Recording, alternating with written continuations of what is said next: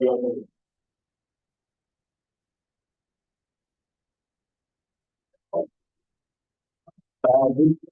evening, colleagues.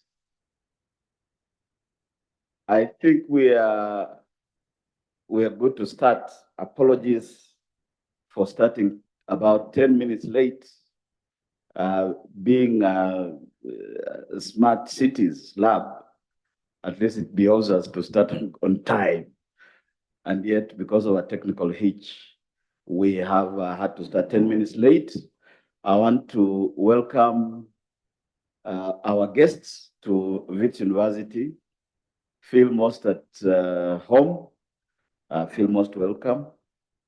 I'll start off by just mentioning very quickly that our center, the African Center for the Study of the United States, was established in March 2018 out of the realization that we need to understand the US as a nation, a society, and a global power, but also to look at relations, connections, intersections between the United States and Africa, South Africa included.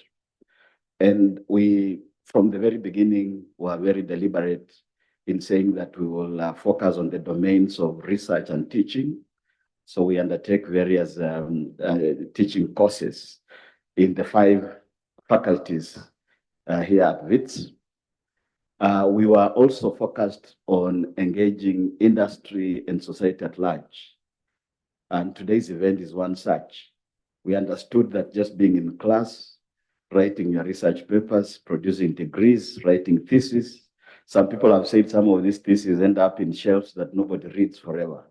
So we thought, no, look, we have to connect with society at large, meaning civil society organizations, businesses, government on the policy end and policy making and so forth. Our center also was very deliberate in terms of outreach and engagement. So it's African Center for the Study of the US. As you'll imagine, it's not South African Center for the Study of the US. So we have collaborations here in South Africa, including with our rivals, whom we rival with, but we compete with, but also collaborate with very closely, including University of Johannesburg, University of Pretoria, University of Cape Town, and so forth. But as well, we collaborate with other universities across the continent, as well as various kinds of organizations, international organizations, local organizations, and so forth. Our programming includes the domains of politics and diplomacy, culture, in which we also have a diaspora project, build environment, for which this Smart Cities Lab is one. And just to go a bit into the Africa US Cities project under which we meet today, is that it started off with a partnership with various US entities, including Sister Cities International, including the US government. They have a subnational diplomacy entity within State Department, which is the equivalent of DIRCO. And out of this partnership, launched in 2020, we held a conference last year, Africa-US Multidisciplinary Conference, March last year, March 2023. And a report to that effect, or a conference report, is available on our website. But a key takeaway from the conference was that there's this concept of smart cities, which we thought we knew, but some of us don't quite understand well. Because in some respects, it's an intrigue, it's a mystery, but there are those who swear by it. So we were very deliberate in saying, out of the conference, that Africa-US conference that we held last year, Africa-US Cities conference that we convened last year, we'll work with precision on the whole concept and practice of smart cities. When our center started in 2018, the concept of smart cities was only in its ferment. It was only embryonic in many places. Now it's a buzzword everywhere, if you care to listen. So that will convene today's full day event to unpack it, to understand it, to analyze it, to critique it, and matters related. So feel free to, take down your notes or hold them in. I don't know if it's in your mind or in your brain.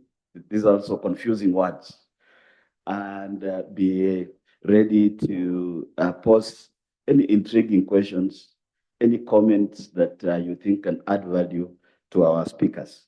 We have a whole retinue of very well-versed experts, some scholars, some practitioners, as you can, as you might have seen in the program. So without further ado, let's start with our more scholarly perspective. So may I invite Professor Namdi Ele, who is head of School of Architecture and Planning, to give us the opening remarks. Let's give him a round of applause as he makes his way. And by the way, I'm not going to went too much into long introductions because we have them in our program, which you can access. Thank you.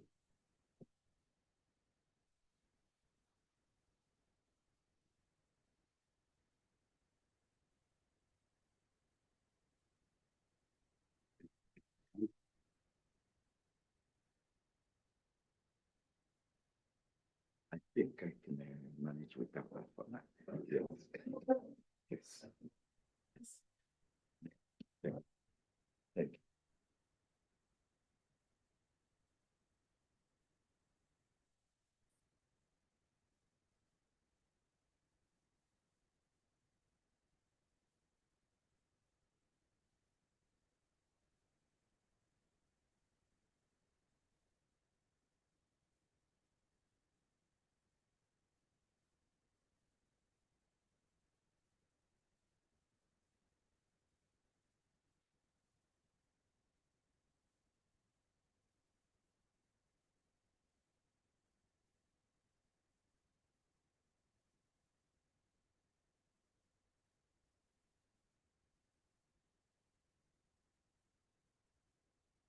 And Dr. Barb, thank you for the honor to be here. Colleagues, thank you for the opportunity.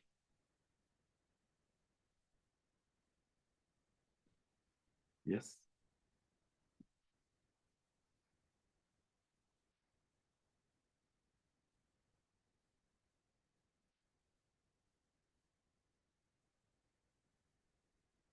I was informed that I need to be taller.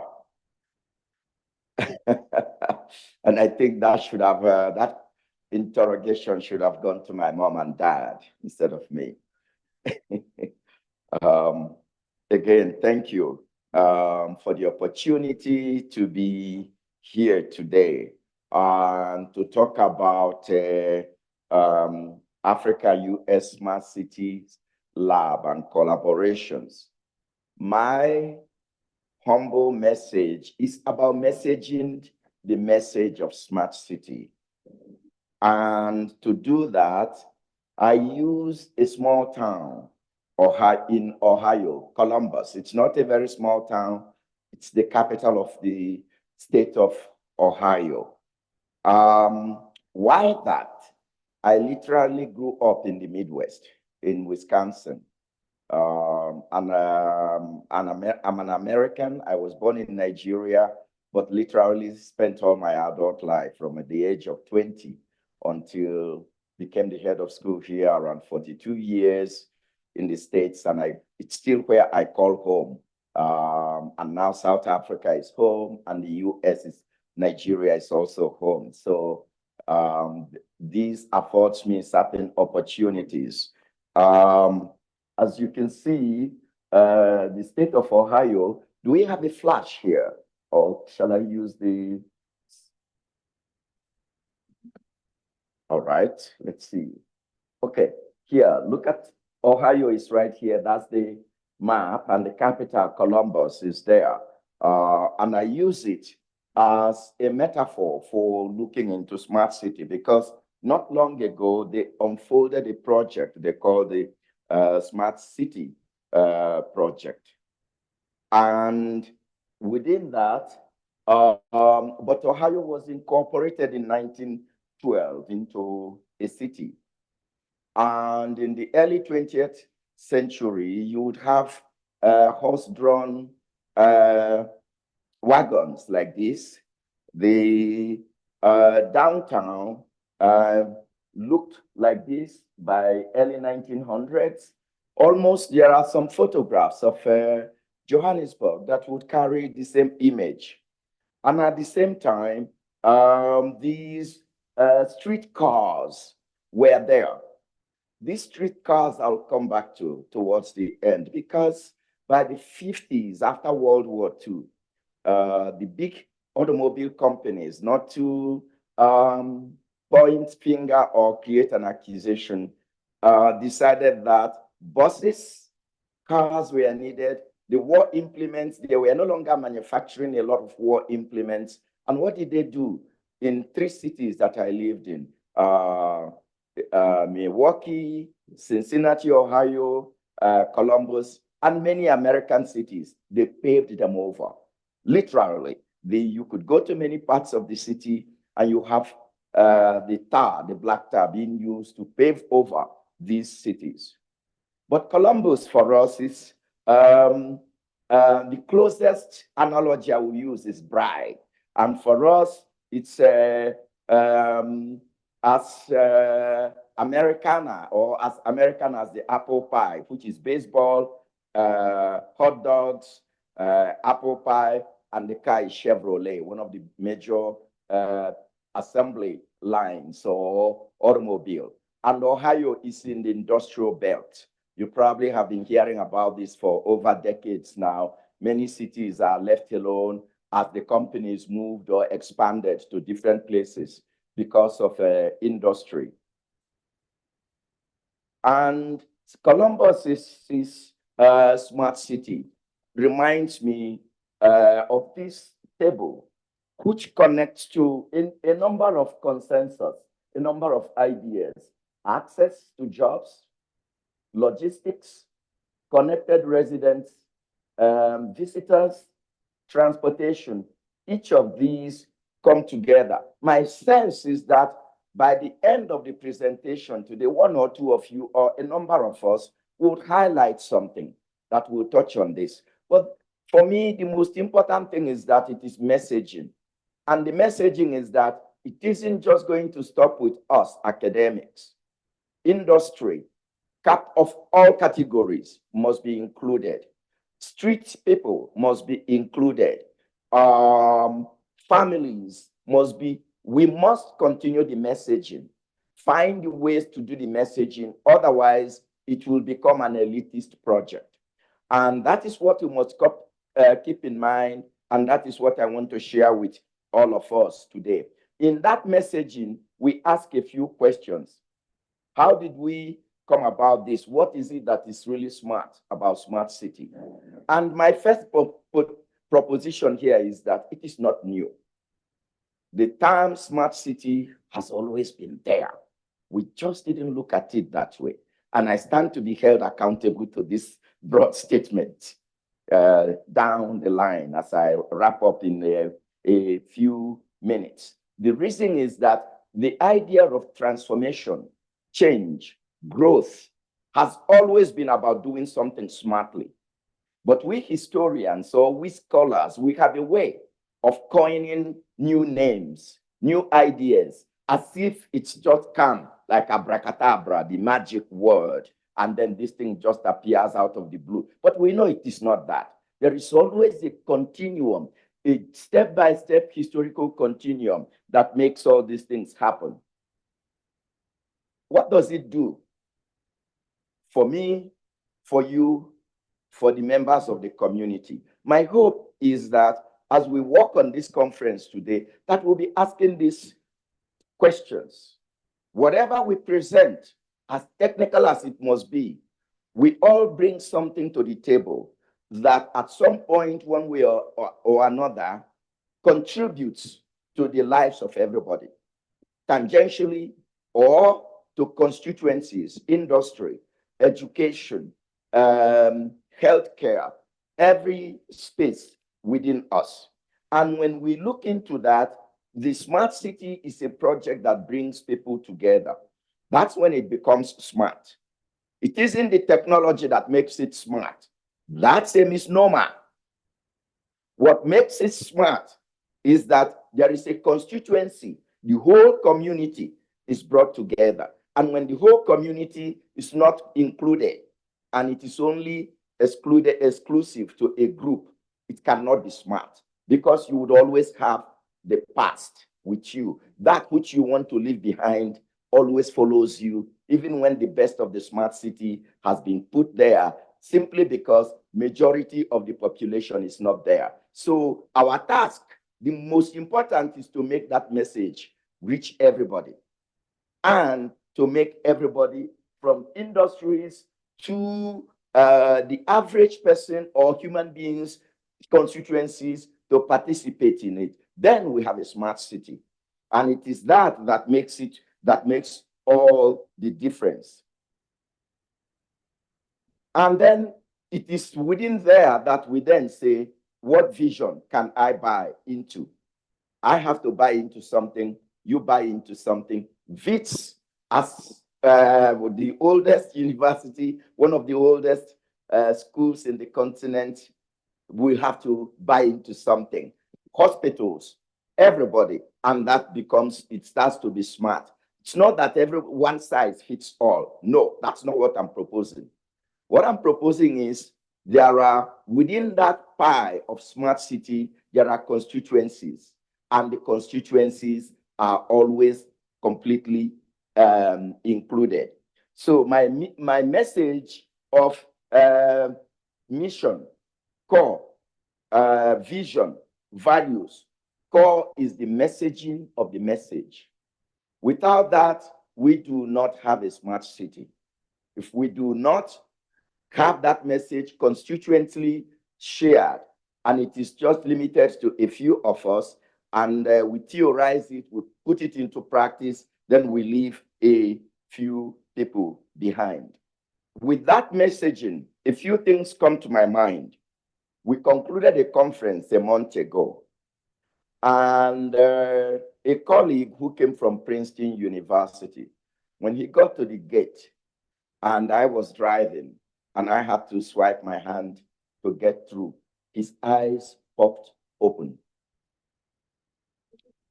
And his simple question is, what are you doing? Your gate is being opened by this. We don't have anything like that. You guys are a million miles ahead of us. Remember, Princeton is the richest university in the world per capita, while Harvard has over $100 billion in endowment. Princeton has 40 billion, but Harvard's population is over 20,000 plus. Princeton is about 8,000. So when you have 40 people, 8,000 people sharing 40 billion, or about 24,400 billion per capita income, Princeton is much, much richer. And he comes here and says, wow, he gets to the School of Architecture and Planning, every door, everything, he says that, oh, you guys are way ahead. And then we go to WITS Rural, and he sees this transmission tower where the Wi-Fi never blinks. Everything was working way in the boonies. That is what we would call it. And he says to me, you guys are far, far ahead of us. But there was an irony there in the idea that somebody coming from the, I would forgive I don't want to sound as an imperialist or chauvinist, or, but somebody coming from such a rich university, a rich country, coming to say, you guys are way ahead of us. He leaves me with a few things that I share with us today. And that is, one, it is the way we message what we already have that makes the smart city smart. Two, the horse-drawn buggy, and then it transitions to streetcars, and then it transitions to trains. And some areas are successful, some areas are not successful.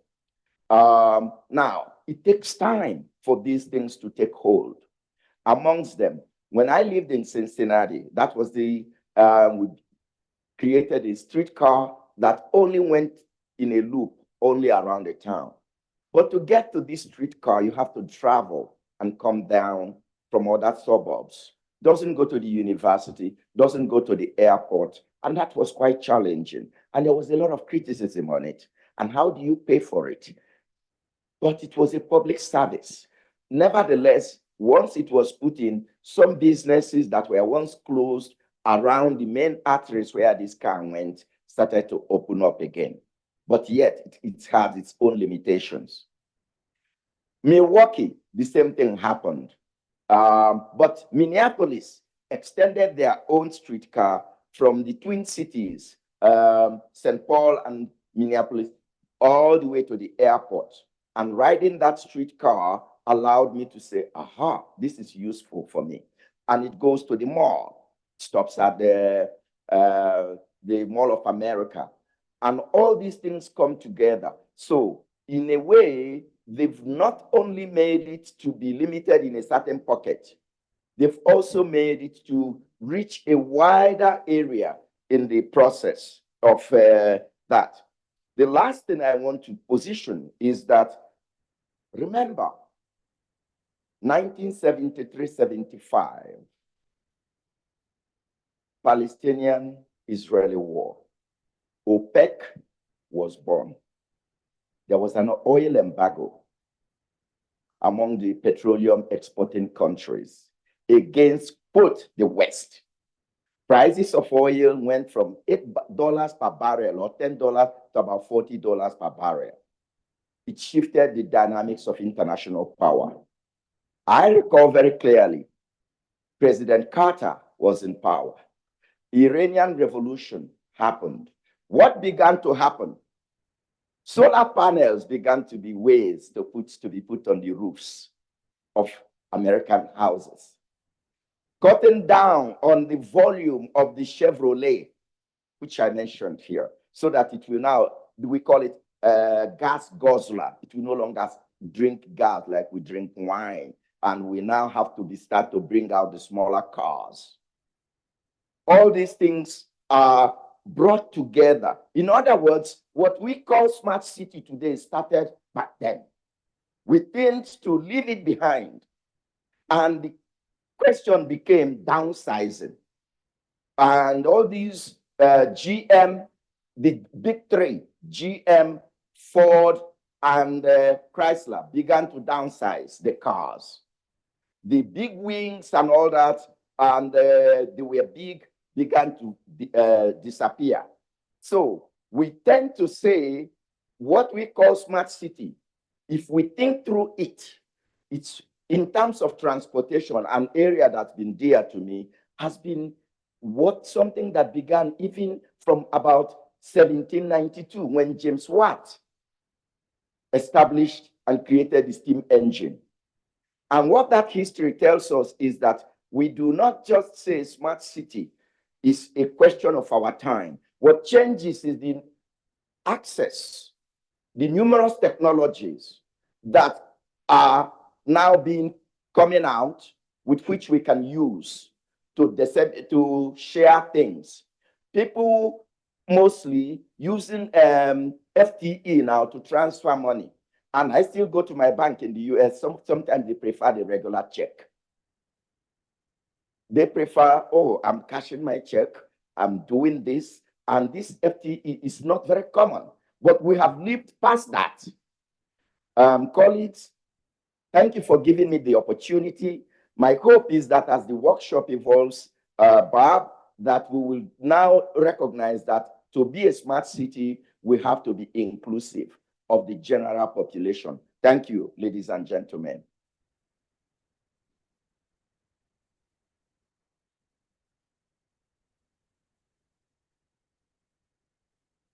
I think I'll use the platform which you guys can't see because it's smart.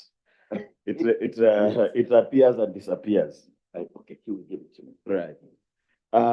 And I believe we will entertain a couple of questions or comments for Professor Ele. And thanks very much, Prof, for setting the scene for us. I think you've given us quite a good scan drawing on real life examples. But before we come to the questions, I think there was a small misnomer on my part at the introduction. I should have started with acknowledgement of our partners.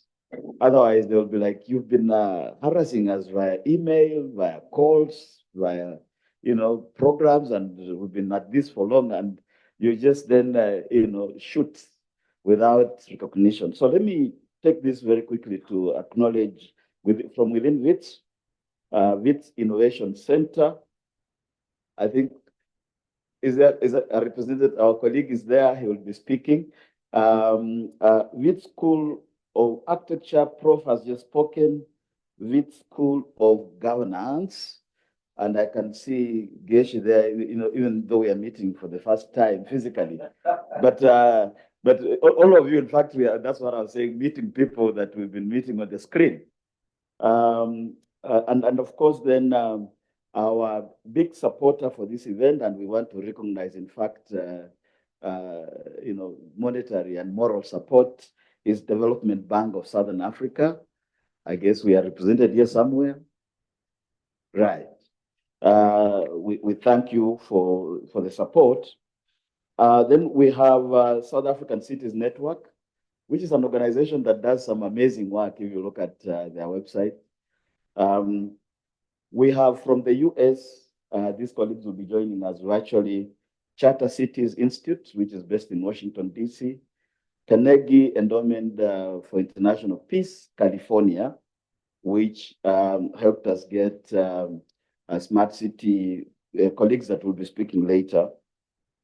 And then, of course, we have the practitioners, the people making it all happen. These are the smart cities in South Africa, Waterfall City. I can see Vili. Fortunately, we're not meeting for the first time. We met countless times. We have Stein City. Colleague Stephen is here. Most welcome. We have Etana City from Nigeria. Colleagues from Nigeria, Etana Smart City will be joining us later. We have the Greenfield Smart City from California, where our speaker will also be joining us late in the day. And so at this point, let's see in the room if there are any comments or questions to Professor Ele, because he has indicated as head of school, he has to go and handle quite a few things. Any comments or question to him? I was intrigued by the fact that Prof, you mentioned that smart cities are not being very smart. I mean, very new, actually, which is a good point. And I was just reflecting on that and thinking of how we think about how the world began. We are told the world is about 4.5 billion years now. So time is somehow continuous, and I'm not trying to be Einstein. So it looks like we are, progressing all over the years.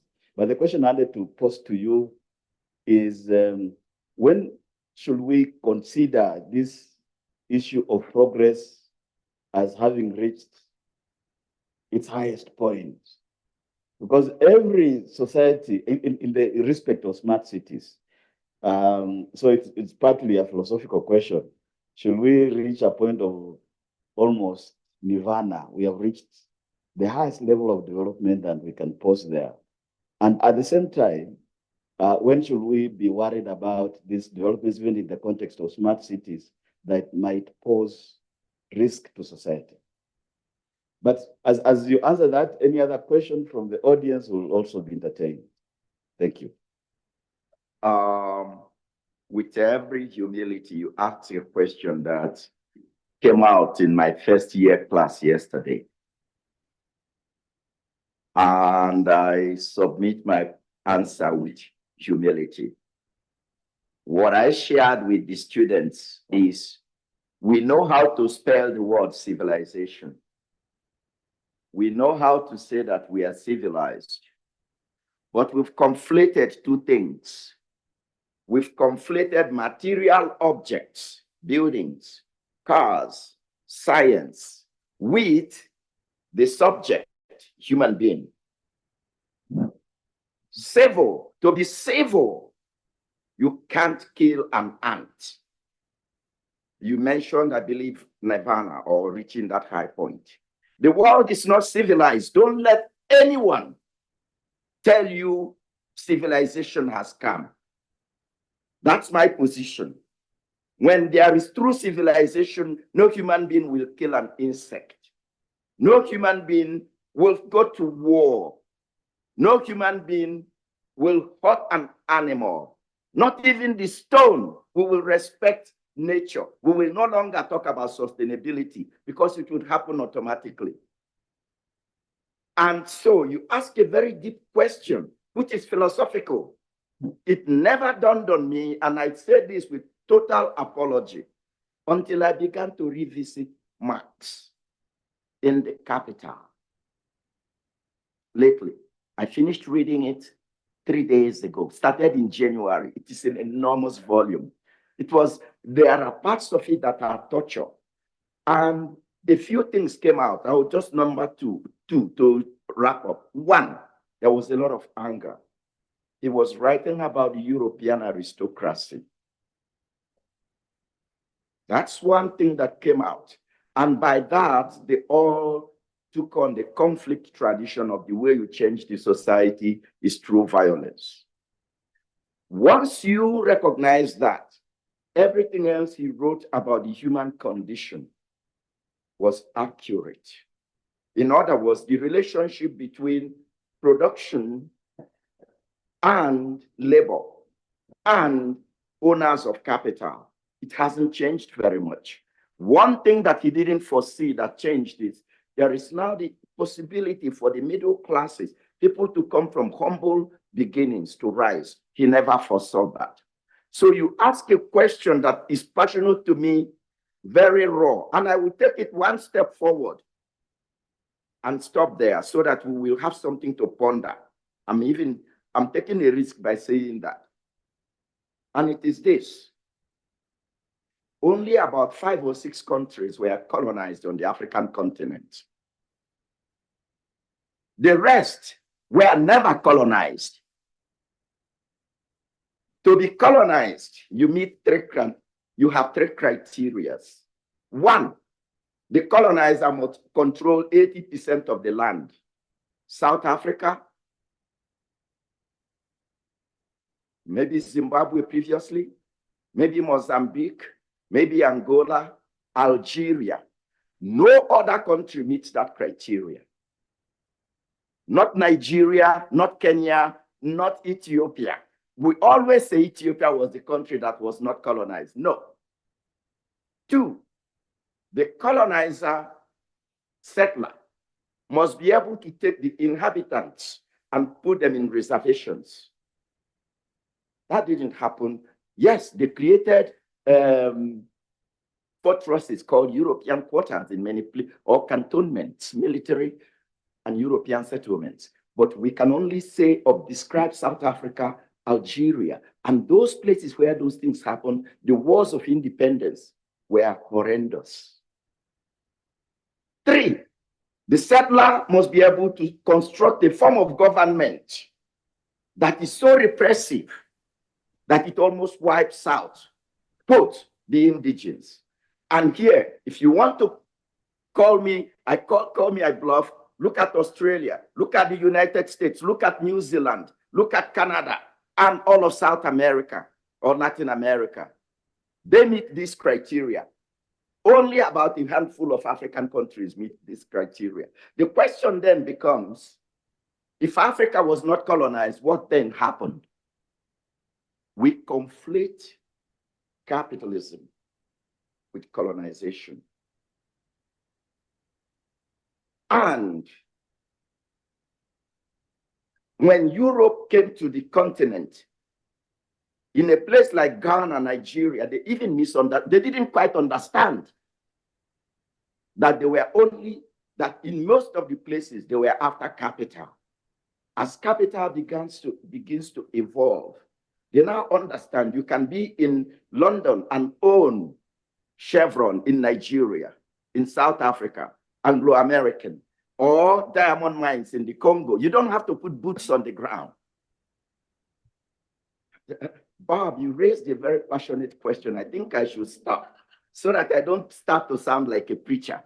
It's an honor, it's a privilege. And so I think we have a lot to go in terms of how we then, the last question that you asked for me is, how do Africans want to engage capital? I think that's where my answer was headed to. We are engaging it as decolonization. And I'm saying, no, you don't decolonize capital. You have to be part of capital. And it is when we recognize that a few countries have done it, I don't advocate it. China, under Deng Xiaoping, after Mao, one system, one country, two systems, wherein they have Hong Kong and all that, and then one central government, but it was a total system. Soviet Union, before the collapse, any other country that has emerged as the later years, there is some sort of totalitarian system that goes with it, what they call the benevolent dictator. And so there is a lot to unpack there. And I don't think any civilized human being, few, maybe Buddha, maybe Christ, and no civilized European came to Africa and brought civilization. None. If they did, we wouldn't hate each other.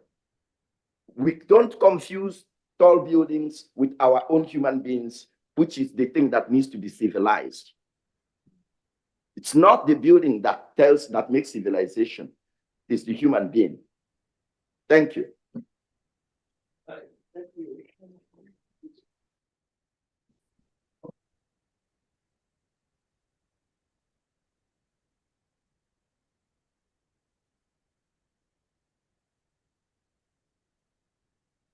That exists here, but I think your perspective that we start with the human, almost suggesting that we start with the soul, is a reminder that smart cities ought to exist for the people.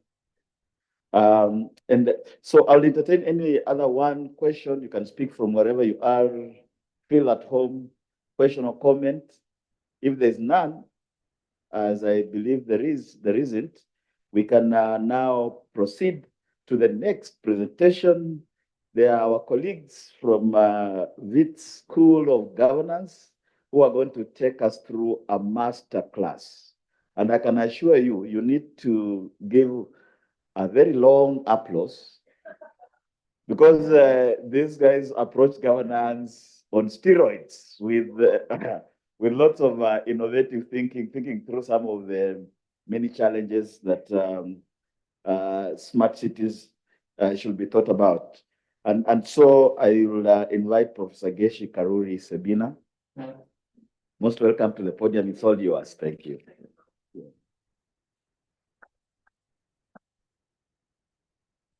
Morning, everybody. Are you the one who knows how to flash this up? Oh, okay, excellent. Thank you so much. Okay, well, that's a powerful lead to follow. Thank you, Prof. Ele, always inspires us, I think, with fire in the belly. And it's actually good, I think, because he's began to build a foundation for a perspective we want to bring into how we talk about smart cities. But if I can begin by just introducing our team, I'm Ngechi Karuri Sebina. We're based at the School of Governance. We are not allowed on campus, so we are up on a hill somewhere in an area called Parktown. And with me, our colleagues, Dr. Karen Abrahams, who's also at the School of Governance, and Dr. Ekemini, with the very long last name, but we're working on it. And we are colleagues and really happy to be able to share some of our perspectives with you. Unfortunately, there's an institute that's opening today in parallel, so I'll be here briefly and I'll leave my colleagues to carry on into discussion with you. But I'm really glad to be able to be part of this masterclass, and I think there'll be a lot of learning that happens together. Coming back to Prof. Namdi's provocation, I think leading in this idea that smart cities are, first of all, not new, but are also not necessarily about this. And when you hear Smart City Masterclass, some of you might be expecting to have us break down all of what you've seen. And there are many images, there are probably thousands I could have picked off the internet to talk about what is the smart city. And you'll see any number of these images that show you things, buildings, and show you quite a number of emerging technologies superimposed onto that city. And that becomes the impression that that's the conversation we are having. I think in recent, maybe half a decade, that thinking globally, I think is shifting much more to what Prof. Namdi is talking about, a more place-specific, a more human-centric interpretation of what we mean by the smart city. So if this is what we're expecting, sorry, but please hang in there. You might still get something interesting and useful out of what we present to you. We've got about maybe an hour of input that we will give to you depending on how time goes, and there'll be time for discussion. We've kind of brought the presentation back to front, partly because I'm leaving, but we thought actually maybe it makes sense. I will be presenting to you what the literature is saying about smart cities in Africa based on a recent paper focused on a bibliometric study. So we looked at hundreds of papers around smart cities in Southern Africa, really trying to understand what are key themes, what's coming out, what are scholars who are studying these things beginning to understand about smart cities as a concept in the region, and what are the key discourses coming out of that. We'll then go into a series of what are some of the big case studies. So what are some of the smart cities actually when we talk about these, and what maybe are some of the questions that might be coming out of those developments. And then finally going into a little bit more of presenting some of the concepts and some of the actual issues. So the more masterclassy kind of things towards the end. So it's a bit back to front. Hang in there. Hopefully it'll all make sense. Most importantly, we're hoping to have a conversation. I'll miss the conversation, but I think that's the important part of it. And we'll have some questions, I think, to try and lead you into asking you what you think is important coming out of this. So what did this review paper begin to identify about smart cities? So really interestingly, a lot of the papers found, first and foremost, there are about 4 or 5 key messages. One of them was that there was almost always a motivation around a social development promise behind why African countries were pursuing the smart city. So almost in all of the papers, we found that there was an idea that we needed to do social development, address social needs, address difficult circumstances, but not always were those motivations or rationales for the projects followed through into what the developments actually were, or what the plans in fact really began to show. So there was this acknowledgement that there are particular local realities in Africa that may not look like Columbus or may not look like elsewhere, as Prof began to allude to. We tend to have messy, less than ideal contexts, less than ideal preconditions even, for which to talk about a smart city. There's always an acknowledgement of whether it's poverty or different forms of underdevelopment, skill issues, technology and infrastructure deficits. So that's almost always acknowledged at the start, not necessarily pulled through in the project. There were, however, approaches that were beginning to say that there are more appropriate ways for us to look at how the smart city might locate itself in the African context. So the literature is showing this. Secondly, there was very much, and you could see over time how this was changing, from an initial very techno-optimist, technocentric discourse around what the smart city was, there is already this evidence that there's a pull towards beginning to put people at the center. So the civilization that Prof is talking about is actually being centered in the literature and in the way people are beginning to talk about the smart city, even in the region. So this idea that tech is an enabler, tech is not the purpose of the smart city, that's coming through, but also these warnings that the tech will remain unutilized. In fact, parts of the city may remain unutilized if they're not really speaking to the reality of people. So the literature is showing that. That's something that's coming through quite strongly.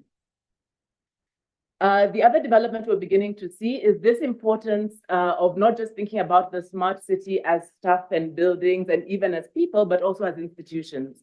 So real risks around not having the institutions in place, and an important institutional actor, and we'll talk a lot about this later, being in the government sphere. So government, even when they're not the lead for the smart city development, being a very important anchor to ensuring that there is in fact broader societal institutionalization, that the ends are actually part of the means and are actually achieved, but also the question of sustainability. And I think we see that in almost all smart city developments. You'll see it in the big case studies, that there almost always has to be a level of partnering or engagement with the state, because whether it's because of public infrastructure, prerequisites, ongoing requirements, planning regulations. So there are all sorts of reasons why the state, even if they're not the lead of the development, and often by the way, they are increasingly part of the leads of the development, is an important actor. And these issues sometimes are understated, underdeveloped, and that begins to show itself in how some of these developments either get stuck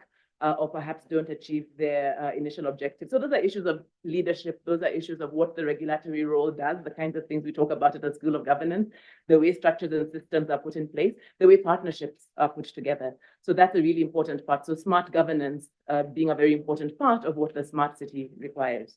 And then there were really important points coming through around digital citizenship and new forms of participation that are enabled in the smart city.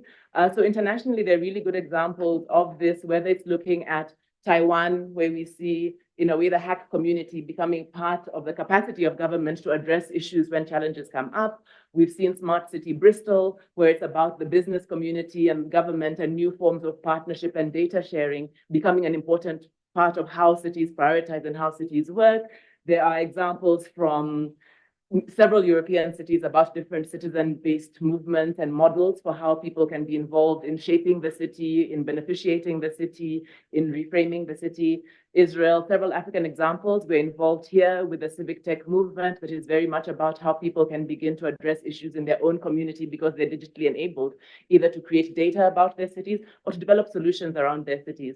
So there's that layer of the smart city that in fact is about new forms, new models of citizenship and citizen participation actually in their own development, which is characteristic of what smart could mean, maybe smart should mean. So this idea that we can socialize differently, we can care for each other differently, we can participate differently becomes one of the layers that begins to come up in the literature. And that's also about governance. It's about a new layer, if you want, of governance. That's not just about resistance and toy-toying, but are also about participating more meaningfully and more directly, actually, in development.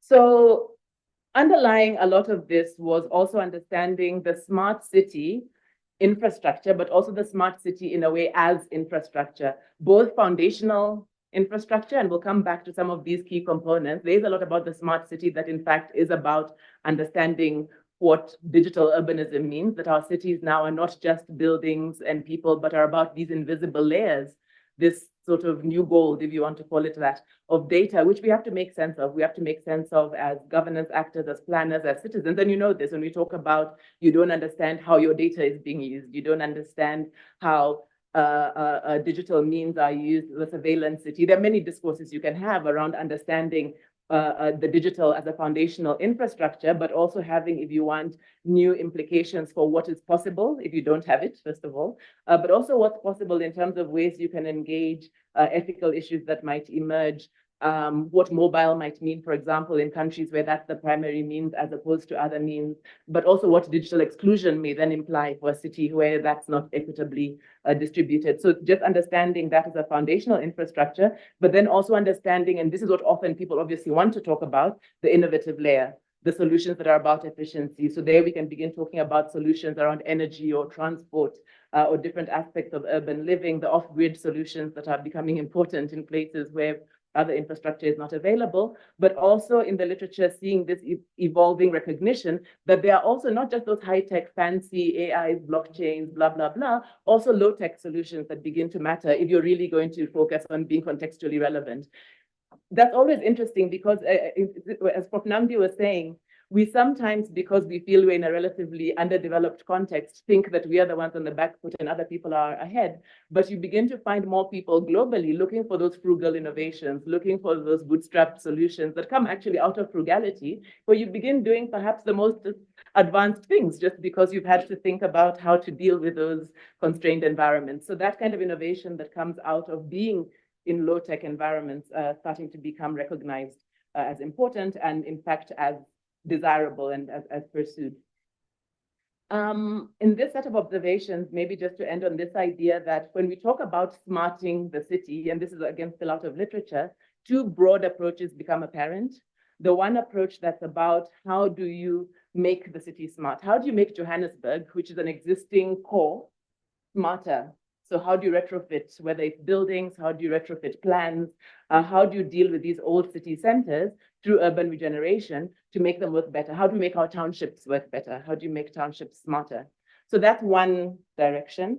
The other direction tends to be more about the new city idea, and normally you'll find it where it's mega projects like whole new cities, or you'll find where it's suburban parts of the cities. And there are many issues with both models. I think the literature is clearly showing potentials, but also real constraints of both models.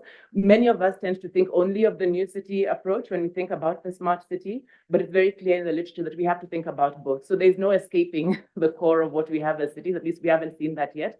In fact, we've seen some disasters in the attempt to do that. So really beginning to understand that we need to look at both. Smart cities in the regional literature is definitely prevalent in South Africa compared to the other countries. It is across Africa, so you'll find literature about things happening. Almost in every country has some smart city fantasy or reality on the continent by now. But in terms of where we are seeing a dominant discourse and literature and probably effort, not necessarily the most projects, I don't know if that's necessarily the case, but certainly in the literature, there was a dominance, I think, over 50% of the literature is just about South Africa. Here in the country, most of our cities by now have smart city strategies of some form or the other. Whether they implemented or not might be another story. But we've got the strategies and plans. There are lots of efforts, including by the likes of DBSA, to actually build on those and make those more robust and specific and to invest in aspects of them. And so almost all of the big metros in South Africa would have something that's actually going on. We've had presidential statements about the desire for smart cities and the approach to be embedded. So it's certainly prevalent here. And I think we see bits of it in all other countries, Botswana, Kenya, Nigeria, Rwanda. You hear smart cities everywhere on the continent, and the literature shows that. So where I wanted to end was this, at least in terms of this first segment of the presentation, which is just to acknowledge what the literature is showing and what some of the key themes coming out are, is that, and for those of you who know South Africa, this is Nelson Mandela Square, and this is a project we did that took images from the past, if you want, so a number of years ago, and said, okay, so this is Nelson Mandela Square, and if we want to think about how do you think about that in a smarter way? Now, we took two areas. We took Bree City, which is right in the center of town, and we took Mandela Square, which is, of course, richest square mile, as kind of exclusive as you can get. And we began talking about what are the possibilities if you begin playing forward into the future of layering these technologies in there. And we began to talk about how that might really begin. I mean, if you take current trajectories, it could really be some kind of monstrosity, right? If you take what technology enables, and if you take the current kind of very contested approaches we take, inclusion, exclusion, and we play that forward, there are all sorts of possibilities that may be desirable or not, may be locally owned or not, may be inclusive or not. But it was a trajectory that perhaps didn't seem, as we began to think about 2030, as being one that would perhaps be desirable. And desirability became less the conversation we began to have, but a conversation about possibility is what emerged in this particular project. It was a speculative project. And what we began asking is, what other outcomes are possible? And does that have a lot perhaps to do with perspective? So when you see this little hand come up with a phone that's looking at the place, and so that's obviously about augmented reality or mixed realities. And maybe that's part of what happens when we talk about smart city is our mixed realities, what we think is important, what we see or what we don't see, who we see or who we don't see. And that really begins to generate, and the technology allows us to generate some of these imaginaries, but also, like we said, these different forms of action, these different forms of actors, these different forms of what technology could do itself to be more inclusive. And so that kind of speculative play, I think, is what we found from a local context possibility, not necessarily to generate the ideal future, but to talk about futures then that are about technology, but are also about what is human and what is important to us. And then we could talk about whether we like it or not. But who and what you consider and how, for us, becomes a very important part of what the smart city is. So I think from here, I transition to my colleague, Karen, who will take us into some of the real case studies on the continent, and then we'll get back to some of the more theoretical stuff towards the end. Again, my apologies for ducking out, but really thank you for these moments, and I hope there'll be a really rich discussion. Karen?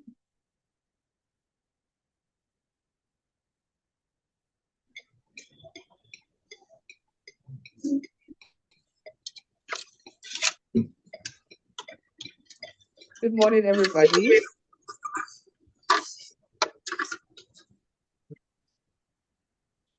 I'm Karen Abrahams, an academic at the Wits School of Governance.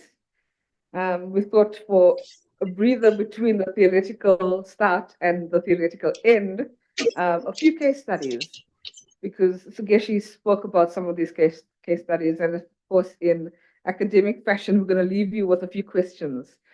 There's no time really for you to for us to have a kind of workshop, but these might be questions you want to keep in your parking lot to think about as you think about other cities, even as you think about some of these case studies, right? So I'm going to take us through about 5 case studies. The first one is a case study in Kenya. It was called Konza City, Makuene. There were questions about whether this was a failed promise. It was launched in 2008, but only 5 years later, development started. It was around 5,000 acres of land and quite a distance, 70 kilometers southeast of Nairobi, so you can get a sense of where it is from the big city. Konza City was driven, the project was driven by the Kenyan government, but there were several partnership arrangements with Konza City that included the government of South Korea. So there were quite heavy capital investments from the state, but also externally.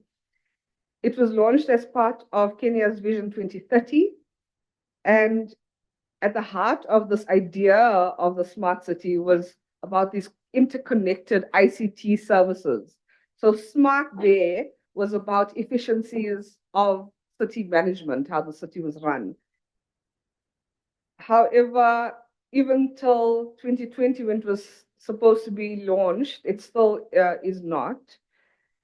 Some of the kind of facts around the case study, 40% of the land was to be taken by investors, and it was expected to generate almost 20,000 jobs and expected to house 250,000 people. But with all of those kinds of promises and the length of time it took, one wonders whether it was a failed promise. The Eco Atlantic case study, this particular one in Nigeria was initiated by a Nigerian company, South Energy X. So this is a subsidiary of a larger group. And while it's the main developer, the project has support from the Lagos state government and the federal government of Nigeria. It becomes later important in our conversation when we talk about the enabling institutional and kind of funding mechanisms that support smart cities. So this particular development began in 2013. I thought a small joke for the Americans, 2,470 acres is about the length of 232,000 African elephants.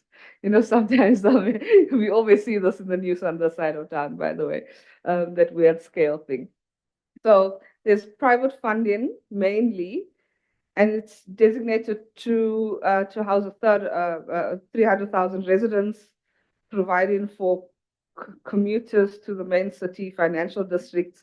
It's modeled after kind of the financial district of Manhattan. And the understanding is that this was to be a kind of business quarter, the business center. But again, because they were initiated over a decade ago and some of the developments happened quite slowly, there were questions about whether it was all just this kind of hype, you know, the Manhattan of Nigeria or of Lagos, and whether this kind of project was simply layered over spatial injustices and different sorts of social exclusion, that it was just this project out of a box. Boom, here's a new financial district. The third case study is Akon City. You know this probably from some of the controversy around Akon and land investments. This particular case was proposed by the Senegalese government in 2020, but was mired in all sorts of corruption issues and also mired in all sorts of land rights claims. It was proposed in 2018. It was supposed to be constructed by the end of last year, but still it's riddled with controversy. So the imaginary of this smart city was the modern Wakanda, right? And it was a city to be powered by solar. There was a new currency that was funded by crypto. It was only going to be Acoin, like Acon City. The society, that's SAPCO there, it stands for the Society for the Development and Promotion of Coasts and Tourist Zones. That institution was very heavily involved in funding the project, but at the same time then promised payments to local residents, and they hadn't yet and are not yet reimbursed for the land that is now ceded for development. The most recent thing that happened over the past week is that the state is threatening to pull out of the deal. Closer to home in Gauteng, in province of Gauteng, the Lanseria Smart City. For the South Africans among us, it was a big, also some hype around it with the State of the Nation address in 2020 when President Ramaphosa promised this truly post-apartheid smart city. But plans for the city dates back to 2007. And although this new kind of plan and the new hype around the plan is predicated on the growth of Gauteng province, and it includes the idea of a corridor of development from east to west, or west to east, and joining up the kind of centers of international freight and trade. But it's yet to materialize. Right in the middle of this area, which is approximately 106, so I think it's something like 400 square miles long, or the area of it. There's an informal settlement right in the middle. And it has been seen as an intractable challenge, informal settlement, upgrading or moving, because we have a Protection of Eviction Act. And so while it's a joint initiative of government and all of the kind of institutional things might be in place at a government level, the project has still a long way to go in terms of actually laying the groundwork for taking shape. It's estimated to take 25 years to complete. And by 2030, it's planned to house 500,000 people. It's been touted as a benchmark for green infrastructure delivered en masse in a huge project of land development by the state. In one of our large cities, Tshwane, of which there are 3 metros in Gauteng province, so Tshwane is one of them, the historical capital. Tshwane this is a case of doing smart things and an element of smart city governance, but here it's not necessarily around creating infrastructure or space for people to stay in, but here it's about services, so the efficiency of services. And it was a longer project that has seen, positive strides in terms of billions payments, water meter readings, regularizing those in smart ways, and talking about the efficiencies of the city itself. Then the last case we want to show you is a case of the Eastgate Center in Harare in Zimbabwe. And this is where the smart technologies are used, smart environmental and green technologies are used to retrofit buildings to make it more energy efficient. And here it's about the design of retrofitting. and yet also including indigenous knowledges and indigenous workmanship to retrofit basically colonial or neo-colonial architecture and spaces. So we present you these kind of case studies to have a picture that illustrates some of what Geshe was presenting this morning. That said, even though there might be aspects that are smart, there are other aspects that really are fundamental to governance that are heavily reliant on, for example, state either sanction or funding or investment, or at least regulation. So quite far apart from presenting the elements of what a smart city could be, what I'm going to take you into now is a set of frameworks that can be applied to think about smart cities and to evaluate smart cities. So right at the end, I ask a question that's a provocation to the floor. Can we plan cities in this kind of way? So then to think about in a kind of retrospective way to say, okay, these are the elements of a smart city. How do we then think about it? And it relates very much to the two ways or approaches of doing smart cities that Geshe presented earlier. The idea of retrofitting existing cities, or thinking about how do we make existing cities smart, or do we then produce from scratch a smart city? So there's those two elements that are always at the front and center. So I'll ask us to think about some of those questions later on. The definition we've heard from Prof Geshe is a concept of smart city that is now much more nuanced, right? So it's not just about the tech, it's also about the people. But if we take a different definition synthesized by the UN, it's calling it sustainable smart city. Or smart sustainable city, the quote goes, is an innovation that uses information and other means of technology to improve, and at the center is this, the quality of life, efficiency of urban operations, and competitiveness while meeting present needs and thinking about future needs. So there are other useful definitions now to think about smart city in terms of its livability, the quality of life, the systems that support good quality of life. And as Prof indicated in his opening talk, it's not just about the place, and it's not just about the infrastructure. It's also not just about the capital. It's also about the people that are at the center of this, right?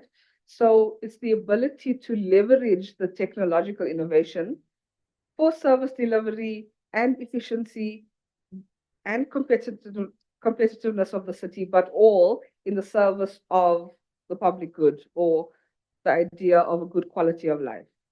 A smart city should put citizens, not technology, at the center. The idea of a smart city, and this is the lessons that are coming from the cases that we are learning and from the papers and the engagements that Geshe gave just now, is that a smart city cannot just be a one-stop silver bullet parachuted in as a prepackaged product. Each city is unique, and not only the officials, but also the private sector should be quite aware of the challenges and opportunities of that particular context. So the dimensions of this has to do a lot with understanding the context. If you think about, the chair sitting on it has four legs, but this particular one, imagine a chair with 6 legs. And if we think about the smart city as having each of these 6 legs, there are many cases in which there's one component, in the examples that I gave you. But these key dimensions not only define a key city, but they together encapsulate what a smart city is. So it's smart living, smart housing, health, sewage sanitation services, yes, the ICTs, and issues of safety, alongside smart economy, innovation, e-procurement, that means the kind of systems that are efficient for procurement and supply chain management, and smart employment opportunities. So it doesn't just mean tech jobs, but it's this idea of smart economy, smart environment, thinking about sustainable energy, water, waste management, air quality, smart mobility, because people just don't live in a place. They also exist with moving through the space. So it's also about walkability, transport options, transport management. It is also about smart governance that has to do with the data that helps us make our decisions and the administration of that data. Thinking about online citizen services, e-forms of electronic forms of democracy and engaging with the state.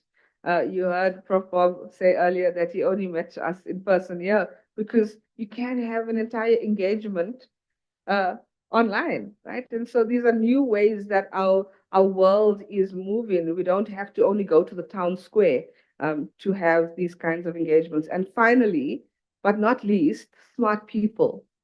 The kinds of skills, the kinds of education, the kinds of communication and activities that are happening within that space that are smart, right? That incorporates and thinks about technology enabling a good quality of life. So these dimensions, not only are they interdependent, of course, but they're like legs of a chair. Are we truly a smart city if we don't have smart people, for example?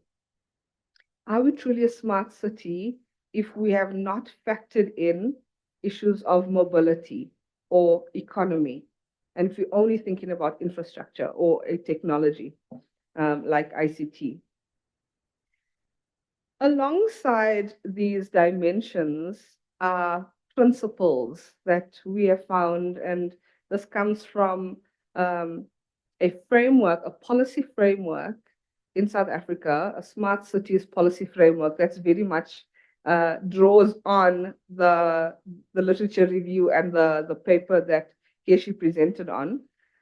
These independent principles say that if you want to have a smart city, it needs to be inclusive. So that it doesn't, for example, as Prof was saying, become an elitist project, but it should adhere to these principles. Is it smart for all? So yes, it can be implemented, but is it also at the expense of or exploiting a different part of the constituency? Is it detrimental to different parts of society? Second principle, technology should not be a driver, but an enabler. Right? And by being an enabler of change, it really is reflecting the kinds of contexts that are specific to it. The next one, it is shaped by and responds to a local context. It's not this parachuted in perfect box that will just unfold and there will be this kind of perfect smart city, but it should respond to the local context. It's also informed by the real needs of community.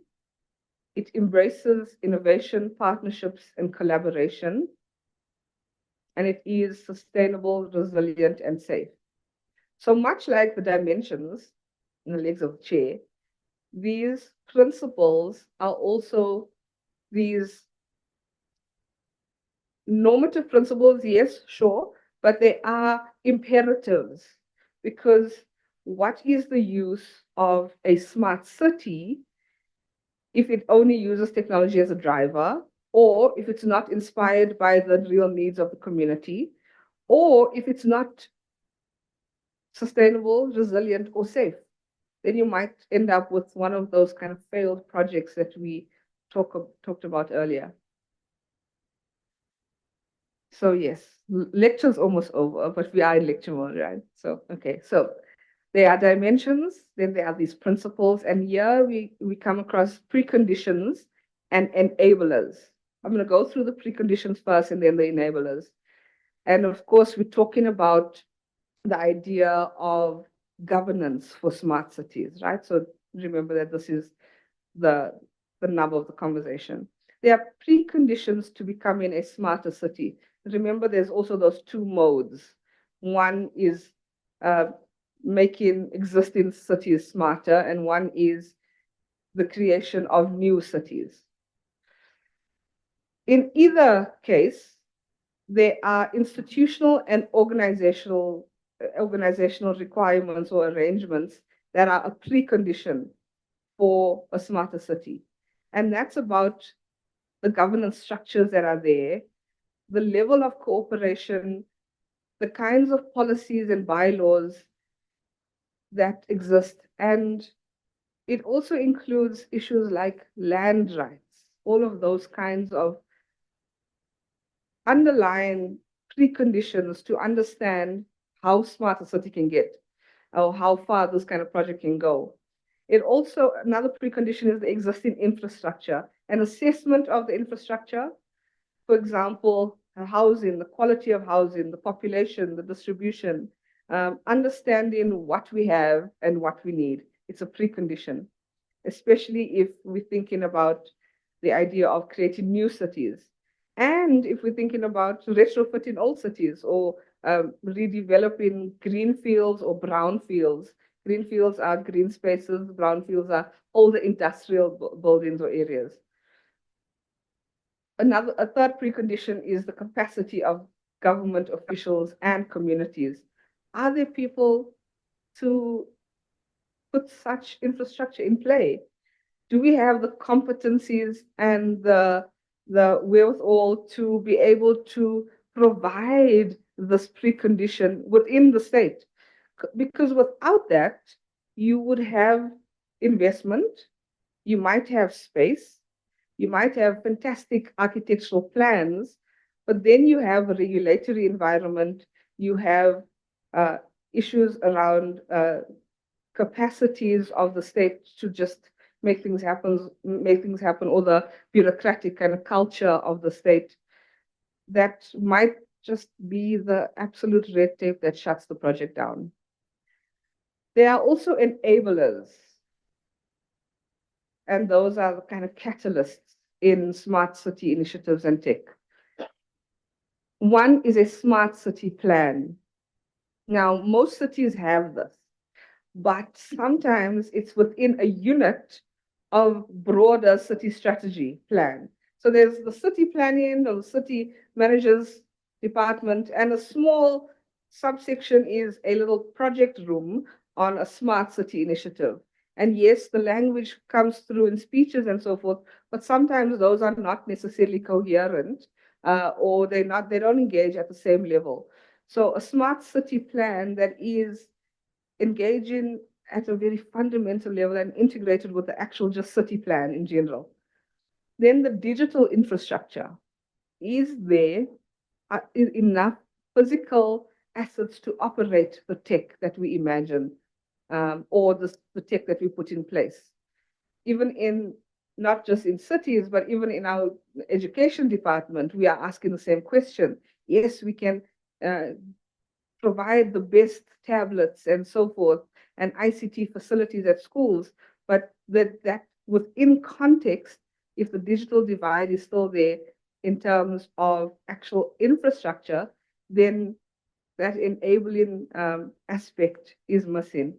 Are there skilled people? Are there good partnerships in place? Who take ultimate responsibility? Where does accountability lie? How do all of the units contribute meaningfully? In South Africa and probably elsewhere, it's always about a kind of social compact, the relationship between state, labor, society, and big business. With those relationships, which are absolutely essential to enable these kinds of smart city development and innovation, how do these individuals or institutions contribute meaningfully? So it's not just like set of stakeholders, but meaningful contribution. And then do we have community involvement? And this is where we expand to stakeholders, residents, commuters, businesses in the area, industry. So not necessarily decision makers sitting around the table, but stakeholders that have an interest in this project or it might affect their life. We want to present you with this idea that a smart city is not a destination that we arrive at or the nirvana, that it is a roadmap. What we're trying to present is a roadmap or journey towards preparedness. And so it's a kind of 6-phase roadmap that we want to present to you that includes a city vision, readiness plan, all the way to implementation. And I'll take you through on the next page. But here are some imperatives again. It's around integrated city planning with smart city imperatives. Because if you think about that hexagonal diagram with the different kind of the chair legs, the dimensions, if you have really good tech and really good ideas to think about, say, efficient service delivery, without the kinds of institutional readiness and strategy that supports that, then it's a smart aspect. It's not necessarily a smart city. The second imperative that we must remember as we're on this journey is that with a smart city vision, we always have to think about the practitioners of the state as well placed to manage and to think about city strategy that is tailored to specific needs. So even if there are partnerships, how are those engagements related to the capacities, the practitioners, the planners, the architects that are well versed to tailor it to the local resource base as well as the local contextual needs. So here's the roadmap. The first part of the roadmap is the city vision. The first step is understanding the current economic, social, and environmental context, and it will inform the smart city vision, the objective, and its goals. So understanding where we're at and understanding where we want to get to, like all visions, right? The second part is about city readiness, understanding whether we have those prerequisites and enablers in place. And it's really important to assess the readiness of a city for transformation really early on to figure out what resources are available and what limitations there might be and how we mitigate those.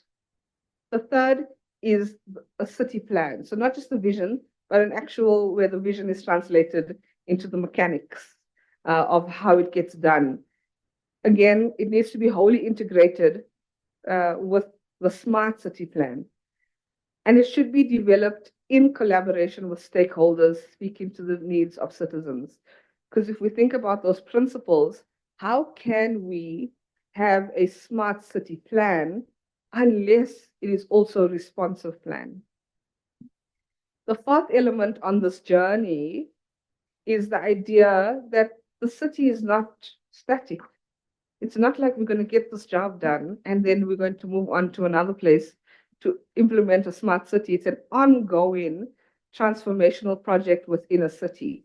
So creating a smart city will always be responsive, not only to its specific needs right now, but also to its ongoing, the changes in the space, whether there's internal migration, whether there's capital investments, what happens to the people within that space. And so it needs to be a constantly evolving plan. And finally, of course, it's about monitoring, evaluate, sustain change, figure out where we are on the journey. So smart cities need smart actors and smart partnerships. We call it a quadruple helix of not just 3 actors like government, private sector, and people, but yet government, private actors, knowledge institutions, and civil society. and the private sector. So it's all of these acting together, thinking about what's best together. Sometimes the conversation is only that academics or researchers are brought in as consultants to give a critical perspective or to do some number crunching or some work that there's no capacity for internally. But these processes, we argue, need to be quite self-directing and also iterative. So we learn from this and we figure out what's wrong with our process. And we take a critique from the planners in the house, and we understand what the private sector needs to do, or the state needs to think about how it needs to regulate differently. And smart cities, one of the lessons I think that South African initiatives can offer to the conversation is that smart city initiatives must be based on leveraging all actors. The final two slides have to do with what happens when we think about just the capacities in the state to manage this. And I know that there's a number of people from the private sector, there's some people from DBSA, and there might be some government actors, but there's more detail in the paper. But what we thought would be really interesting to present to this mixed group is that there are particular roles between the different government actors. So we talked about the partnerships that are very much part of it, but let's end the conversation on what's the role of government.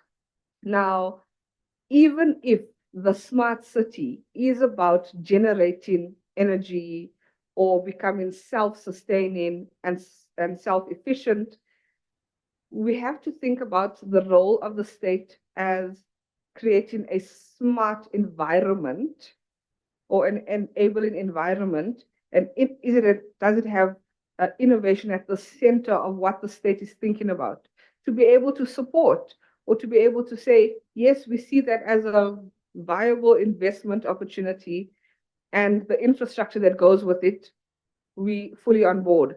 So part of what this is not finding the state as an adversarial kind of counterpart in this conversation where the private sector is pitted against the state. Yeah, it's about what is the role of the state. And lots of our work in the School of Governance is about talking to governments and to think about their own role in this. Is it about inspiring smart cities on the one hand, and that's through an innovative government, a strong national system of innovation, shared learning, and then the infrastructure, the national kind of infrastructure of supply chains, regulations, standards, land acquisitions, all of those kinds of basic enabling legislation to allow smart cities. Then the state also has a responsibility to have smart responses and not just also be obstructionist or create unnecessary red tape. And some of the smart responses of governance is about innovation, the outlining the potentials and providing the systems as open access and as user-friendly as possible. I don't know who's kind of around the table and whether there are, many people from the state, but when we think about smart cities, these are some of the capacities that become really important to enable smart city development: infrastructure, administration, and capacity. And we'll come to data a little bit later on. So if we think about these together, on the one hand, you might think about national governments, the blue side, not to cast aspersions on any American politics right now, but in this diagram, the national government inspiring, supporting, and providing the necessary conditions. So the broad kind of architecture and infrastructure of change. Then what's the role of local government? Here, local government is providing the responsiveness, the kind of the textual, everyday ideas, the systems that might work in this place and not others, the principles and the partnerships that will work in this place and not others, because there are partnerships that have to do with place. And of course, the foundations of the capacity, the data to make decisions. And so all of the what gets filled in. The structure is there, the kind of skeleton is there, but it gets filled in by local government by saying these are the needs, this is how the city is changing. These are the priority concepts, the priority areas, the most urgent issues that we must deal with. Underpinning all of this is, of course, the development priorities and an understanding of what SMART is. And across all of these are the capacities that are required. So there are some key lessons just to recap. Any smart city should consider the context. It has to center the quality of life of the inhabitants, the residents, or the citizens. It must also include the readiness of a city and a series of essential smart solutions that think about it as at a journey, but also happens at all levels, city levels. So whether it's at administration or whether it's at very local level or even neighborhood level. Another lesson is while there are many actors involved, the ultimate responsibility falls on government. And that can be in terms of capital infrastructure, that can be in the release of land, that can be in the revision of policies related to land acquisition. And so as much as sometimes the individual projects can think of itself as outside the state or as not needing the state or not needing the state's infrastructure, the responsibility of an enabling environment for smart cities lies with government. And it still occupies a central role in enabling, like I said, and in governing smart cities. There's emerging issues around data and the idea that it's not just the physical infrastructure that we see, but the kind of second layer of our existence, which is who we are as with our digital footprint. And that requires massive government infrastructure. There's no other institution that does this. That's what the national census is about.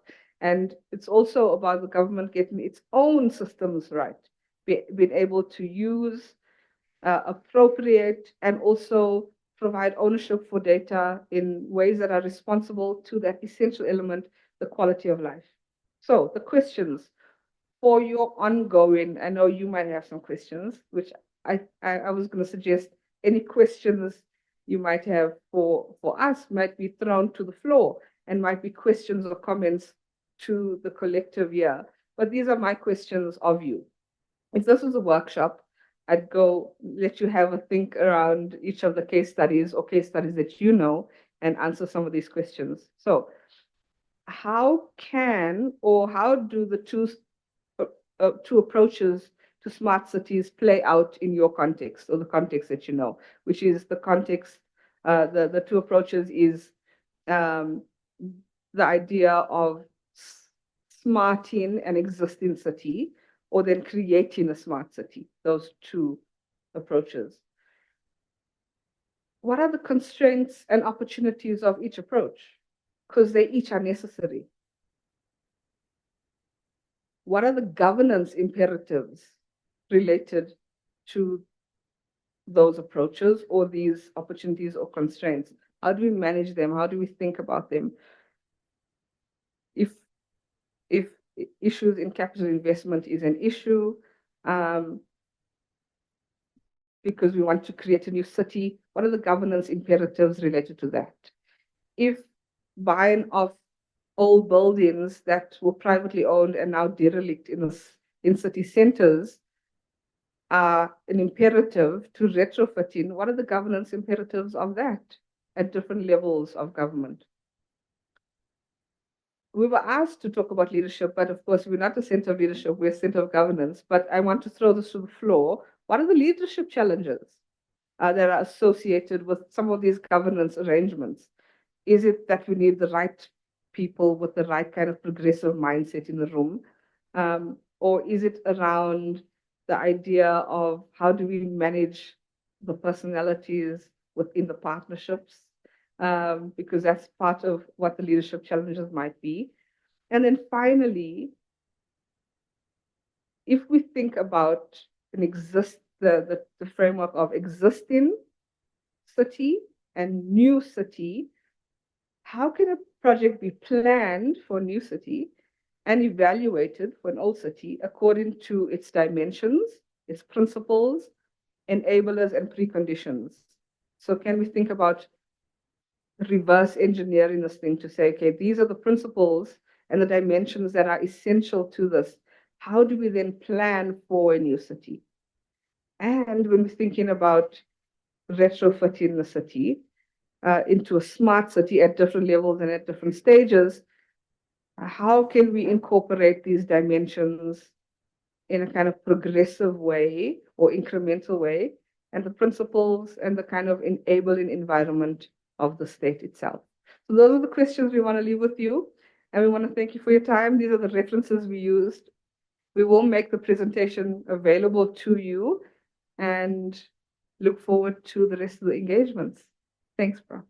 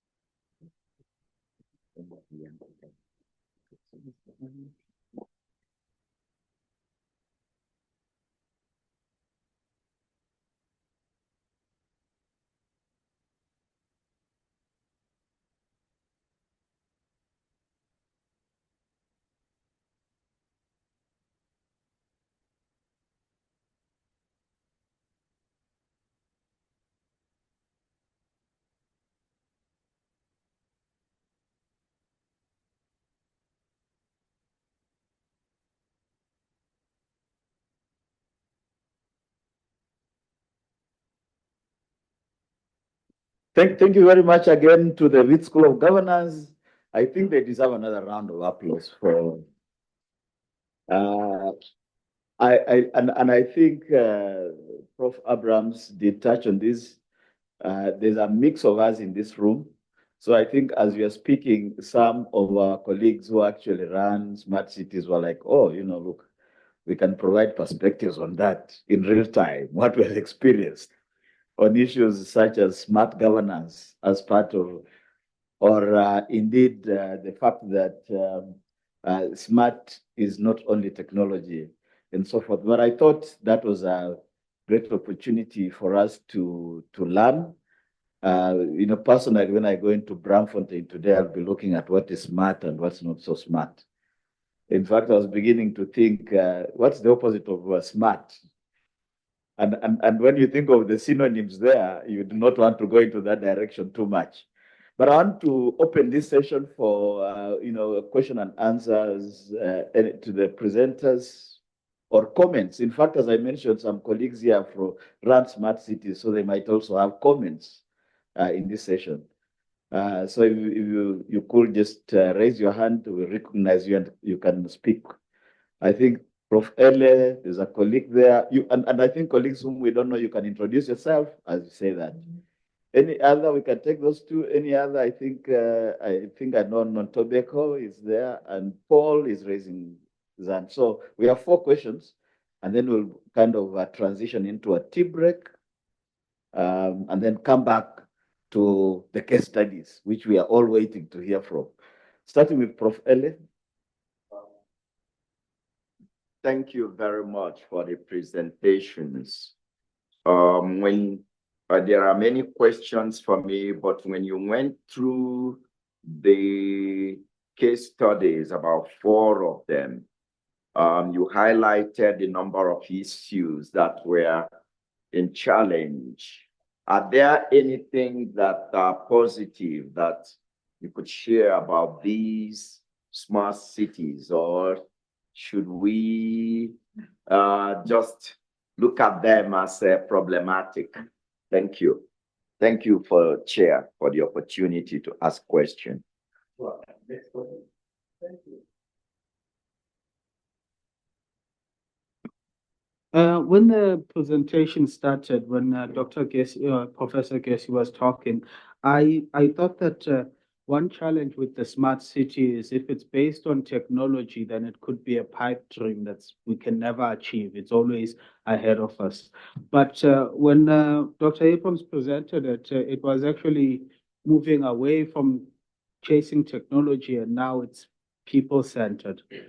But now this opens a new theoretical problem, in my opinion, in that doesn't that mean that we can find smart city examples even in the past, that it's no longer a future-centered endeavor? And so as practitioners and theoreticians, we probably should open our textbooks and look for some old smart cities. Thank you. Next, I think it was Valerie. Good morning. Thank you for the presentations. So my question is, in the context of places like South Africa and other places that are shaped or were shaped by colonial settlement, is it possible to actually ever have smart cities in places like South Africa? Can there be smart cities, or rather cities with smart elements and smart aspects? Because as Karen mentioned, there are specific preconditions and specific things that have to be considered. So in the South African context, when you have places where you have designed smart cities, with the examples she mentioned, such as Tshwane, such as Lanseria, and also Waterfall and Stain City, those places are examples of both of the approaches towards smart cities, which are retrofitting and creating new spaces. But both of those inherently, they will never be able to address situations like inequality, situations like where in South Africa we have core and peripheral cities where it was intentionally designed that there must always be people outside of the city. And those things are also defined that people in Soweto are not all going to be able to move inside the city. There's not enough space. There'll never be enough space to accommodate people who were intentionally excluded from the city. So as a result, in places where there's been uneven development as a result of colonialism, can there ever truly be smart cities, or rather just cities with smart elements? Thanks, and Paul. All right, okay. Yes. Paul, then we come back to you and then we can take those questions here. Okay. Mine is a comment maybe, because I was involved in one of the projects that was mentioned here very intimately at the beginning, the Konza city in Kenya. We're involved in the initial planning stage. And obviously, it can be a little bit heartbreaking to see it used as an example of something that hasn't gained momentum. But that's a different story, because I agree with that. I agree with the assertion by the doctor who presented that there can be a debate about whether it's successful or not.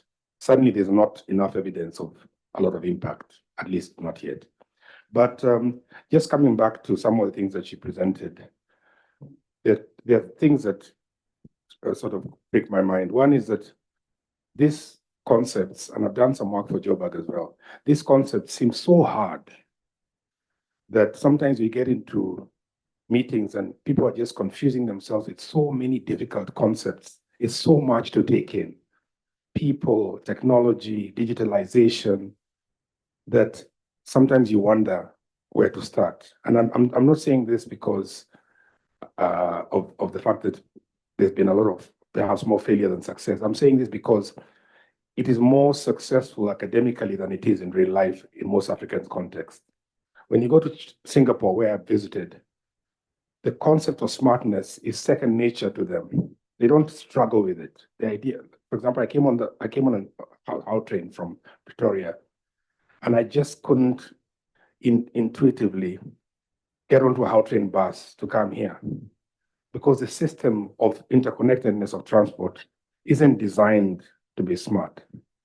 So I can't know that I can get to it on a Gautrain bus and get to the gate and log myself in and come through. And smart cities and smartness is around, the idea of smart cities around smartness, basically, interconnectedness, citizen centricity. So I agree with all these things. So one of the things that I think we must ponder in this workshop is why, when it comes down to execution, a lot of these government officials just break these things down into procurement bits and pieces of technology.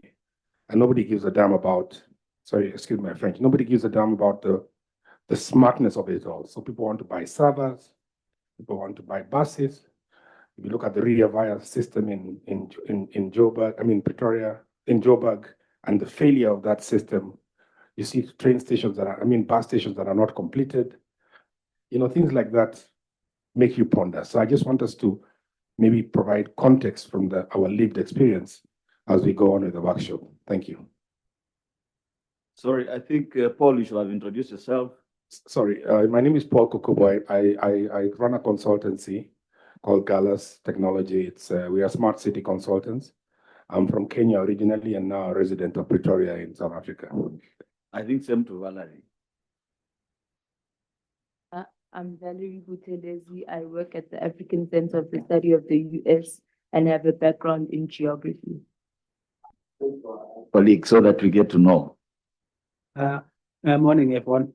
I'm Mawabo Msingapanti from the School of Architecture and Planning. I teach urban design. Right. So I think we'll take the last question. Introduce yourself. I'm hoping our colleagues, Professor Abrams, and your colleague will be able to take 5 in a go, yeah? On the floor as well. It's interactive. Okay, but introduce yourself and let's take those.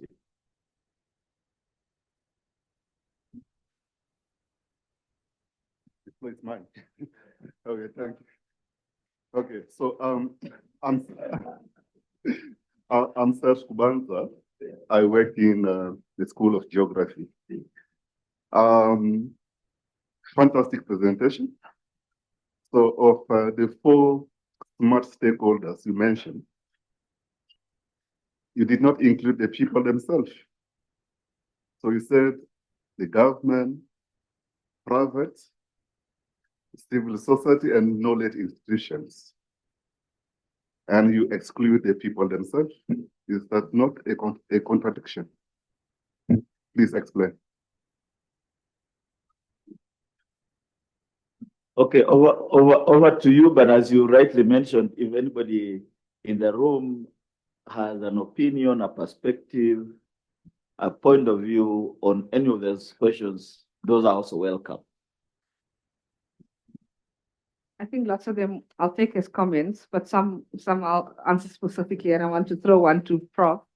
There was a question about, are there any positives?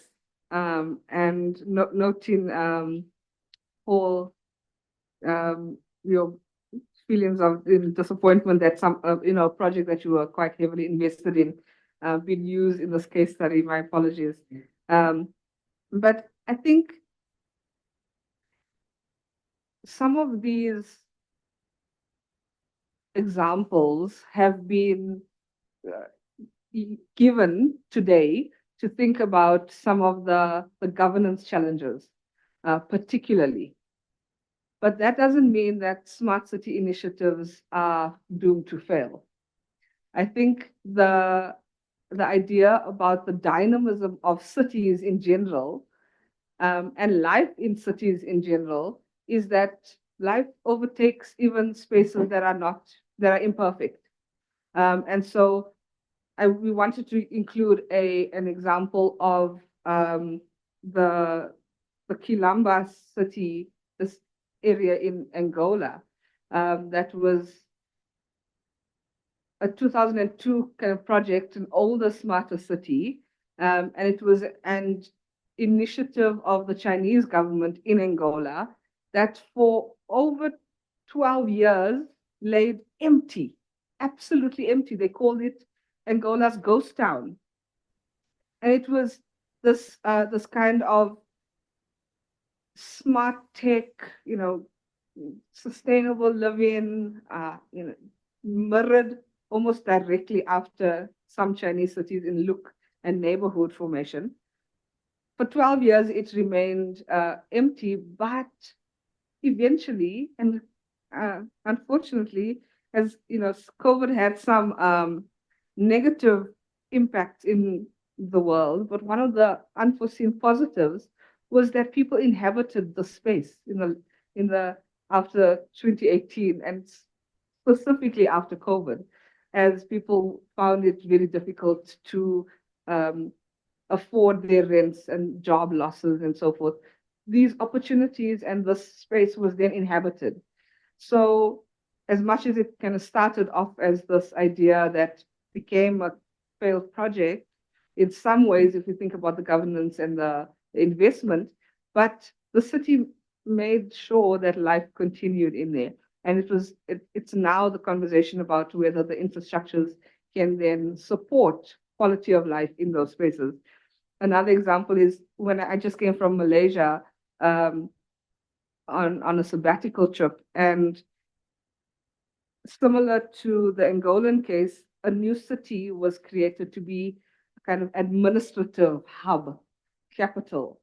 The new administrative capital from Kuala Lumpur was moved to Putrajaya, which was outside the city, but this understanding that it was going to attract people, it was going to be this haven of like green infrastructure and living in harmony with nature and using indigenous building forms. And it did happen, but people didn't move there, and people still haven't moved there. So you have a city mainly made up of civil servants who work in the city buildings, and it's only a town of 120,000 in one of the most densely populated urban centers in Southeast Asia. And so, yes, there are positives, and I think what fills in the positives is that the city life keeps moving. And so there's a term that they use in academic world to describe governance: walking the road while making the road while walking, and just kind of figuring it out along the way. And I think much can be said for that. But when we think about a more systematic kind of way about how to think about it, we might get to a place where we have more positive case studies. Then the only other last one I'm going to answer before I throw to Prof. The idea about four stakeholders, excluding the people. So civil society is the idea of representing people. That's the heart of what civil society is. It's not simply an institution, because what is civil society? It's made up of a more responsive representation of collective identities and collective needs. And so that's a short answer. Yeah, fine. They are corrupted. Basically, in the context of agriculture, and most of these organizations are corrupted by the government. Instead of representing the people, but they are helping the government, and something are shifting from one. So, if I may, practically, I think issues around civil society has and continues to remain a problem in the African continent. And you can see that reflected in the youth protests taking place in the African continent. But I think it's important to separate civil society organizations and NGOs from the holistic meaning of civil society, because even within civil society spaces in the African continent, yes, you do have those organizations, NGO organizations, they tend to be the creme de la creme of what civil society is. But even within that, within the people base or spaces, you do have individuals who also in their respective communities play the role of NGOs without having the institution. And so civil society dynamic in the African continent is quite pluralized. But of course, I do share the sentiment around the bigger ones within different spaces, having access to more resources being more aligned with government, and then, that infiltrating and undermining what their respective roles are supposed to be in the first place. So I do share the sentiment. But what we are proposing here is to say, if we are going to have a smart city in the African continent, it has to be contextual. It's not about the technology, because that has always been the perspective. The same way when we think about the just energy transition, the idea has always been have solar panels, have more solar panels, have a space for wind farms. But the idea behind it is to ensure that it's a whole of economy, it's a holistic approach where you're able to address the energy trilemma, but also ensure that those who were previously in the historical mineral energy complex supply chain also have a space in this new energy space. And so it's a holistic developmental approach as opposed to just having solar panels or wind farms to cater to energy resources. So we're saying that we do need interactiveness with civil society. But the question that your comment is raising is Africa conducive for that when we look at governance issues across the continent? We have fewer democracies, even though democracy is in the name. We have more autocracies, we have more quasi-democracies. And so those contexts prove challenging to be able to have these different stakeholders engaging in shaping how we move forward, how we think about urbanization in the context of smart cities. Thanks. I think in the interest, okay, Prof, I'll give you an opportunity to speak. All right, okay. And then we'll break for coffee and in time for the next session, which we are running out of time. If I understand correctly, when I stepped out, so following up on what has just come up, or Ms. Buthelezi did pose a question that since smart cities are usually limited to pockets of areas, would it be are they even appropriate to construct on the African continent? Did I understand the question correctly? Okay. Yeah, I think the question you ask is so simple. Can capitalism be inclusive of everybody? That's the question. And we've struggled with this. And that is the place where our own human nature becomes the most problematic aspect to first be decolonized. I'm going to mention one example that my colleague from the School of Architecture and Planning, Dr.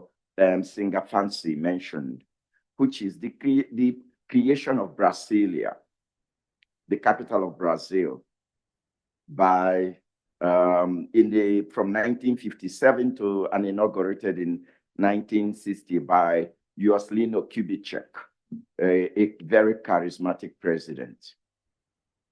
Brasilia as a capital city to move the capital from the coast, Rio de Janeiro, and then to the center so that there will be a development.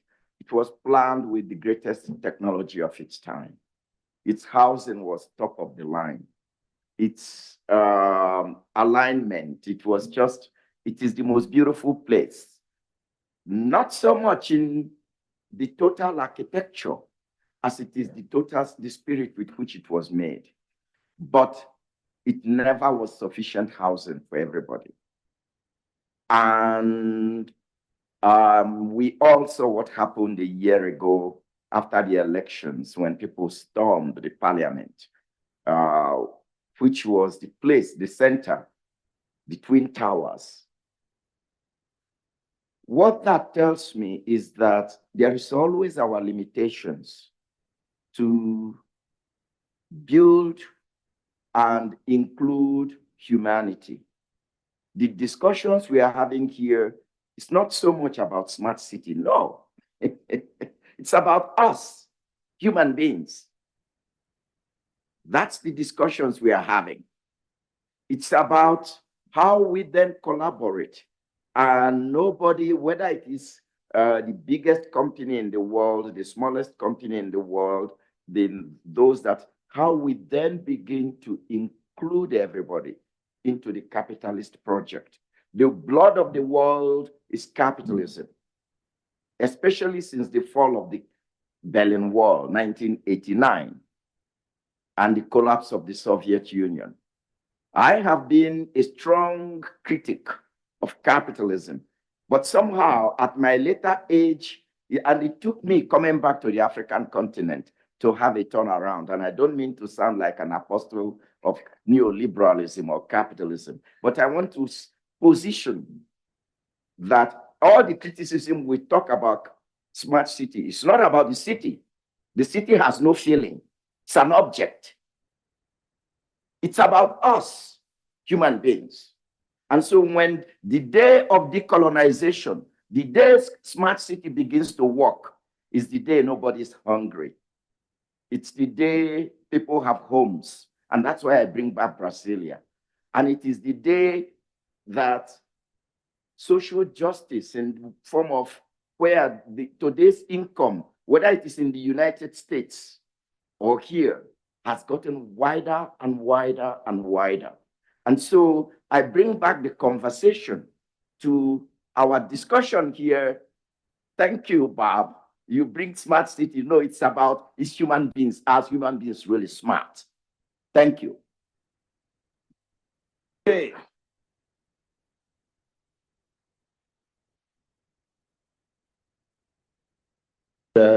Touched on every comment and question that was made, but in the interest of time, we'll want to transition. You know, personally, I was going to pose the questions around from your case study and the literature, all these issues around. I actually saw a model emerge, patterns where it looks like private sector players are more successful than governments in creating smart cities. And so forth. I think there are quite some interesting questions there.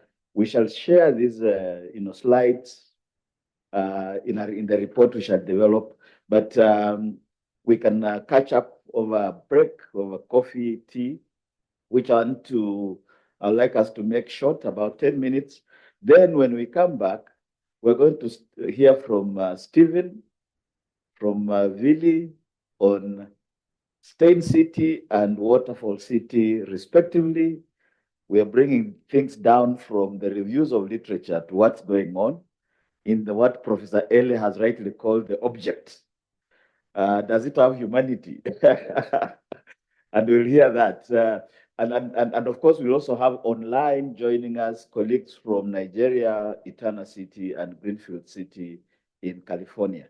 So 10 minutes break, we'll return back to continue the conversation. And of course, let's interact and network over coffee. Thank you.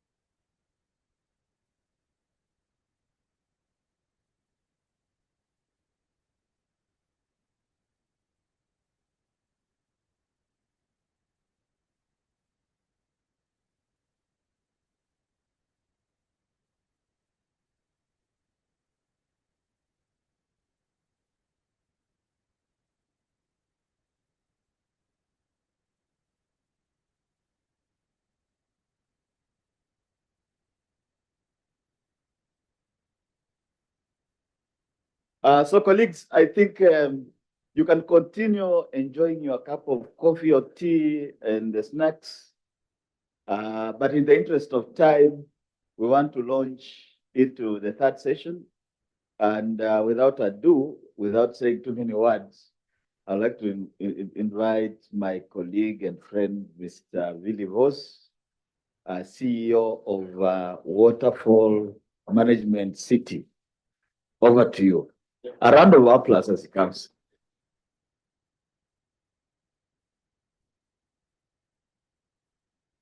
Good morning, ladies and gentlemen. I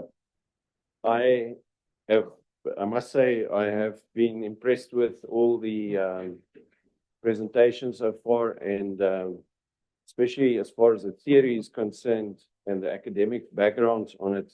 We experience all these things that were mentioned this morning in some way or another. The big thing for us is to be practical about it, and because we don't have the opportunity to be too philosophical about all those issues. Otherwise, we will not be in business. Now, I was going to show you 2 videos, but you can go to our website and you will see those videos there. I just want to save a bit of time in the process. This is another video that you can also see on our website. So this particular slide just gives a bit of context. So my talk will be to just give you a bit of background on our development, where it's located, for those of you who are not aware. Give you a bit of the history, because I think it is important to understand what counted in our favor, in particular, to get it going. And then I'll talk about some research that we've done in the past, and then some experiences, things that we do have in place, and then also some things for the future, maybe. So on the far right-hand side of this particular slide, you will see a purple block. That is the CBD of Johannesburg. Then just to the left of it, it's a kind of an amber color. That is the Rosebank area. And then in the middle of the slide, there's a purple blot, and that is Sandton City. And then on the very left-hand side, you see it's an upside-down snail figure in the red. That is the CBD component of Waterfall City. The total size of Waterfall City is 2,200 hectares, which is about just over 5,000 hectares for those people who are counting in the hectares. To compare it is at the top right-hand side of this yellow figure is Killarney Mall. On the right-hand bottom of that, that's more or less where the Johannesburg Zoo is. Where the kink in that bottom line is more or less where Hyde Park Corner is. Then to the left at the bottom is where Sandton Drive starts, and then to the top is Sandton City. So that piece in yellow were developed over the last 80 years. And as far as Waterfall City is concerned, we have basically developed 50% of the development of that size of land that we have. But it took us a very long time. But just to put it into perspective, in terms of the size of it, you'll find the City of London CBD that will fit in there, the Sandton CBD, Cape Town CBD, Lower Manhattan, Monaco, the Vatican City, Illovo and Rosebank, and even La Défense in Paris. They will all fit into this particular site, just to put it into context as far as the scale of the development is concerned. So this is a little bit about the history.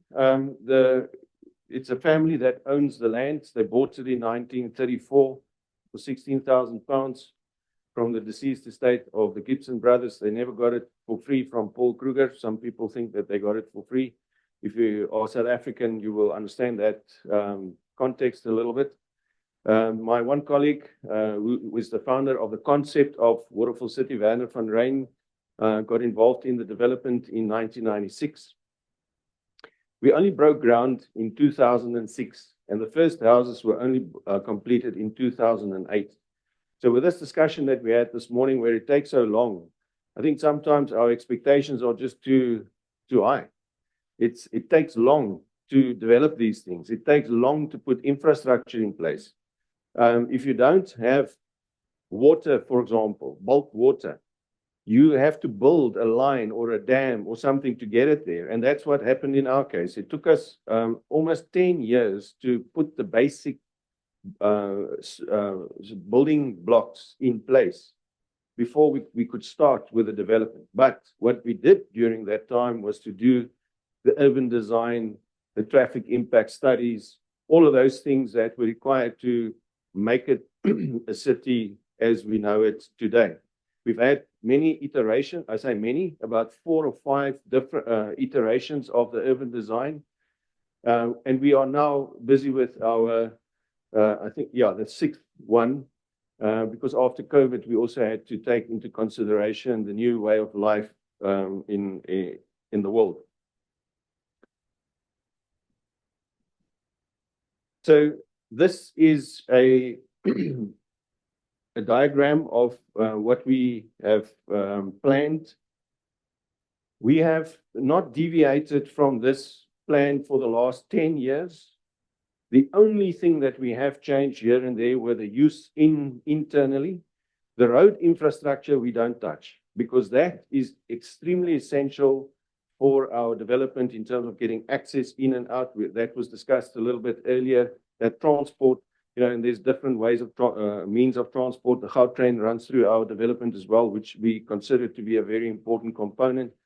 But once you do that overarching urban design, you must then realize that this is what you're going to have. We were very fortunate because we had a clean canvas, unlike the city of Johannesburg, but or other cities, and I'll get to that a bit later on. That doesn't mean that you can't have a smart city if you already have a city, from our experience anyway. So the other important component here is that it is a 99-year leasehold scheme, but it is not like England had to give Hong Kong back after 99 years to China.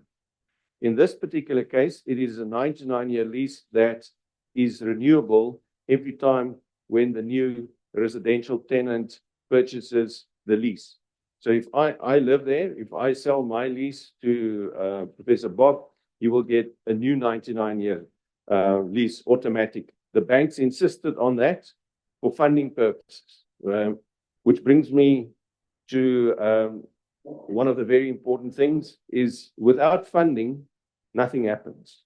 It's very philosophical. It stays there on a paper or in a room, and you talk about what's happening. If you don't have funding, nothing happens. The question is, who's going to fund this then?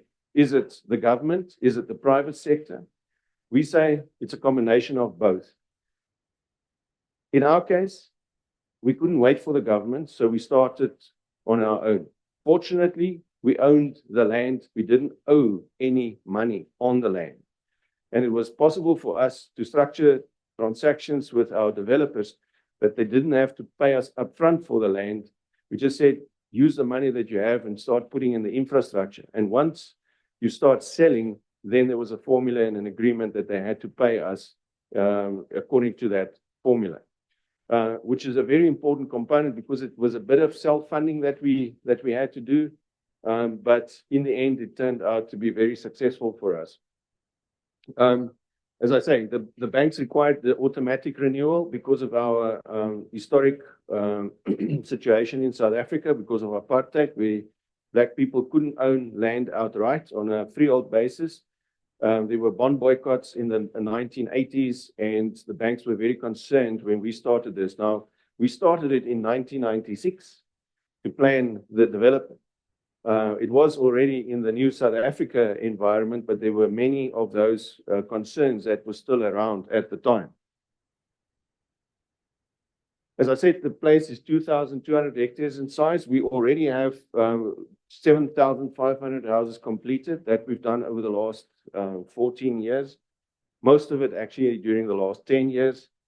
I've been involved in the development on a full-time basis now for almost 15 years. When I started there, we had 18 houses, and it's not because of me, I must say. It is because of a huge, huge team effort between various participants that created what we have there today.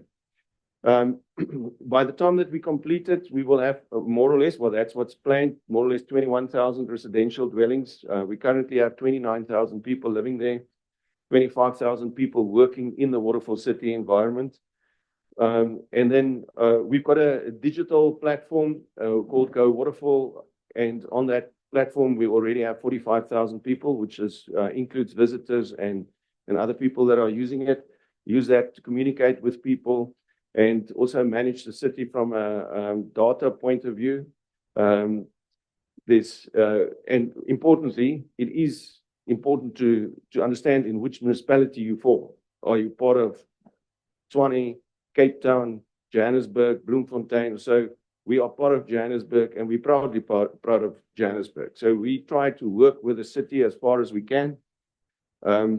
We have spent combinedly 2 billion rands on infrastructure so far. That's roads, sewer, water pipes, everything else that goes with bulk infrastructure.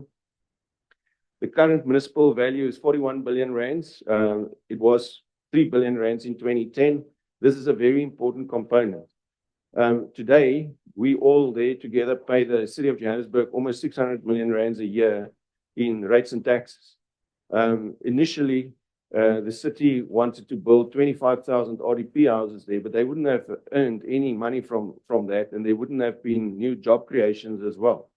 So we kind of a cash cow for the city of Johannesburg.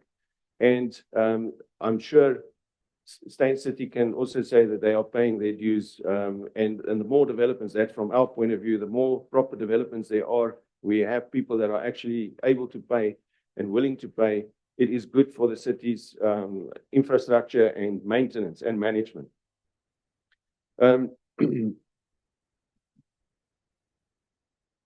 Learning from the past. I get a question very often, why do you build walls around your houses? That's very exclusive. The Great Wall of China, you can see from space, was built thousands of years ago. People build walls when they feel unsafe, not to keep other people out. There's theft proof in front of this window. Many of us have trailer door in front of our windows at our houses. You do these things because you are unsafe. The reason why people live in our environment is because we focus on safety. Anyone can live there. There's different developments for different people, but we make it as difficult as possible for criminals to come in and out. Although, unfortunately, some of the people living there, I can say if you have so many people, some percentage will always be in that environment. So the Romans, we were talking about smart cities as a history. You know, the Romans built modern roads, as they called it in those days, and viaducts and so on. That was part of smart city thinking for those days. And my approach is that we can be smart in the times that we live in. It's smart thinking. Yes, today we have tech that we can use. In those days, they had the different type of tech. If you look at Amsterdam with their waterways and urban design, I think it was in the late 1500s, they discovered a way of sawing wood much faster. And they realized if they do that faster, they can build the ships and they can conquer the world. That's why the VOC did so well. But they planned their cities with those waterways to deal with what they had at that particular point in time. And what I'm saying is smart city planning and thinking starts with the people on the ground at the time when you are there.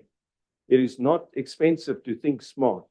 It is expensive if you think stupidly smart, because then you do the wrong things at the wrong time. And that had the Romans,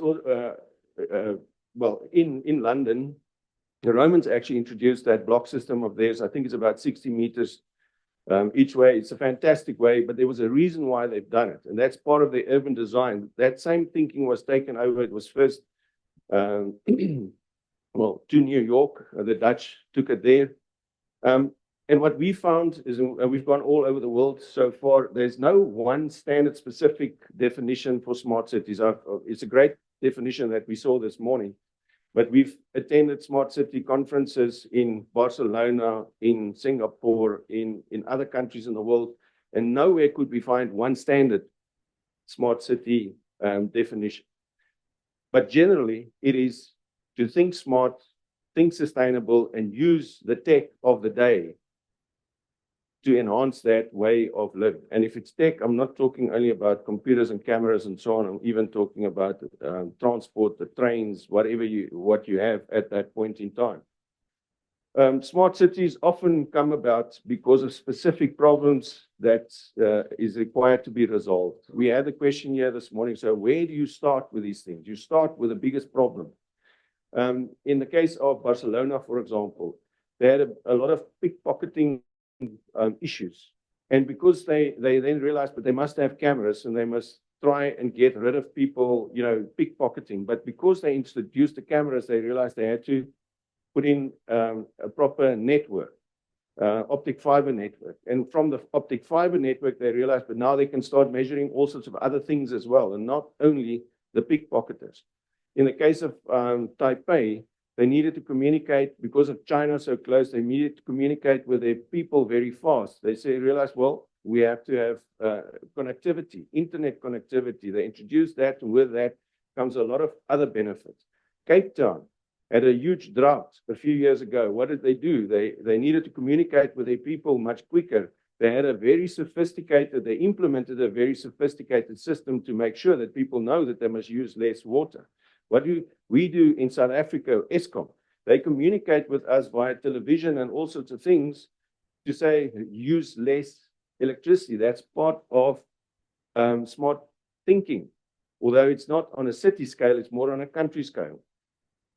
What we've also realized is that the urban design from the beginning is imperative. You need to think why you are doing the things that you are doing. One thing that I've realized is that you must also take into consideration the culture of the people in a particular area. Their religion sometimes requires them to slaughter an animal, but if you don't make provision for that to happen there, then there's going to be a problem. If you don't take the contours of your particular piece of land into consideration, you are going to have a problem. Everyone thinks it's a flat piece of land, but not so. You can retrofit places. I mean, if you look at Kigali is Africa. It is a fantastic city. It's a smart city today. So we don't always have to look at, how poor are we, etc. If we do certain things, we take the initiative, we can do a lot of positive things. These are some of I'm going to show you a few pictures of the schools and the things that we have there. One day when you come and visit us, you will see this in our environment. All of this exists. Everything's been built by either our partners or ourselves in the process. The total GLA, that's a gross lettable area that's still available, is 1.6 million square meters. I've mentioned the issue of 600 million rands. This is a little bit outdated to 45. It's now close to 50. We've got 9 residential developments, and they cater for a market in rand terms from about 800,000 rands to 150 million rands. So you will see that there's a big spread of people from all walks of life, except for the component that the government gives houses for free. That part we don't cater for at this point in time. But we are planning social housing in our environment as well. But that requires government subsidies. As far as I'm concerned, it's illogic to think that you can build units if you don't have some kind of a subsidy for that particular market, some kind of a subsidy to make it more affordable. We've got hotels, hospitals, private schools, 2 mature lifestyle estates, and then a cemetery. We often say you can be born there, and you can be buried there, and you can work there, and you can retire in our environment. we've got quite a bit of wildlife. It's 300 hectares of green space that we have. Bird life, river cleaning. River cleaning is a big thing for us. Some of you may have seen on the news. The river water is very polluted. That comes upstream.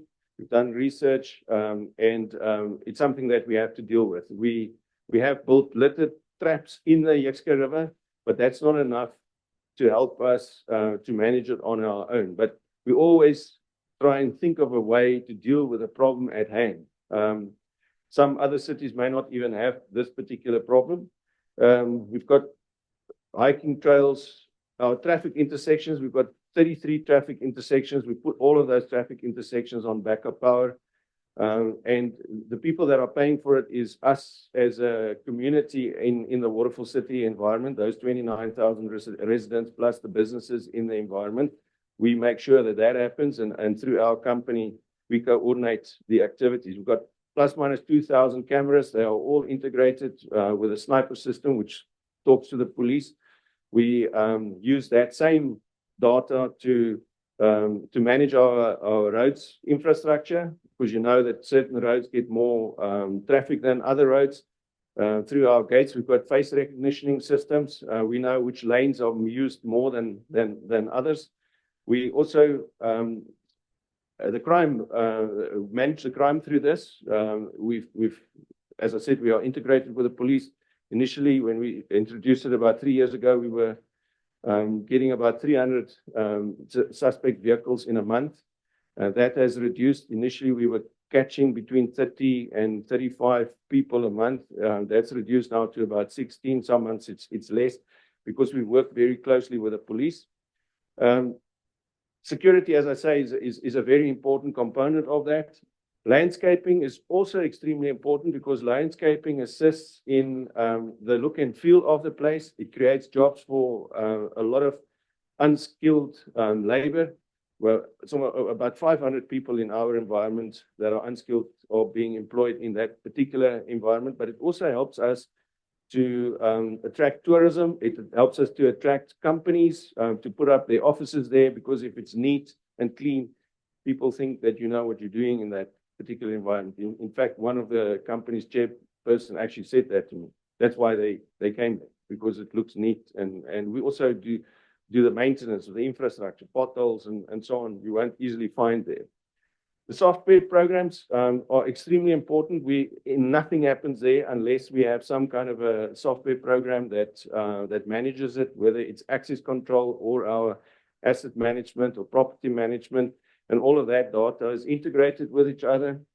And we have, where we can, because some of it started before smart meters were so effective, but we have, I think, about 7,000 smart meters already implemented on our development, and we are now aiming to do even more. We had to start our own utility company to also manage all of these aspects.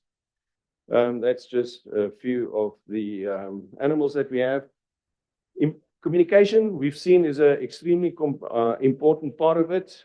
You have to have a proper communications policy. How do you deal with various groups, interest groups, and we have them all. And what we have is an open access single trench open access policy as far as fiber is concerned. We went to Telkom and Vodacom in the beginning. They said, come back when there's 80% completed. We couldn't wait for that, so we started it ourselves. And today we have fiber to the home in every single in every single property that we have. We also have the 5G and Sigfox and LoRaWAN networks introduced in our environment. Advertising boards, conventional media, websites, magazines, social media, and as I said earlier, we've got the Go Waterfall app and a residence portal. Through that, they can see their levy statements, they see messages if there's an accident or any other event that happens in the environment. And we are now introducing a loyalty system, which is also a currency, which we call Waterbucks, that will be available for people not only living on Waterfall City. Everyone who visits us will also be able to benefit from that. future trends that we are looking at, well, not only looking at, we're planning for it, drones, how do we regulate that in our environment? Parking was mentioned a bit earlier. We see at the Mall of Africa, the requirement there is 6 parking bays per 100 square meters, but it's only utilized 4.6. So that's a positive aspect that we've identified, because ultimately you have lots and lots of dead space if there's only parking. You have to have better public transport. Taxis do play a huge role in our environment, and we welcome them. They sometimes frustrate us, but we welcome them. And we've realized that we have to build facilities to manage and keep the dignity of many of these people that are sitting in those taxis the whole day, because they fulfill a very important component of what we do. The aging population is something that we have in mind at the moment. Education methods are changing. We know here you can be online and so on. So the schools, the infrastructure that we built for that takes that into consideration. Alternative energy and water is a big thing for us. We've got black water treatment plants already in place. We go boreholes, rainwater harvesting, and filtration plants as well. And then obviously from an energy point of view, we have a lot of solar, we have gas as well. And we're also looking at hydrogen, but hydrogen at this point in time is a bit expensive for what we have in mind. But that is definitely something that we are going to implement sometime in the future. And we're planning to be able to introduce that in the future. Something on the solar, for example, when you plan, try to keep the roof space out so that you can put solar on those roofs, and so that it can generate energy in the process. We are experimenting with augmented reality, and then what we're calling here bleeding and cutting edge technology, especially with our face recognition system. It's a highly sophisticated system, and it helps us to manage a number of aspects of our business. And then the last thing on this particular slide, I call it the coffee and concierge mentality, and I'll say a little bit later about that. But when I was young and I drove to work and I made the coffee at office and I drank it there. My children that are 30 years old, they pay 35 rands for a cup of coffee, and then they drive, they drink it in their car, go to the office, and then they drink it there as well. But what I'm trying to say, it's a different way of life. It's a different generation that are doing things in a different way. So for us, it's important that we plan our city with those generations in mind. There's no point in thinking that tech is not going to be a big thing of the future, and we plan other types of facilities there. Landscaping guidelines, so it's all indigenous plants or plants that we not prescribe, but what we recommend, uses less water. Regular maintenance of all of that's extremely important, and the same goes for security. Our manpower, tech, and software, all of that's integrated, and we have different committees that are managing that. Learnings for the future, the availability of bulk infrastructure for a development like what we have, Steyn City, and my heart goes out to those guys that are planning Lanseria, because that is a big project, and they have a lot of problems that they will still realize that they don't know they have today, because of the difficulty in attracting the bulk infrastructure to that specific point. You have environmental legislation that you have to go through. You have to convince the government to at least have a line not too far from you if it is the private sector. In this case, the private sector plays a lesser role, but that's what I understand anyway. The other thing that we've learned is that obstacles in environmental and town planning process must not be underestimated. It can take very long, sometimes to get approval. For some of our developments, it takes us longer to get the approval than what it takes us to build the actual development. A petrol station, for example, is something like that, but sometimes even a high-rise building. It takes us 2.5 years to get the approval for it, but we can build a building in 2 years. If you think that somebody is paying for that. We worked out the other day, if you borrow a few $100 million, you pay by the second the interest rate or the interest. And sometimes the officials in government don't really appreciate the fact that you are under pressure all the time, that you have to get decisions much quicker than what they think it is necessary for you to get that permission to carry on. Government's red tape can kill developments. We've seen that. Short-sighted planning is criminal as far as I'm concerned, because we have the luxury of knowledge. We have the luxury of knowing what's happening in the environment. And what I'm saying with this is we don't have to replan or redo all our cities. We must start with a problem, fixing the most important problem in a particular place. We talk about some of our townships and so on that are very far from the CBD. You know, in Seoul, they built a whole new city that's 2 hours drive with a vehicle south of Seoul. How do they fix that? They put in a very fast train. It takes 20 minutes to get there.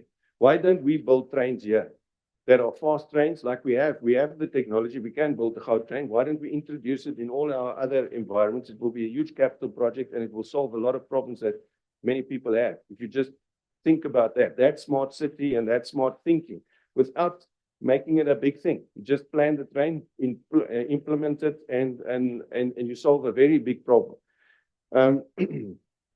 Retrofitting is possible, as I said. Connectivity is not negotiable. It was mentioned here earlier. Wi-Fi, in some cases, free Wi-Fi is also very important. But you get in some cases that people abuse it. We say data is everything.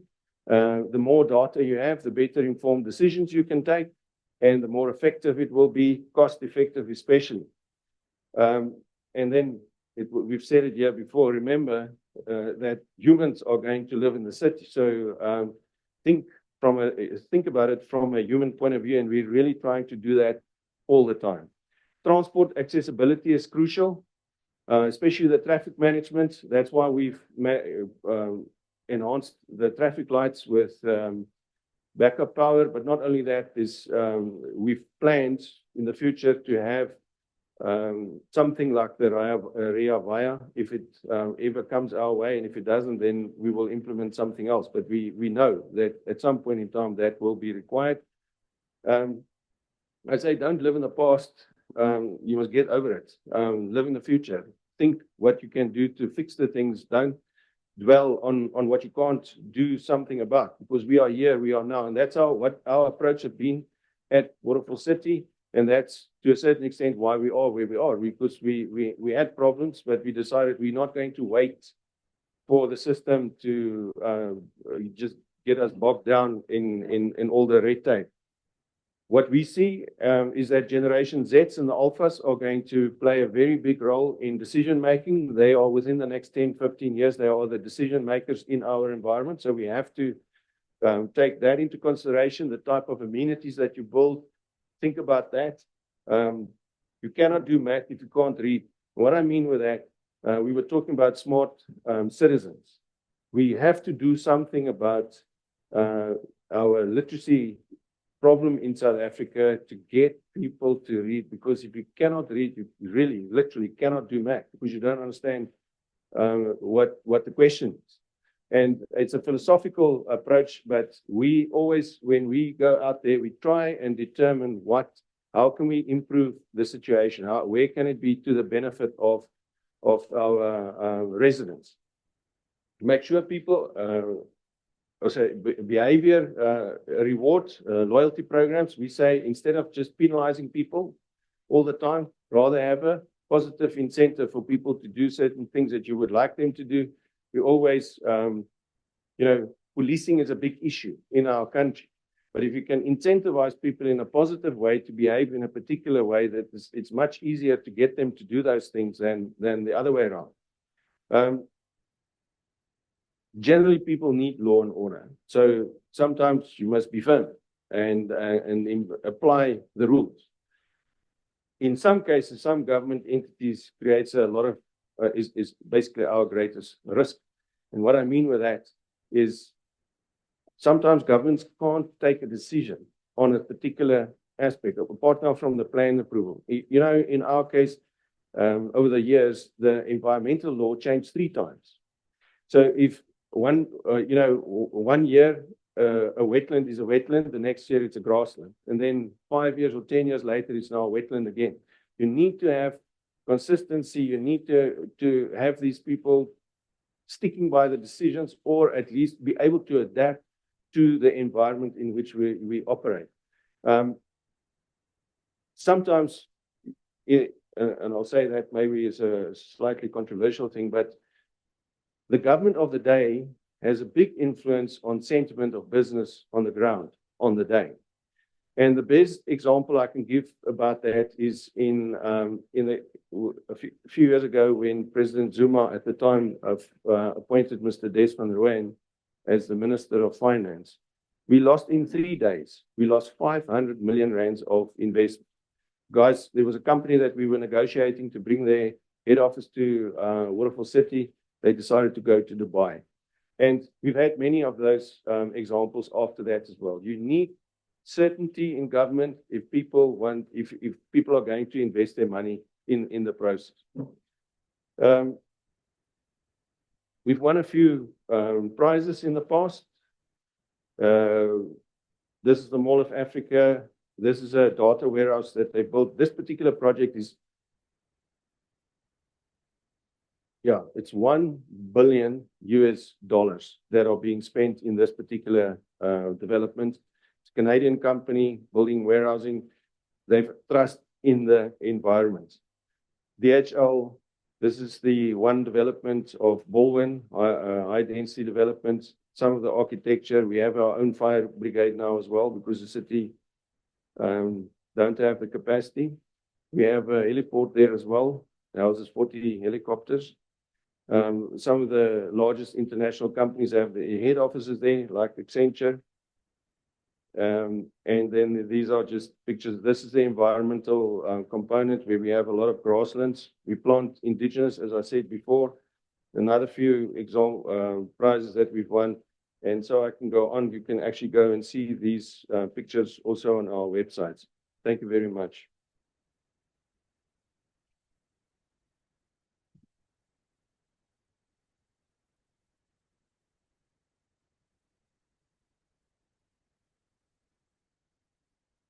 Thank you very much. The only reason I've stood to the podium is so that I have the honor of inviting Mr. Stephen Lau, who is the CEO of Steyn City.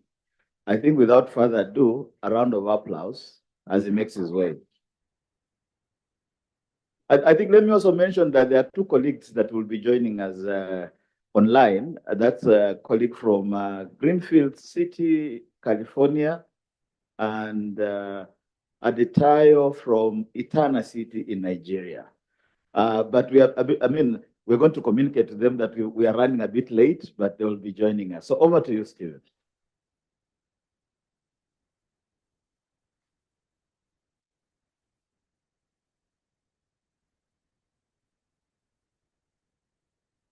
Just while the tech's going up, good afternoon, everybody. And thanks, Bob and Chlema, for the opportunity, and also to the previous speakers. I've really learned a lot this morning.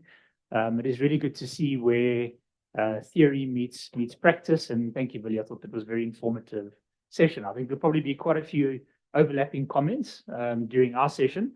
Maybe just as a start as well, perhaps a couple of caveats.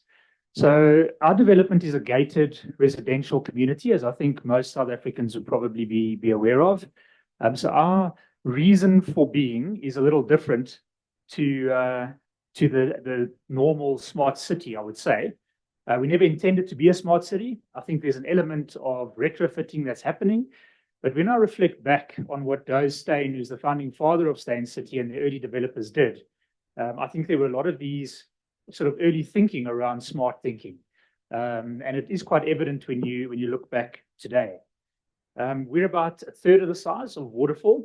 So I think you guys are doing things on a massive, massive scale there. Our challenges are a little different. It's about really looking after our residents, I suppose. And Valerie, in terms of answering your question, I thought this might be a better and more appropriate time to do it.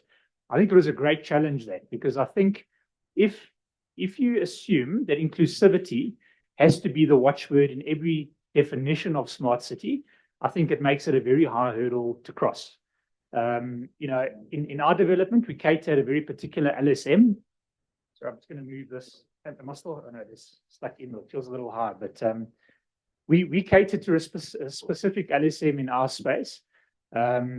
I don't think we're apologetic about it because it is a business venture. It's a need that we're meeting in the country. But again, our shareholders are 100% behind the South African story. They put a lot of money into this. And ultimately, like Waterfall City, they expect to see a return on it.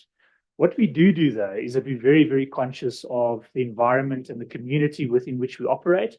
And just now I'll share some of those statistics as well. So our community and our surrounding community is ultra important to us. We draw all our labor from the surrounding community. And I think you'll see that as we go along. So this is one of 3 gatehouses that we have. This is the Central Lane Gatehouse. The architects designed it in a way which is meant to be welcoming. So we welcome our residents home and our visitors when they come to Steyn City. And just peeking out above the top of the dome there is our version of a city center. So it's ultimately meant to be 760 apartments with a retail space underneath that. We're also bringing a hotel in October, and a lot of the entertainment happens in that area. To my left is an apartment complex, so that caters to a different subset of needs. And then just over that, you sort of see the start of the freestanding homes within Steyn City. But I thought I would show you a quick video. This is actually a promotional marketing video, so please don't see it in that light. But I think if you have a look at this, you'll kind of get a sense of what Steyn City is about. That's the only reason I am trying to show it today. So the premise of this is it's a little resident at Steyn City that falls asleep at the side of our lagoon. And she sort of imagines for herself what life will be like, you know, through fullness of time, living at Steyn City. So she dreams a dream, and these are the things that she's dreaming.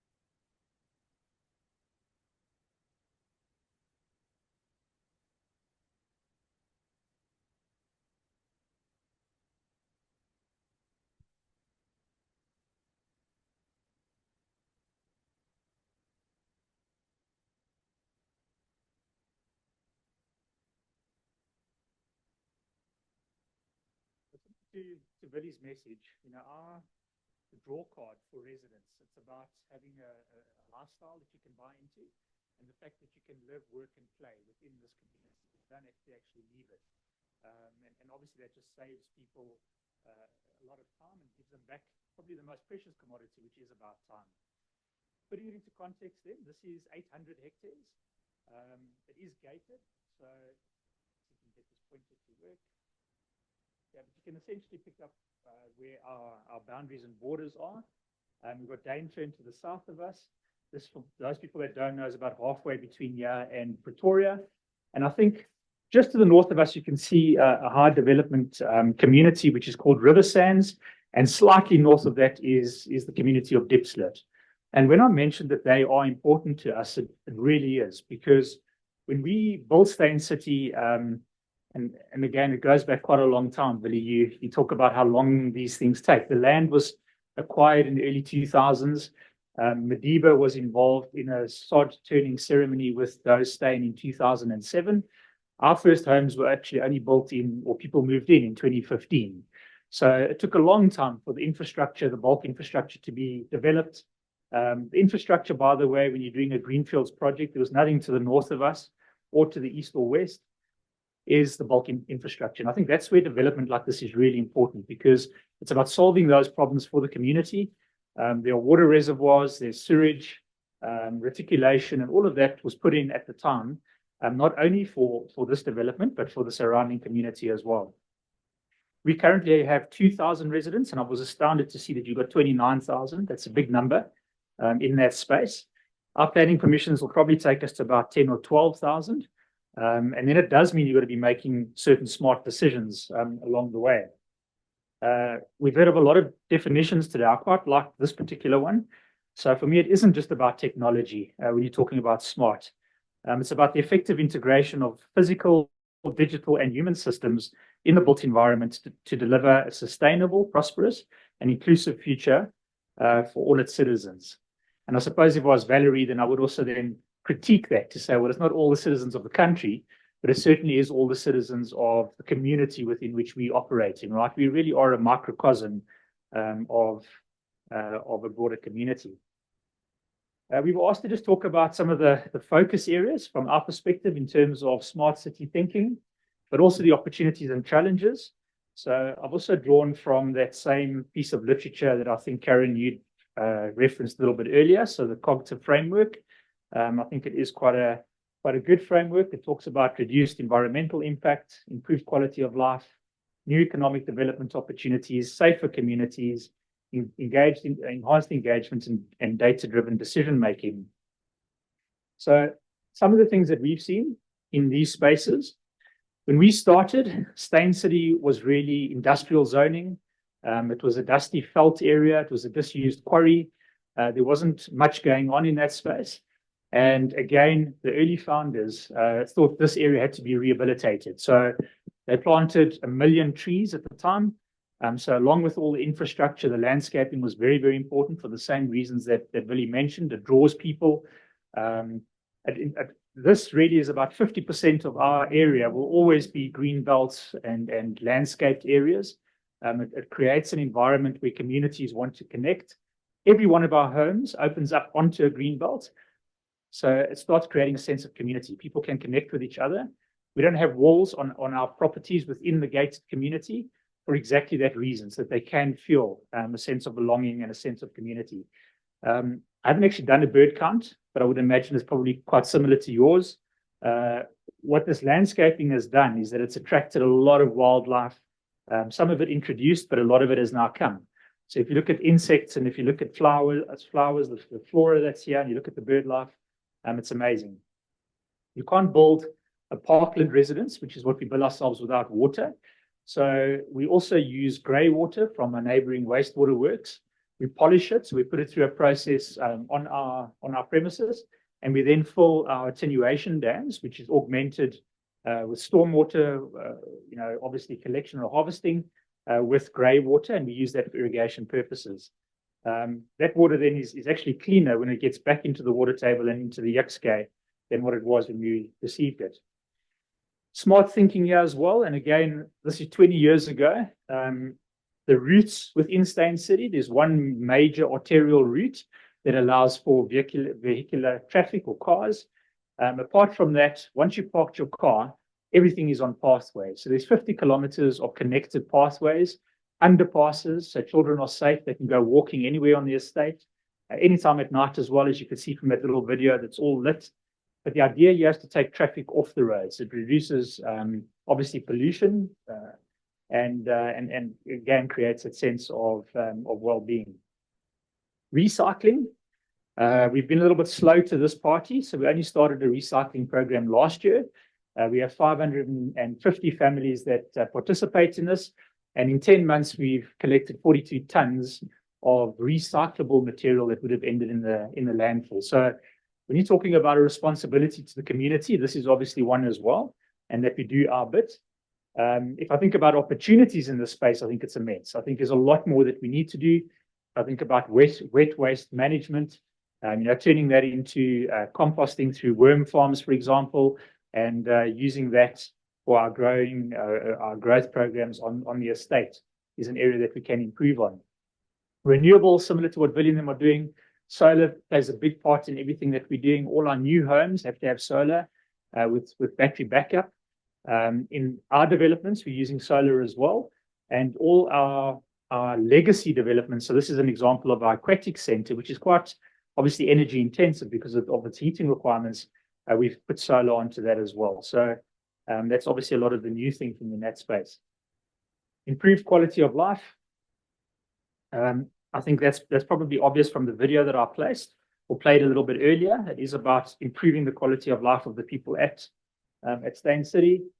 We have 3 schools, an early years center, a prep and a college in a safe environment.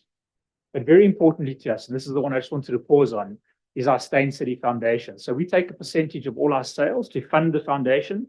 We then also partner with some of our larger partners. So Fidelity, for example, is our security partner. We've got Golf Data, our landscaping partners, and they help us with certain projects. We support 7 schools in Diepsloot, 13,500 kids, where at Christmas time, we give them a goodie bag. For a lot of them, it's the only gift that they would receive. And it then has all sorts of essentials that they'll need for their schooling, as well as a few little toys. We're moving into a more sustainable approach now, where we're going to turn one of our nurseries. It's a 5,000 square meter nursery where we had our own plants initially for our planting. We're going to turn that into a grow zone for the community.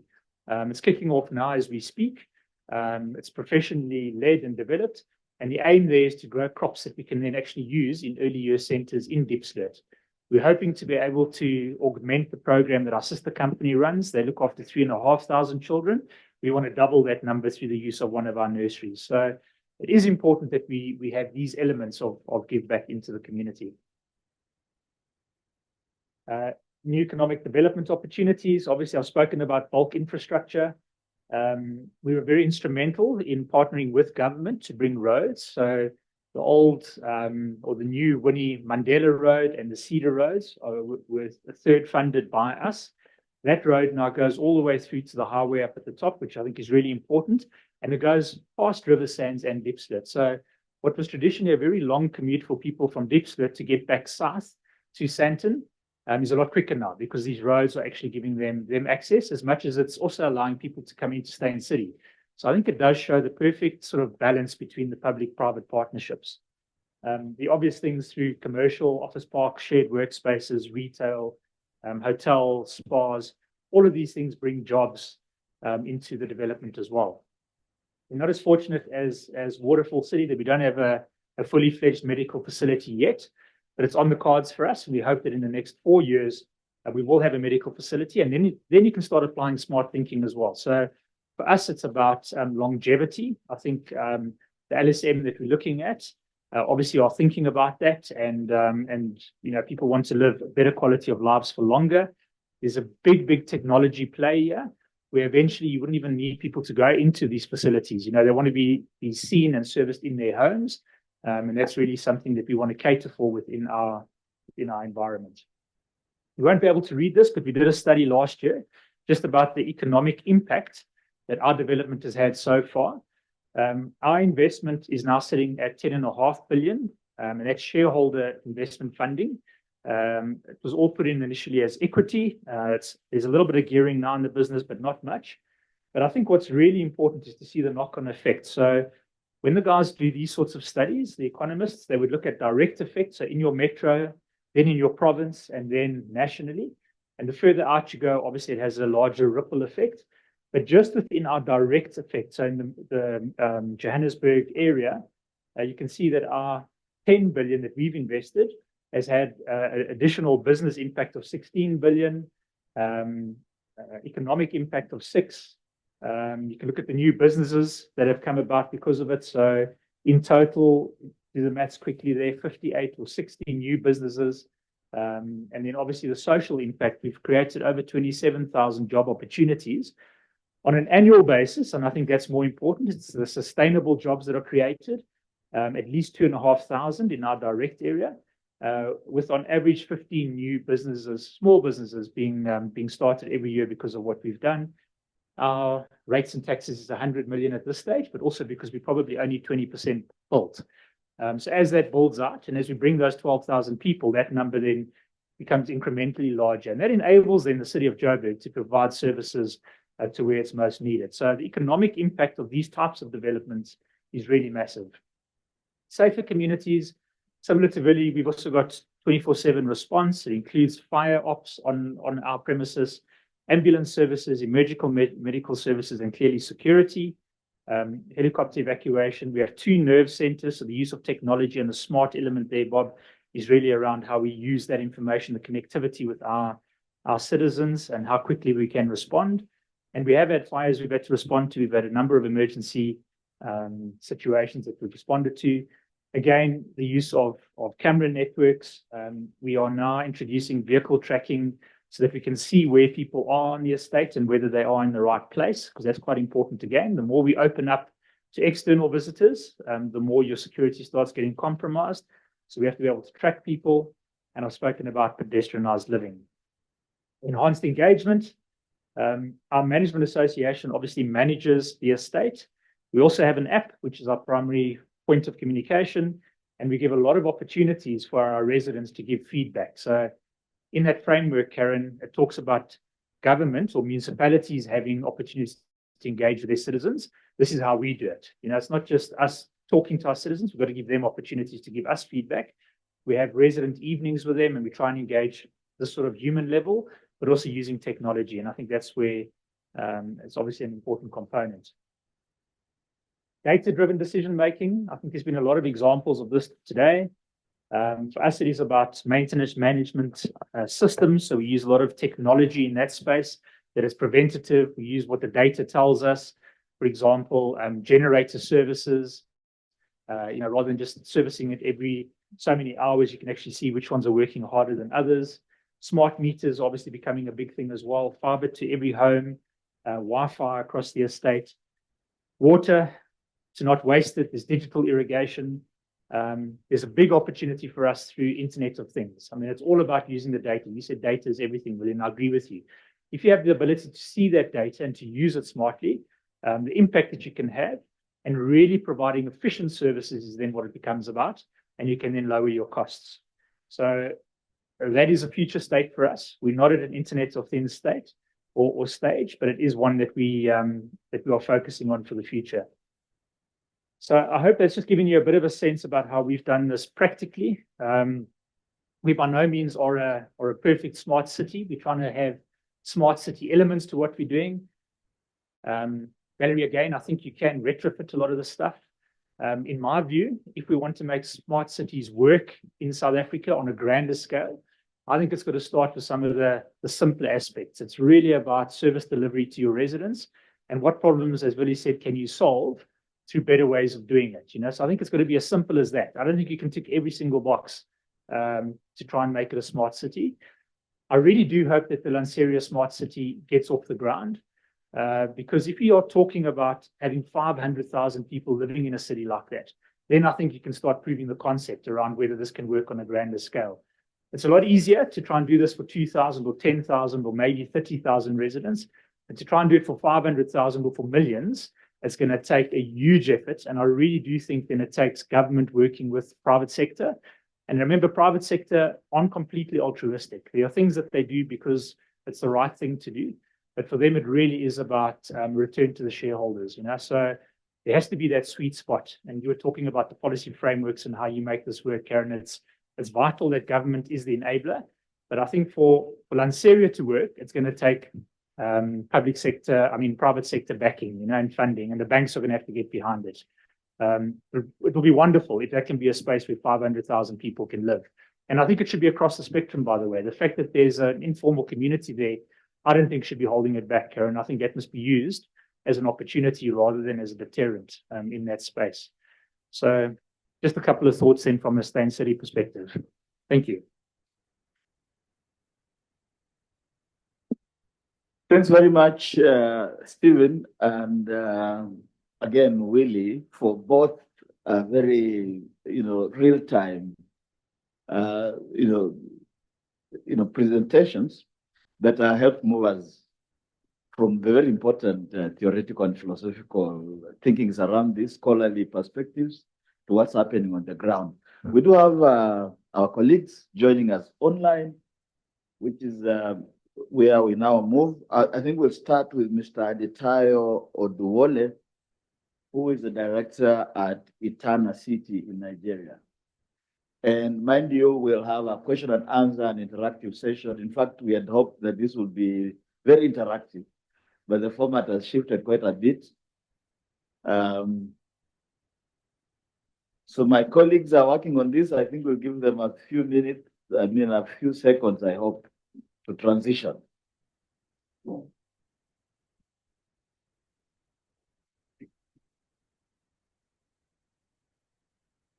I think we do have Adetayo Oduwole, Director and Business Compliance at Etana City.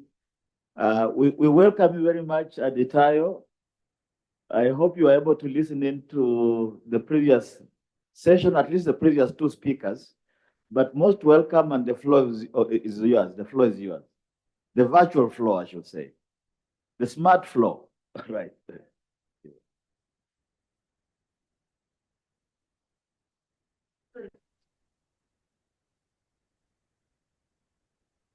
Good afternoon or good morning. Hi, we can hear you. Unfortunately, great. you can't perhaps see us now, but proceed. Thank you. Oh, great. So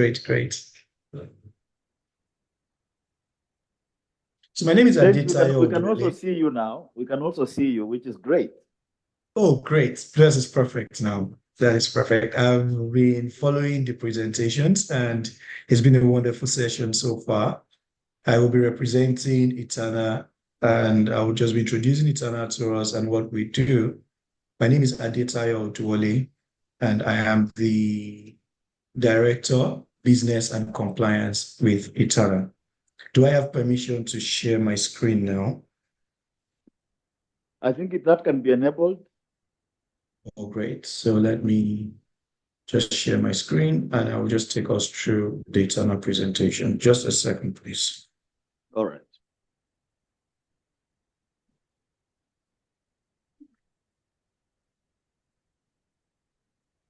Yes. I think we can see your shared screen now. Oh, perfect. That is perfect. Yeah.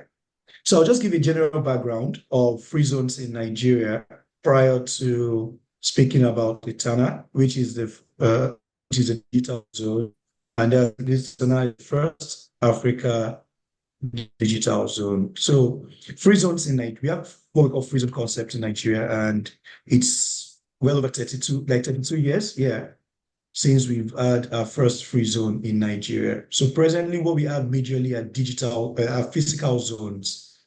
But over time, we realized that it was necessary to go into the digital sector, which is the digital sphere of doing businesses in free zones, which is why Etana came on board. I know today we'll be talking about smart cities. Yes, the digital zone is also going to be smart, but the difference is that it's going to also be a free zone, which means it comes with several incentives for setting up in the zone. So presently in Africa, Africa is a net digital growth frontier. And a lot of people are also turning towards Africa, even when it comes to doing business, especially when it comes to tech and the digital space. And presently, we also know in Africa that we have a fast-growing population. We have a very thriving young population, and is the fastest-growing continent for software developers. Even as far back as 2019, we had 40% growth when it comes to software development. We also know, however, that we have a lot of issues and problems in Africa when it comes to, especially when it comes to policy and framework. A lot of people have mentioned that, which are part of the things that Etana is also making sure it resolves and deals with in the digital space. Now, what are some of the problems we have, which is what we also have in Nigeria? We have outdated regulations and the policy is very volatile. Sometimes the policy just changes because it's a fast-growing economy.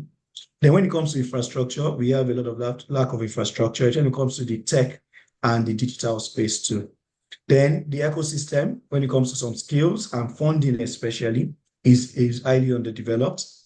Also, when it comes to repatriation of capital, we do still have problems with repatriation of capital, but that does not mean that the tech space and the growth is reducing. The growth is very fast. What we just need to do is have enough policy to follow up with the growth that we have. Now, what are we planning to do with Etana? We are trying to unlock Africa's digital space. And what do we offer? One, for global startups, technology and service-oriented businesses, especially when they operate digitally, to be able to set up their operations from Nigeria with ease. Now, when it comes to Africa, Nigeria is the fastest growing economy and we have the largest population. And a lot of people want to do business with Nigeria, but don't necessarily want to move to Nigeria. So what this gives you is an opportunity to do business with Nigeria, open up the other parts of Africa to you without naturally setting up physically in Nigeria. Also, what we are providing is an online jurisdiction for companies to remotely incorporate and operate their businesses. This also gives you access to laws, business incentives when it comes to taxation, immigration, and banking, and services optimized for the digital economy. Then we also have an eco-friendly startup district in a free zone and living accelerator program, providing the ideal infrastructure and support for businesses in Africa to scale and compete globally. So what we've done is, yes, we are digital. We are allowing you to operate in the digital space.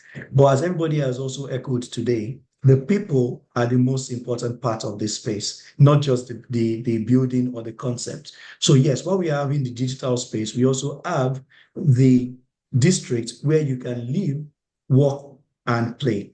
So that's just a general idea of Etana. And if we look up here, we would see the Etana district. That's the one with the map here on the map. That's the Etana district.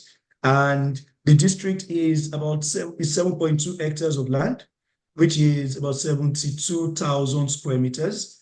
And if we look at it, that's about 18 acres for those that are used to acres. Yes, so that's the planned district. So what are the things we have in the Etana Free Zone? Presently, so the free zone concept in Nigeria initially, as I said, was very geared towards physical space. So what Etana is doing is revolutionizing the space, ensuring that you can continue to do business while operating from the digital space. So you don't need to necessarily be doing manufacturing to enjoy the incentives in the zone. So let us look at the general framework of Etana. We have the governance, we have the infrastructure, and we have the community, especially community because we are very pro-people in Etana. So we have the regulatory framework, which is designed for technology and service-oriented companies. Now, originally, the framework we have, which is our free zone law, is very physical entity oriented. So what we've done is we are moving to ensure that is reviewed. We have the gazettes allowing for digital and virtual zones operations, and we are trying to ensure we have the full review to encourage digital operators to come into the zone. Now, for digital governance, we have the online experience is very seamless, which helps you to incorporate your business, helps with your banking, helps with tax filing, immigration, and licensing.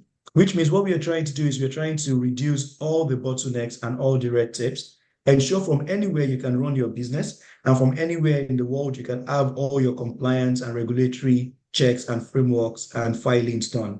When it comes to infrastructure, also with the Etana Free Zone, we have what we call the Talent Hub and Startup Innovation District, which was the district I mentioned earlier on.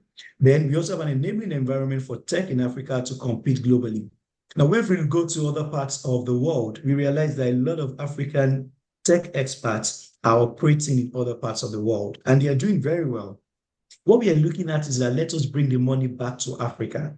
We can domicile these funds in Africa. we can use these funds to also develop Africa rather than have all our tech experts try to operate from outside Africa while also still providing services to Africa. This helps you to still be a company registered in Nigeria, providing services not just to Nigeria, but the rest of Africa and the rest of the world. Then we're also showcasing the future of African cities. The district, we'll see a picture or just like a rendering of the district in some slides from now. When you look at the community, we are planning a vibrant tech ecosystem of investors, startups, entrepreneurs, and remote workers building for Africa's future. And I hope one day I'll see all of you, one way or the other, coming to partner with us in Etana or being one of our digital residents in Etana. Then accelerator on city scale with mentorship and training. Because I said, we are very pro people. Okay, sorry. Yeah.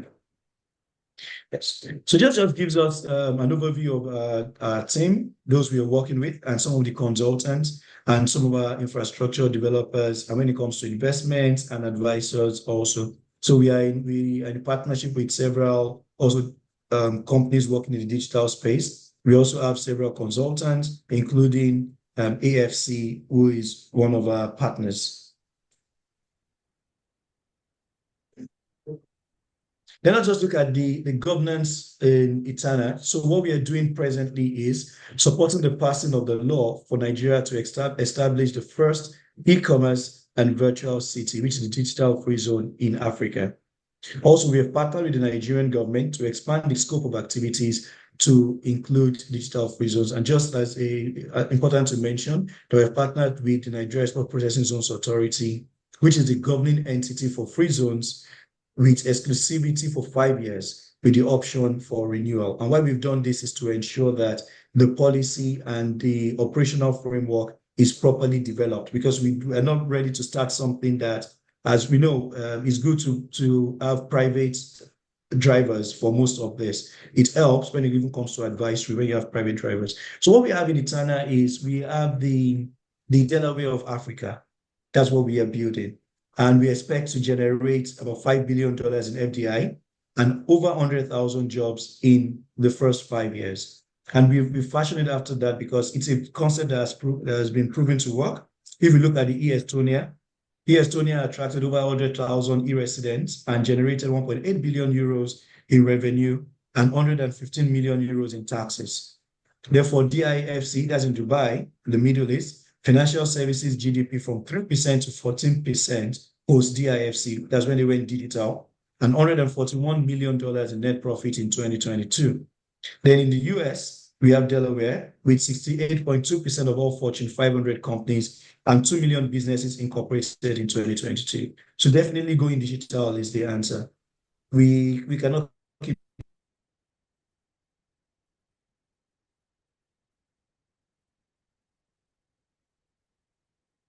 Did we lose? It's still on, right?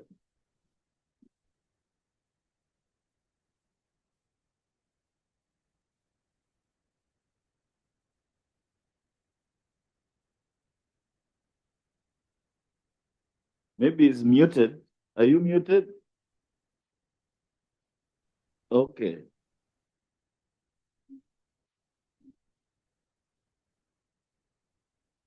We can give him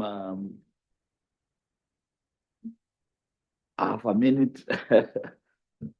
Right.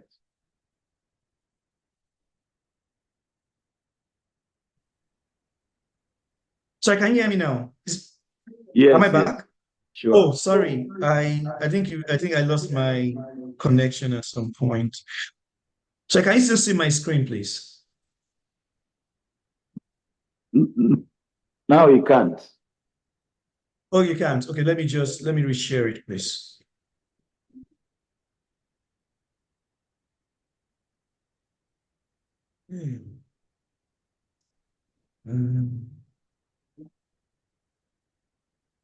Okay.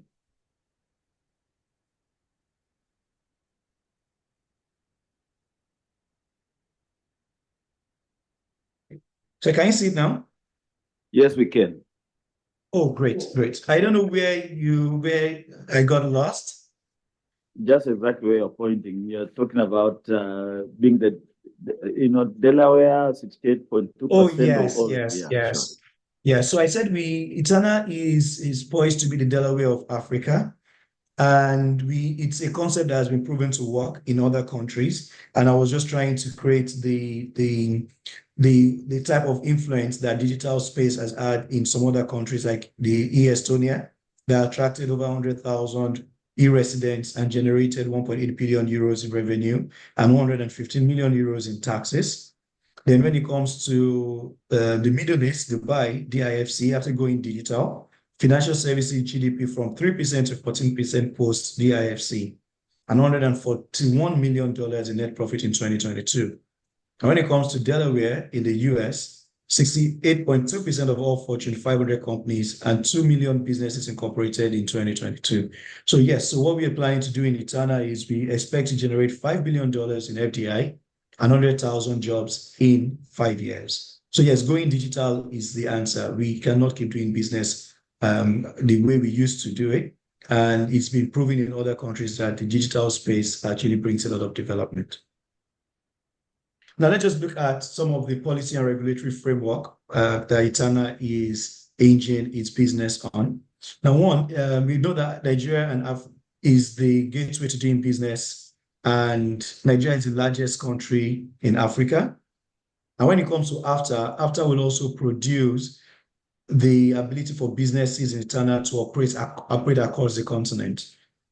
The good thing also is a lot of Western countries are looking towards Africa now.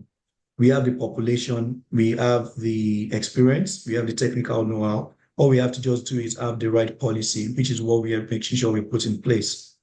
But some of our value offerings is that you can remotely incorporate and operate your business. We operate what we call a one-stop shop, where in one stop, you do everything you need to do, from registration to compliance to banking and to general operations.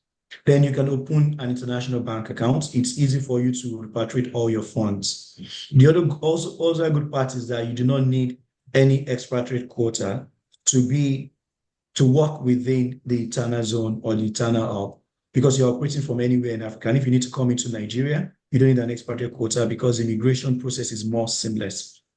Then you have a lot of tax benefits. As the largest economy in Africa, a lot of companies want to do business with Nigeria. Then sometimes what they are worried about is what are the tax issues? What do I have to face when I do business with Nigeria? The good news is when you're doing business in the Etana free zone, you have tax incentives. One of the major tax incentives is you do not pay corporate income taxes. And you can repatriate all your dividends without withholding taxes. Free and easy to take out all your funds.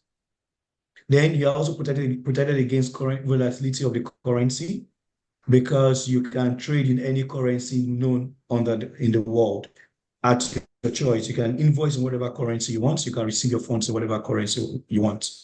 And for the community, we have a vibrant network of people and businesses building Africa's future. So these are some of the Etana businesses and some of our current collaborations, So we have a founding council where we have some of the most influential tech experts in the ecosystem. Presently, we have over 3,000 members and over 200 digital residents. The digital residents contribute 100% annually to the revenue in Etana. And we have what we call a vendor marketplace. Sorry, just a quick one at the trial. Yes. I wanted to suggest that you could start to wind down, to summarize. Oh, yeah. I'm at the end. I know this is being unfair because I didn't say that to other presenters, but I just realized I'm a timekeeper now. I'm looking at. Okay, it's okay. I'm actually virtually at the end. But you can try and capture as much of what you wanted to present, but in a summarized. Yes. Sure, that's perfect. I'm almost at the end. Thank you very much. So we have a vendor marketplace, which also helps us to ensure that our residents also get value from the Etana tech space. So yes, you're a resident, but we also make sure that we can help you also market your business, and you can also meet clients through the Etana marketplace. So presently we have a partnership with AFC. for the construction of the districts. As I said, 7.2 hectares of land. I would not delve too much on that, but just this is a rendering of it. And the development agreement has already been signed with AFC.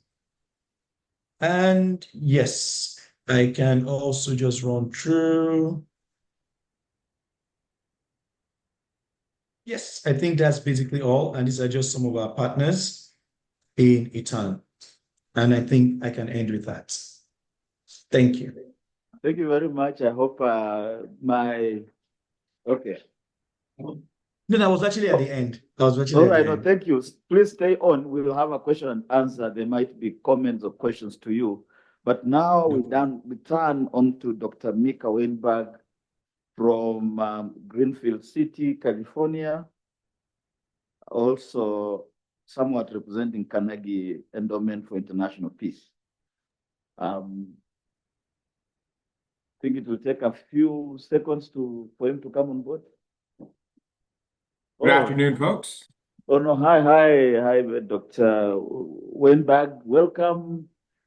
And I hope you've been following. I know, first of all, thank you. It must be almost 3 a.m. It is very early here. Very early. I have, however, You've stayed up and we didn't keep our time. So over to you quickly so that you can take us through. Thank you. Yeah, no, that's just fine. I know that you folks are important partners of Carnegie, and so I appreciated the invite this morning, and it's been really interesting. I did get a chance to catch the tail end of the sort of framework conversation, and then the really fascinating set of presentations that we just saw. I'm going to be focusing a little bit more on this talk, and I'll try to get through it pretty quickly because I know we have a time crunch on the sort of human elements of building a smart city that have come up a lot in the question and answer and in the discussion.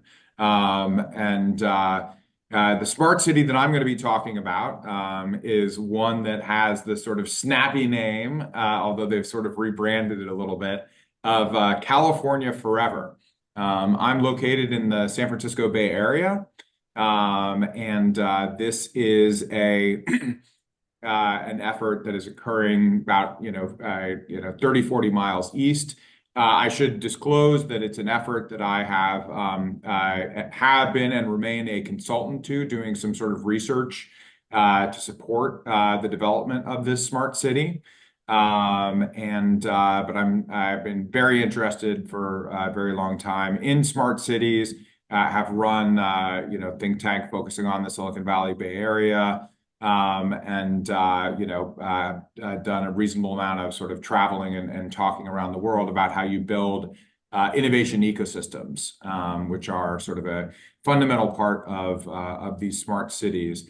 I mean, just a little bit of context, it's been fascinating to see the development of some of the smart cities or smart sort of neighborhood developments in South Africa.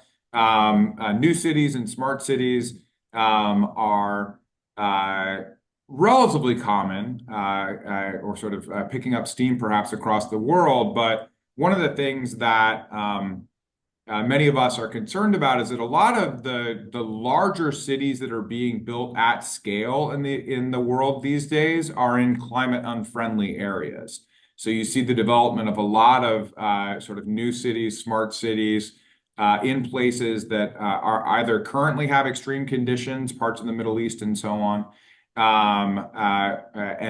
Smart technologies can address that to a certain extent. But it does raise concerns about the founding of some of these cities in areas that are subject to climate change. So what about doing something like this in California? I'll speed through the justification for it, but California, in spite of some of the challenges that we have here, you may have read about wildfires and so on, is still a place that is an incredibly desirable place to live, but a place where we have a tremendous deficit of housing. And in spite of making this a priority for the last several years, We're just not producing housing to meet the demand, not producing housing to provide the place for people to come from around the country, from around the world, to take advantage of our innovation economy, to take advantage of all the technological advances that are happening here. And so we've been in a severe housing deficit for a long period of time. And a lot of our strategy has been focused towards infill development. Let's maintain our open spaces that make California beautiful. Let's focus development on, places like San Francisco and San Jose. And this has largely been successful. We've done a good job of preserving our urban growth boundaries, but it's come at tremendous cost. And that is that, the housing cost burden has risen tremendously. We have really rampant homelessness here in Northern California. And there's really a concern that California is, particularly Northern California, is becoming a place where it's only possible for the well-off to live. And we are losing a lot of our population, and especially our middle and lower income population, to other states. So what are the implications of that? The implications are that the United States is sprawling. So what's the alternative to a smart city? What's the alternative to a new city? It is, urban sprawl. It's the, instead of these networked, well-planned cities, you just have this, low amenity, car dependent urban sprawl. Delaware was mentioned in a positive light in the last presentation. Unfortunately, in the past 20 years, we have essentially, instead of creating these new smart cities in the United States, sprawled out to an area 5 times the size of our state of Delaware. And even in California, the population increases are happening outside of the dense urban areas. So I wanted to provide that for a little bit of context of why, a new city, why a smart city, in California, why is it as essential here as it is in South Africa? And, I'm always entertained by these kinds of global conferences because, there are differences across countries, but there are just so many similarities to the developments that I've been hearing about over the course of the past couple of hours. So it's been really fascinating to see, and we'll talk about some of those. Okay, so let's get to it. So what is our new proposed smart city? And this smart city very much is a greenfield right now. And the initial name for this smart city was California Forever. Now it's rebranded a little bit to be a little bit less. It's a project that has a tremendous amount of controversy. They're kind of calling it the East Solano Plan, but I like the idea of California Forever. And, as I mentioned, this is going to be a completely new community built about 50 miles east of, sort of northeast of San Francisco, in a place called Solano County, which is just sort of east of here. So this one is going to have all the bells and whistles, folks, if it ever happens. And the scale that we're talking about is really significant. So, I was listening to the presentations about Steinsight City, Waterfall City, really, really fantastic cities. Excited perhaps to visit someday. But the ultimate goal here is a new city in Northern California of almost 400,000 people after the full build out. Tremendous focus on walkability, which will include things like, driverless buses constantly circulating the city, use of all of the next generation standards for building, everything, there's a lot of focus here in California, as I've heard in some of the other presentations, on water usage. And there's a tremendous amount of energy in terms of planning for California Forever that has gone into state-of-the-art water recapture technology, green energy, and so on. And the goal is for this to really be a complete community. So the difference with this sort of low amenity, exurban sprawl, they're not even really cities, they're certainly not smart, is that they're often, tremendously distant from the housing that the jobs and housing are very far from each other, which has real impacts on the quality of life of the individuals that have to make those commutes, but then also obviously on the environment, since we do not have, I heard folks lamenting the ability to sort of build train systems in South Africa in the same way that they have built them pretty successfully in Korea and elsewhere. We have similar challenges.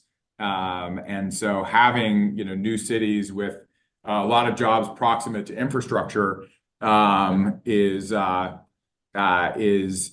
of the things that you would want to do. Okay, so let's talk about like this human element of what are the challenges in developing a smart city. You would think maybe that people would be extraordinarily excited about it, right? There's a huge housing crisis. Private developers are willing to come in and not only build the city, but make really massive investments in the surrounding area. So they have a commitment to create a tremendous amount of jobs in the city. They've announced a plan in partnership with a lot of tech companies and manufacturing companies to bring jobs to a not economically depressed area, but an area that does not have the same sort of economic engines as the inner core of the Bay Area. They're committed to investing $200 million in other cities in the general area, and then $500 million in helping people buy homes in the new city, and so on. So where does this all run into trouble, right? Well, one of the there's been a lot of community resistance to the creation of this new city, even though the developer went around and acquired the land, because in California, like in South Africa, like in so many other places, there's a whole regulatory process that has to be that you have to go through. And there's been a lot of concern about people coming from elsewhere, even though elsewhere is only 50 miles to the west, right? In the same sort of economic region. And this idea that, and I think you run into this in a lot of, sort of smart city concepts, the developers, think tank folks, university folks can get pretty excited about it. A lot of times the people on the ground in the communities are very concerned about somebody coming in and building even this amazing next generation smart city, that they don't feel like they have had real agency. I mean, just going back to some of the comments a couple of hours ago, are the people on the ground actually not only benefiting from the creation of these smart cities, but participating in the creation of these smart cities? And that's been a big concern. There's always going to be the concern when you're creating a new city of developing on open space or agricultural land. We also have big challenges that I mentioned earlier around the lack of transportation infrastructure. So you can create a smart city with all these driverless vehicles going around, but if then there aren't highways or especially transit rail to connect to other places, as there really isn't currently for California Forever, that's going to be a big challenge. Concerns about the impact on the economies of existing cities. And so it's been a real challenge to get this going, and there's been a tremendous amount of sort of community resistance. And ultimately what this has led to, and I was listening to some of the other folks talk about, the long timelines of getting this done, is that initially there was going to be essentially a measure on the ballot in this county to approve the creation of this smart city. And this year that was pulled. without getting into all the weeds, because that's specific to California, they're going to be doing, sort of a development agreement, environmental review, and so on in partnership with the folks on the ground, and then bring it to the ballot in a couple of years. After that, it'll take a couple of years to get going on construction, but we're really talking about something that, the full vision of this fully networked, smart city is really unlikely to come to fruition until 2040, 2045. And in the interim, we have these tremendous challenges that I mentioned at the top around global climate change, around the housing shortage, and so on. And so on some level, that's just the nature of the business. But I really do worry about the timelines that are necessary to build these cities of the future, especially in sort of areas that are going to be more resilient to climate change.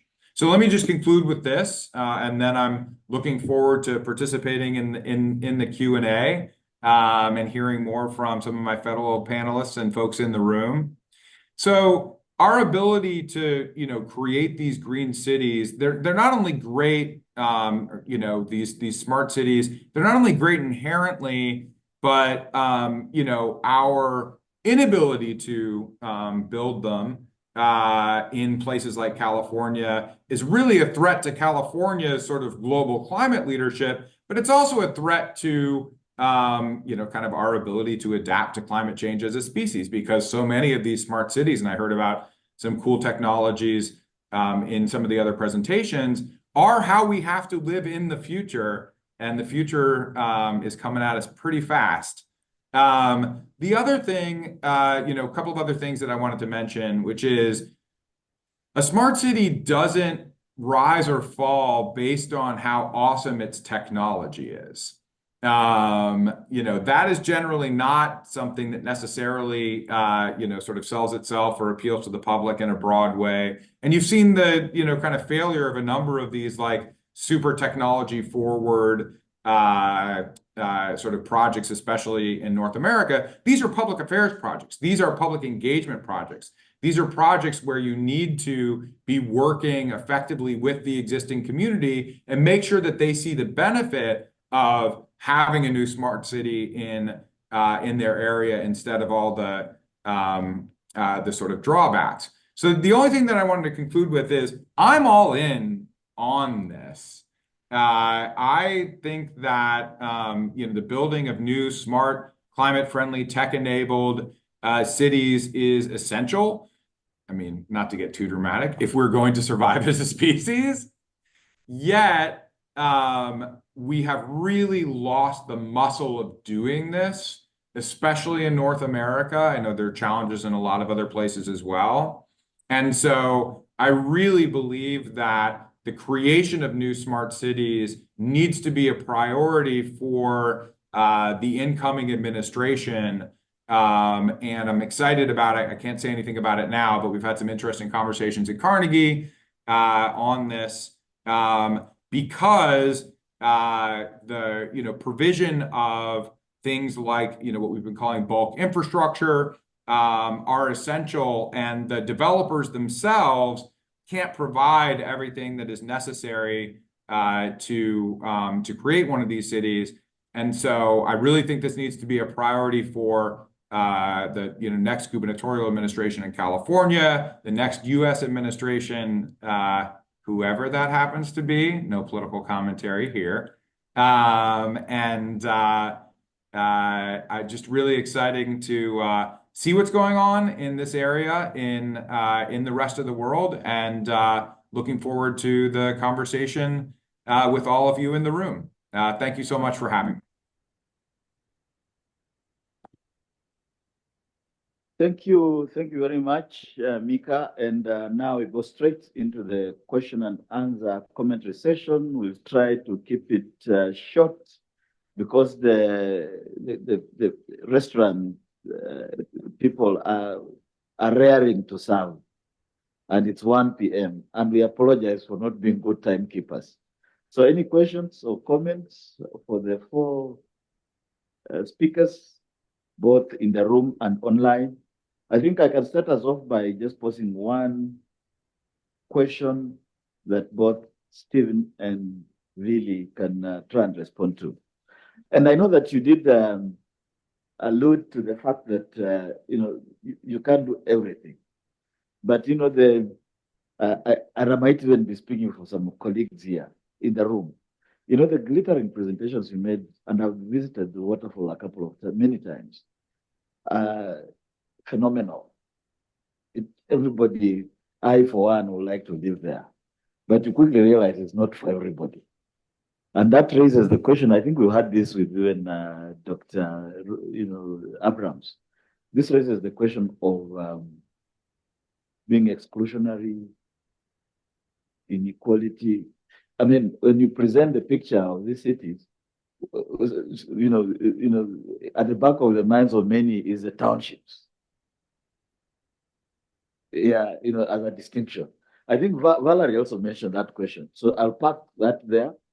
To our colleague from Itana, it looks like the city there, Itana, is very digitally focused and FDI, like attracting investments and so forth, inclined. That almost flies in the face of what has been mentioned here repeatedly, that smart cities should be about people, should be human driven. To Mika, I'm wondering if one can, if I'll be right to say that why we don't see many smart or cities designated as smart in the US is that the old cities have been retooled. So even if you went to an old creaking city, let's take DC as an example, or even Los Angeles, it is already that technologies have been fitted into these cities already, so that the novelty of smart city is not there. And this is not to discount California forever as a greenfield city. I think I'll pose those 4 questions. Let me pick any from the room, then we can take from there. So I think you'll be 1. I think 2, 3, 4. So if we take those 4 questions, we start with our colleague again. I think you'll just reintroduce yourself for the benefit of the speakers, both in the room, and you can actually direct them with questions, particularly to anybody you want to answer. And we'll try and go through these in perhaps 15 minutes. Thank you. Thank you. Mawabo from the School of Architecture and Planning here at Wits. I'd like to thank the presenters. I think for me specifically, I do find that when I teach urban design, I'm kind of in my own little ivory tower, thinking about the planner as someone in the government, and the crises in planning are all these things that we can't achieve. But I've seen that there's some very good planning happening in the private sector. And thank you very much for coming to present it. Even though we'll be very critical, but it's very good planning. My question, especially for the Johannesburg counterparts, because I've seen your plans, is why don't you have public transport? Not necessarily for the wider public.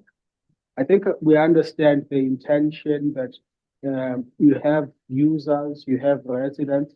Why don't your residents get public transport? Would it not improve their quality of life?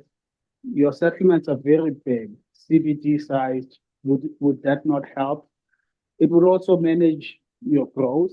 You can direct your growth better with it. So how come this component is missing from your cities? Thank you. Thank you. Is it going to answer first? Can I talk now? Can I ask a question? Okay. Gerrit Jordan, architect and urban designer from New Urban. I think the important thing that Dr. Weinberg said is that, why are we building the cities?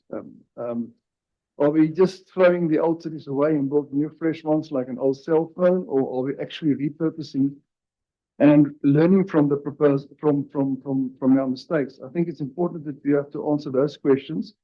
The other one is that I also think that South Africa, they've got 3 ways of producing cities. The one is formal provision, the other one is formalization, and the other one is managing informality. So I think the managing of informality in terms of smart cities is probably the most difficult one, because South Africa has got a huge informal urban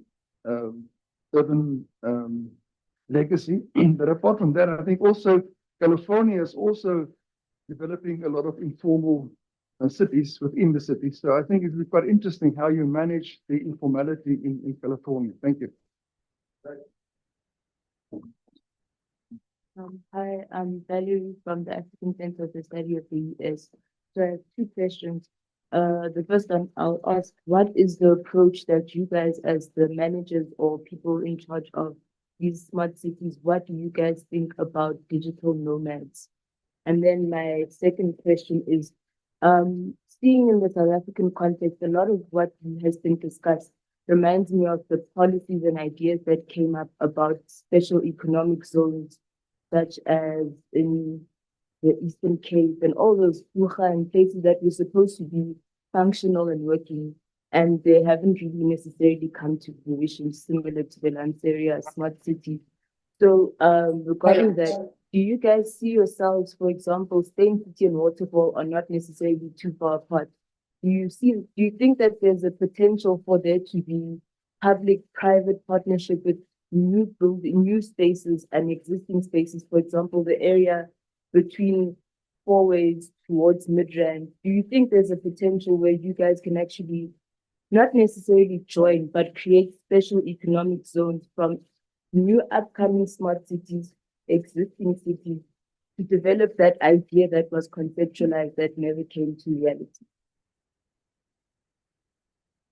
Thank you. As well, I think I just want to say that the presentations were impressive, all of them. So my first question is to Nigeria. I looked at the rates as he was presenting, and I compared them with what Delaware charges. And I wonder whether those rates can be competitive in having companies actually register digitally in Nigeria compared to going to Delaware. So that's just a quick question. And the second question is obviously to my South African counterparts. Why can't we copy that theory quickly? Does the legislative framework allow for us to have digital sort of nomads, digital companies situated in some of, like what I can see Waterfall, for example, being very ideal with all the technology firms that are located there. The third issue is, maybe this is a philosophical question. I don't like these philosophical questions, but sometimes you have to oppose them, Director. Why is it that environments that are organized are always upmarket, and why can't we have an organized low income community? Why is it what comes first? Is it the fact that they have money that makes them organized? Is it because they're organized that makes them have money? Because if you look at the base of Waterfall, 29,000 residents, that's very small. And they're paying 600 million rand, or that's what I heard, to the city of Joburg for that square foot. If you look at that rates per square mile or square meter, it's very, very high. So Joburg is benefiting greatly. But if you look at Diepsloot, I look at the density of that place, it's high. And I can say without any contradiction here that I'm sure they're not collecting even a tenth of that in terms of rates from Diepsloot. So it's a big, and yet you do want to organize it. And now the last point, obviously, is that there are a lot of, if you look at China today, there are a lot of examples of low-cost housing that is very, very good quality. Why aren't academics and schools of architecture involved in planning high quality but low income communities? Because everybody assumes that to be high quality, you have to have a lot of more money. I think it's a debate I'd like to see happen. Thank you. Thanks. I think presenter starting from, can we reverse things a bit so that we are thinking smart? We'll start with Stephen and then go to Willie, reversing things in the room, and then we'll reverse the virtual order as well. I think the last, and before you start, Stephen, the last question seems to go more towards Mika because it's an academic, he is a scholar. So maybe it will be good to, what can schools of architecture, built environment do in this space? Over to you, Steve. I think we can make the responses brief. Thank you. All right. Well, thanks for passing that other one to Mika because I'm not too sure how to answer it. So I think that is a tough question. Maybe just a lot of the questions you've asked are probably questions I ask myself as well. Steyn City is a legacy project. It had a very specific objective in mind, and it was never set out to try and solve those sorts of problems. So it sounds a little bit like passing the buck, but it's probably the most honest answer I can give you. We didn't set out to try and solve the social housing problem. What we are trying to do, though, as a responsible corporate, is to still try and do that within a responsible way and have a positive impact on the community. And through some of the things we've done, it's also to reduce our footprint and taking into account that there are a lot of other stakeholders other than only our residents. So I know it sounds like a bit of a cop-out, but I think it's a very, very difficult one to answer. I tried to answer Valerie's question during my presentation, and I think to get the public sector and private sector working together, I think obviously is the answer. And you need to incentivize the private sector to try and find solutions to the challenges that are being posed. If they're not incentivized, I don't think they're going to try and help to resolve it. There's got to be a reason why it's important for them to get involved. Unfortunately, that's just a fact. Or you need a government that runs on a benevolent dictatorship. So if you look at the history of Singapore, or if you look at what's happening in Dubai, they can make decisions that are completely vertically integrated. So they build an airport, they build everything around it, they bring tourists, it becomes a hub for international travel, which people would never have thought could happen. But unless you have the ability to make all those laws and all the investment line up very quickly, I think it's very difficult to solve those problems. And yeah, maybe that's just where I'll leave that particular comment. I didn't answer the question properly around public transport. So we're a relatively smaller state if I compare it to, as I said, to Waterfall. We do have public transport. We do have a bus service. Again, that just facilitates transport within our state. We share in similar challenges when it comes to being outside the estate. While we have lovely roads connecting us to other places, the lights on those roads often don't work. This morning, it took me 70 minutes, I think, to get here, which is quite a long commute, and I feel sorry for people that need to do that on a daily basis. So again, that's an opportunity for us to hold hands with other businesses in the community, and that's what we're trying to do. To again work with, for example, the City of Joburg, JMPD, to get those lights working on a consistent basis. That's a small way in which we can help benefit the communities around us other than only our own people. Digital nomads, I think, like Willie said as well, they had to make some changes to their urban planning and design. We had a plan for probably 11 office buildings within our office park precinct. We currently have 2, and only 1 is actually full. So it shows you that people don't feel that they need to go to an office. We need to support that. I think people are sort of expecting it. I know that the banks and big financial services entities are requiring their staff to come back to work. So I'm not sure whether this will be a long-lasting trend, but it's something we support. I think it works in our space for exactly the reason I've mentioned. If we can get people in Steyn City to work in Steyn City, then I think it's almost a closed loop system. You start living a little bit in a bubble though, and I suppose that's the danger of these things, is that you then you become your own community and you don't really get involved with other communities. So that's maybe one of the evils of something like this happening. But I think I think that is just the fact of life now. I think we are into that space. Maybe that's as far as I'd like to go with my answers. Willie, I'll hand over to you. Thank you. There are some of these questions that one must be very careful when you answer it, because you can get into a lot of political trouble if you speak your mind. But I'll try my best. Let me just start with this, the question regarding alternative building methods that can actually speed up the process of construction. So prior to me working in Waterfall City, I was actually in the affordable housing industry for 16 years. And what we've tried there was alternative building methods. But the end user, the person who lives in the house, they were very skeptical about alternative building methods, if it's not tried and tested.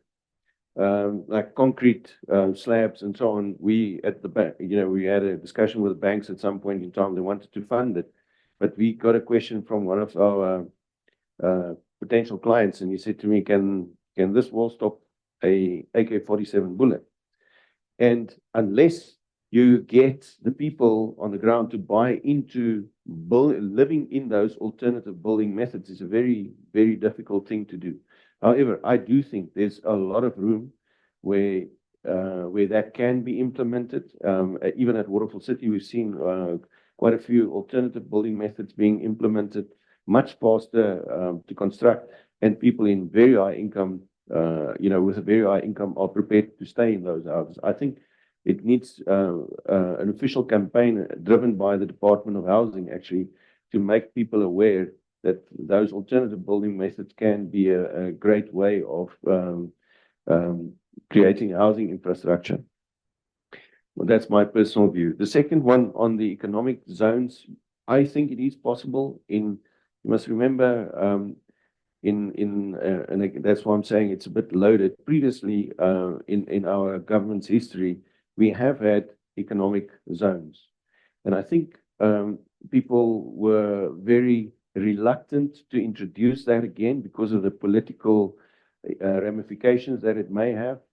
But I'm all for it, because if you look at some of the countries in Africa, even in Kenya, I know that they have those zones in Nigeria, and it does draw businesses into those areas. But then you need good leadership, and you need people to focus on what is at hand, and not to see the gentleman's comment earlier say you can't afford corrupt processes and people in those systems, because then it will just not work. But it's definitely possible, provided that you have the right leadership and then legislation that will support that process.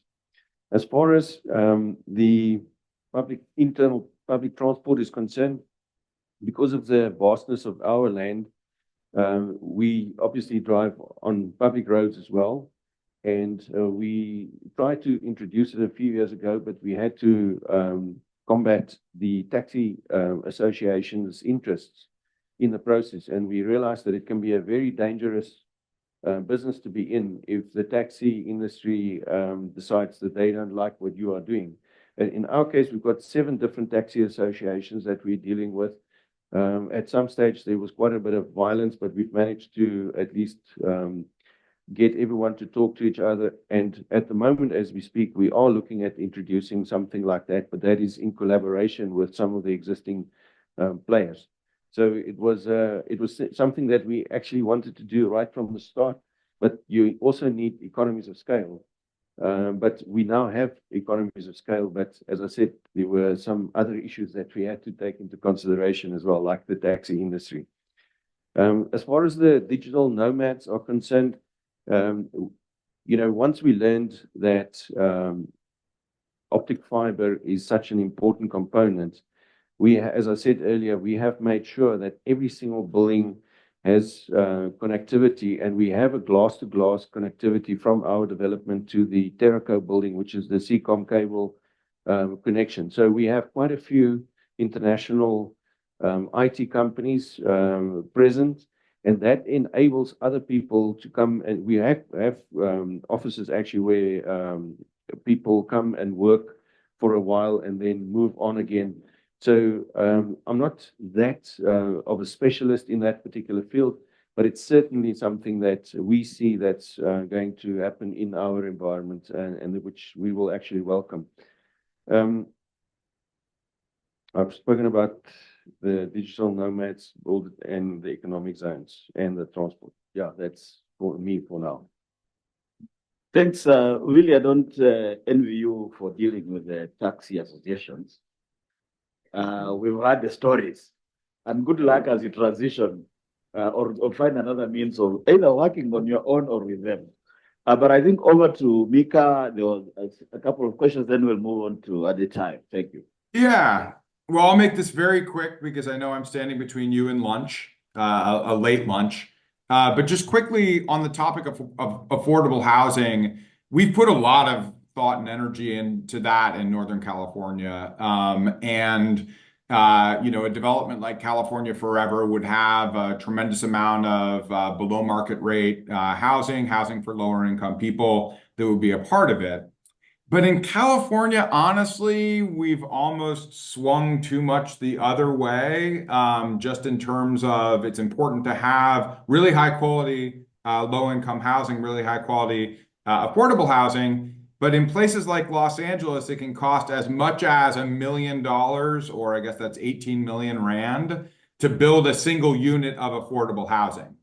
And we have 150,000 homeless people sleeping on the streets every night. We have many more than that require access to affordable housing. And so figuring out how to use these alternative building methods, figuring out how to, you know, reduce the cost of producing this is going to be extremely important. And it's something that we are still grappling with here in California. And then the last thing I'll say, I'm probably not supposed to say, I'm probably supposed to go into these conversations around the world and say, we have the smartest cities in Northern California. San Francisco is so smart. Oakland is so smart. LA is so smart. Not true. We have pretty dumb cities in the heart of the innovation economy. So we do create a tremendous amount of the technology that powers smart cities. Here in the Silicon Valley Bay Area. We are, again, the sort of home of the development of AI. That's all very amazing. But don't look for the best internet infrastructure. Don't look for timed traffic lights. Don't look for well-managed highways, right? We don't actually, I mean, I don't know, if many of you folks have visited here, so you probably know. We have not done a good job of retrofitting our cities or sort of upgrading them to make them smarter. We have 30 different public transportation agencies in the Bay Area, and they don't really coordinate together, and it's incredibly difficult to get around the Bay Area using public transportation, which would be a hallmark of a smart city. So the dream behind California Forever is let's actually create a city that leverages the technologies that we are creating here in the Bay Area. So because I'm a think tank guy and not like a developer guy or a politician guy, I can get into a little trouble. And so I thought I'd just be totally honest about that fact. Thanks, Mika, and over to Adetayo. Yes, thank you. So I'll just address two questions, which I believe might be related to what we had discussed. One is with respect to the SCZs, and the other one is with respect to the pricing matrix. So in Nigeria, we are very big on PPPs, which is public-private partnerships, and we have gone into our free zones, or some also call it special economic zone principles, with a lot of PPP relationship. So when you look into Nigeria, it's policy driven. So what we've done is we've latched onto the government support from policy and regulation, and then the private sector now drives the development and the implementation of it. Now, it also takes us to when we say people-driven. So development actually has a ripple effect. So what we look at is let us create employment, let us create an living environment for the people. And when they get good jobs, when we build the cities around them, it's also easy to also develop the entire country when it comes to FDIs, when it comes to the GDP of the country. Now, because we are so big on policy too, we are having discussions with the government to ensure that when it comes to the pricing matrix for the digital zone, it is competitive worldwide. But it has to go with policy and regulation. So those are the things we are making sure we prioritize as it is now, so it could also continue to compete with places like Delaware and Estonia and the DIFC. I believe I should have answered most of the questions directed at me. I don't know if I missed anyone. Thank you. Thanks very much. I think you've been quite effective in rounding that off. These conversations will continue. In fact, as a center, we are taking notes of the various nodes and intersections and so forth. We already think, for example, we can have a separate conversation between smart cities in South Africa, Stein and Waterfall, our California friends, our Nigeria friends and others for an extended discussion. And this is just one idea amongst others. But for now, I think a round of applause to our speakers for a good job. And we have spilled over time, we have eaten into our lunch. So for that reason, since we have eaten into our lunch, we must also eat our lunch very fast. Yes, Luma. So I think we can come back by 2:10. Back at 2 o'clock, yeah. 2 o'clock, half hour. Yeah. Lunch. Yes, sir. Okay, half hour lunch. I will ring a bell while they are at the top of the hour. Okay, thanks. And our online colleagues kindly note we'll start at say 5 minutes past 2. 2 p.m. we finish and walk back to the venue. And thank you very much.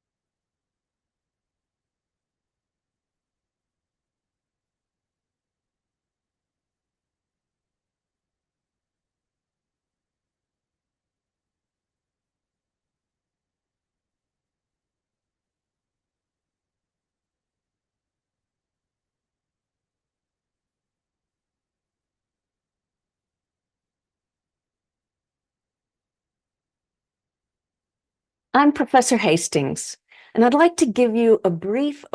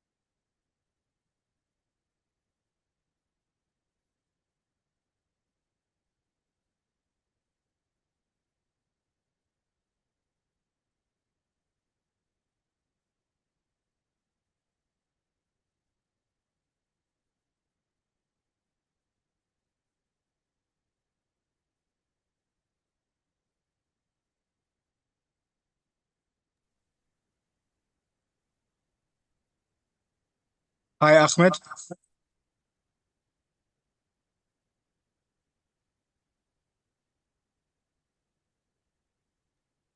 Good afternoon, colleagues. Peter Ahmad here.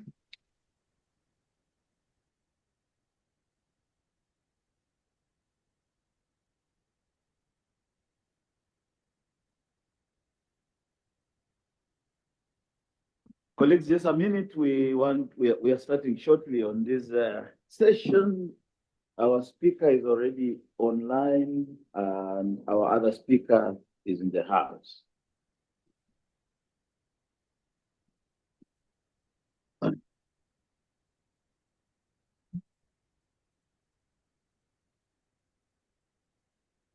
Okay, so colleagues, I think we are ready to launch into this post-lunch session. I hope we are still awake. We are not in an illusion, or we are able to concentrate. But this session essentially revolves around the smart in cities, if we can put it in a sentence. And this is a concept or an idea that has featured in various guises throughout the day up to this point. So to help us go through this, get to unravel, understand, unpack the whole concept around the smart in cities, how to approach those, we shall first have Mr. Peter Ahmad, who is an independent planner and strategist, who is joining us virtually, followed by our colleague from Leeds Innovation Center, Nick Klotz Hopkins. Over lunch, I was eavesdropping on people asking why the name and so forth, but maybe that will also be infused in the discussion, but it's specifically going to lead us through design thinking. In fact, initially we thought that it will also help us with systems thinking as it relates to smart cities, but we have agreed that it will be too much, it will be an overkill. So it will take us through smart thinking. Design thinking. So without further ado, over to you, Peter, and you can proceed to make the presentation. We'll have a couple of comments or questions after both presentations. Thank you. Maybe a round of applause as a tradition that we have now held. Right. I think that gives Peter some energy as well. Thank you, Chair. Just testing comms. I hope you can hear me okay. We can. Thank you, sir. Good afternoon to all of you. I hope you can see my opening slide, designed purely as a provocation, Chair and colleagues, to talk about what the implications of smart cities or could be. And I'm taking inspiration. Just a minute. I think there's a slight challenge with your presentation as displayed. If you go to display settings, you can swap it. Is that better, Chair? Yeah, that's okay. Thanks. Thank you for that. Apologies for the tech. As I suggest, this is a presentation designed to provoke. You are discussing smart and the implications for smart in the cities. And this is designed around two flights I've taken, one from the Lanseria Airport in Johannesburg and one from Cape Town International Airport. Two opportunities to look at the land below and think about the implications of what smart means. And we start the journey with the President's speech, State of the Nation speech in 2020, a discussion around Lanseria, smart city, home to 350,000 to 500,000 people within a decade of 2020. So let's think 2030. And also bringing in these important elements of the digital 4IR thinking. So whether it's 5G connectivity, green infrastructure, very much driven from that perspective around an integrated city, a new city at scale, and linking in with the airport. PropTech OS have recently published this on their website. You can have a look at their smart city index they've developed, and they talk about different components and thinking about the elements, the key performance indicators, let's call them that, for a smart city future. And you can see there whether it's around the tech infrastructure and connectivity. So there's the 5G, the number of airports, bandwidth, the Internet of Things and how these things are working together. The green infrastructure, very strongly linked to what the President was saying in terms of air quality, trees and carbon, ability to consume the carbon through trees, electric vehicles and green buildings as a second leg to think about these things on. And a third one, the tech job market, the number of jobs that are in the tech industry, the number of people employed in those spaces. I think these are useful pointers for us to think about in relation to what a smart city could imply. If we think about the naming conventions and the rationale behind aspirational cities, cities of the future, on the one hand, a lot of the discussion is often around the idea of megacities, the idea of urban agglomerations beyond 10 million people. And global examples would include Tokyo, Delhi, Cairo, Shanghai, and the like. For South Africa, if we think of our three metros of Ekurhuleni, City of Johannesburg, and City of Tshwane, very much in that thinking around what a mega city in terms of size and scale could look like. When we think of smart cities, we're often thinking about these components we looked at in the last slide, the idea of tech and data, monitoring and real-time analysis that support things like integrated mobility, efficiency within the economy, etc. Okay, Singapore, Helsinki, Paris, London, Seattle. Do your own Google search and you'll come up with definitions of smart and who different players believe are the leaders in this. And for South Africa, we've heard from State President the idea of Lanseria and Port Alfred being smart cities within the context of South Africa as aspirations of where we're heading for. And then, of course, the idea of new cities, big ideas, grand designs, smart often being integral to these developments, mixed use, the idea of scale, land assembly and new infrastructure structuring our new aspirational cities. And I think we've had numerous examples of this, like the Modderfontein in city of Johannesburg that was mooted during the 2000s, and West Cape, closer to my home now, here in city of Cape Town, that was mooted between 2010 and about 2013. Those are some of the new cities that were bandied about. But before we get to the actual reality of these, the tendency has been in South Africa to conflate these different ideas. And I think it's one of the things that I've no doubt you've been discussing around the conventions and the norms and aspirations behind these different components. So I am going to chop between it, particularly the smart and the new city, because those very much in South Africa, I think, have been confused and are causing us a challenge. Because if we look at our current cities, where the scale and the complexity lies, we've seen a whole range of challenges and issues, not least of which would be in the national sense, the load shedding challenges that the economy and communities have had to deal with. We've come through COVID just about in terms of a global pandemic and how we responded to that.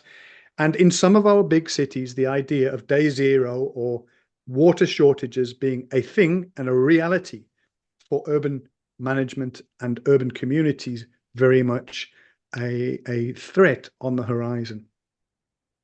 Within our inner cities, we've seen buildings collapse, people dying within that spaces. We've seen roads explode, not being repaired a year or more on from the deterioration of that infrastructure. Waste management a challenge, and informal settlements, the constant growth and the risk that comes with the densities in those spaces.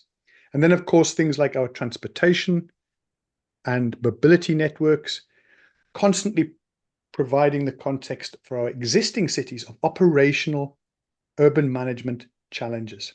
So my question from the get-go is to say, what does smart mean for our current state of affairs within our current cities before we start thinking about new cities? So this is the reality check, colleagues.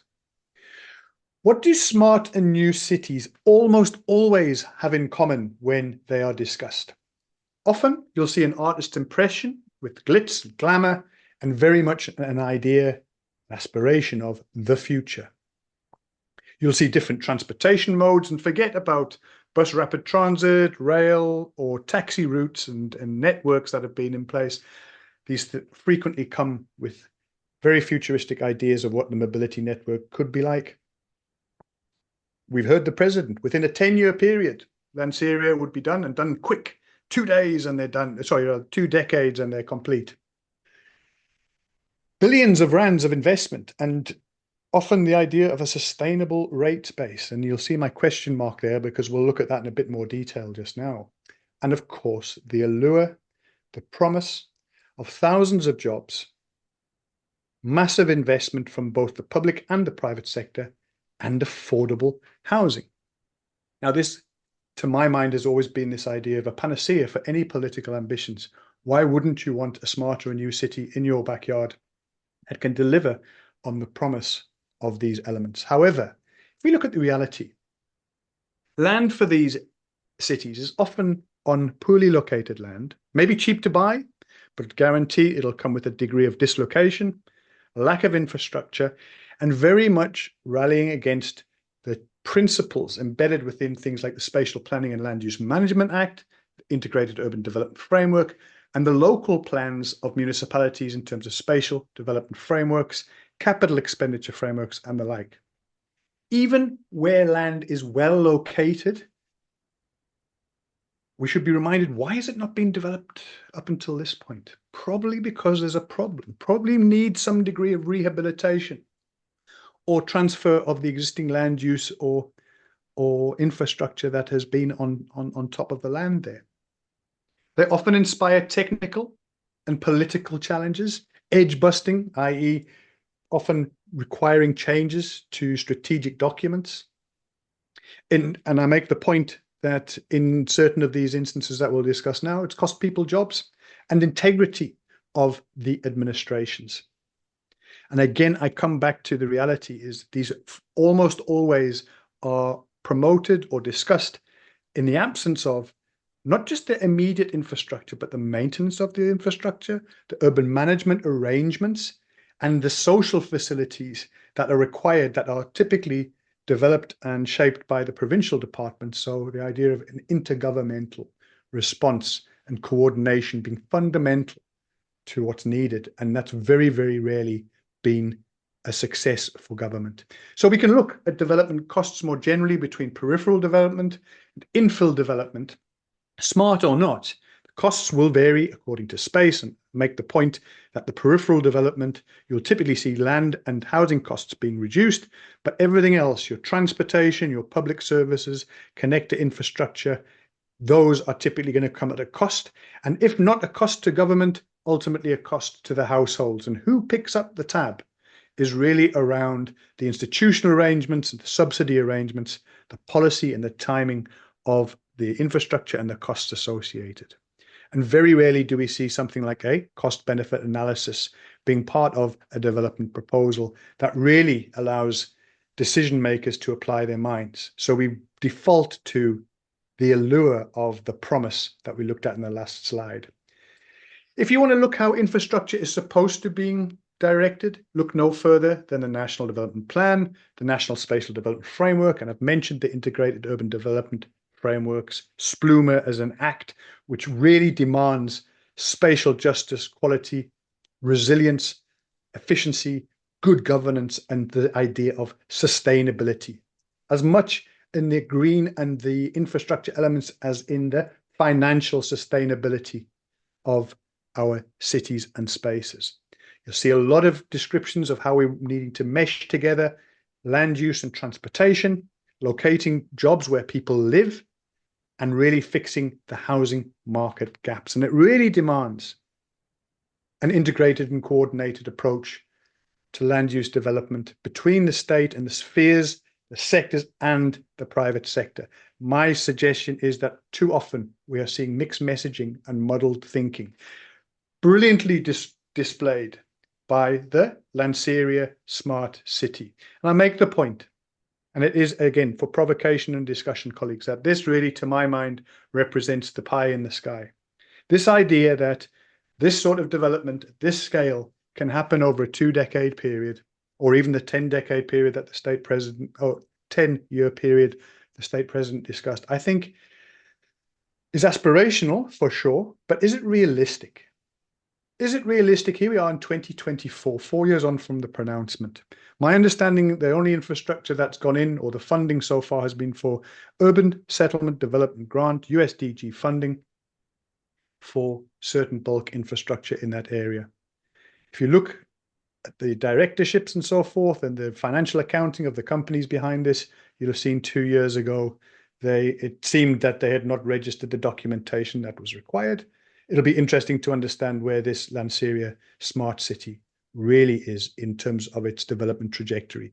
I fully accept we've had COVID, we've had challenges in the economy, but again, I'm asking the question, are these images, which look like something out of a Dubai or a Gulf region city, useful and helpful within the context that I've just shown?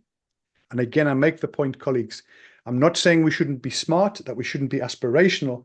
I'm saying we need to ground it in the realities of our space. And if you want a good example of where these similar Blade Runner-esque futuristic diagrams and skylines of the city promising billions, 84 billion in this instance of Modderfontein, 1,600 hectares, and infrastructure and architecture that I have not seen the like of anywhere, it's of no surprise that after years and years of headline grabbing, the actual biggest headline of all was that a development such as this, with all of its elements, its mixed uses, the industry, etc., cancelled.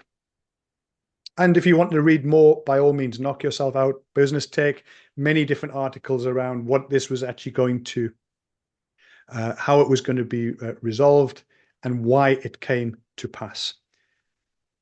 And we had an example closer to home here in West Cape, I mentioned in Cape Town, where again, thousands of hectares, hundreds of thousands of houses, and as many as 400 education facilities with schools, creches and the like, billions of rand worth of investment and jobs that were going to be secured for decades to come. You can see its a location in relation to the mountain there and its dislocation from the main city. You can also see what you can't necessarily see is the Koeberg nuclear plant here, and the fact that this was falling within one of the exclusion zones of the nuclear plant here in the Western Cape and within the municipal area of Cape Town. This was a majorly contentious development, as I cost people jobs, integrity, and a political system, in fact. And ultimately, there's silence after this period. Nothing further discussed about this development in the period I was working for the City of Cape Town between 2014 and 2022. So again, promises everything, delivers seldomly. That's my take on this. And for another sobering reality check, look no further in terms of those social amenities than the backlog in terms of the operationalization by putting teachers into schools in the Western Cape, and the backlog that comes from the urbanization rates experienced in the Western Cape. You can see there, with an average of the 22,000 people coming in, we'd need to build 22 schools just to keep up before we even begin to tackle the backlog. That's a headline and some of the quotes taken from the budgeting in the provincial space around 2021. A couple of years ago, but I can assure you that this is a trend and not something that gets remedied over a 5 or 10 year period. So let's understand quite correctly the real challenges of operationalizing and what does smart mean within the context of addressing a backlog for our schools and social amenities within our new cities. Why are they so compelling? I really think that this idea of, in a flatlined economy where we are really struggling to make ends meet, we're struggling, the coffers are bare within the treasury space.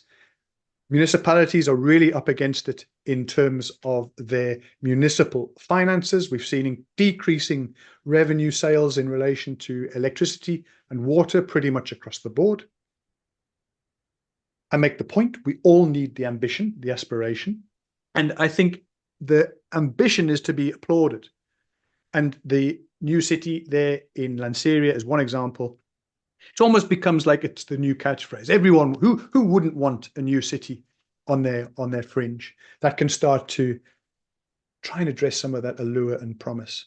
The realities, however, I say, are that we are getting so excited about the new shiny box and designs that we're forgetting about these elements of urban management, an unemployment rate which is continuing to increase, where land owned by the state is so often seen as a cash cow, and often, if you look particularly in inner city environments, is actually the contributor to neighborhood neglect and blight. So the whole question of the way that we manage our land in the state holdings and how that can be released in a smart way to support smart development has not really, to my mind, been addressed in any coherent form.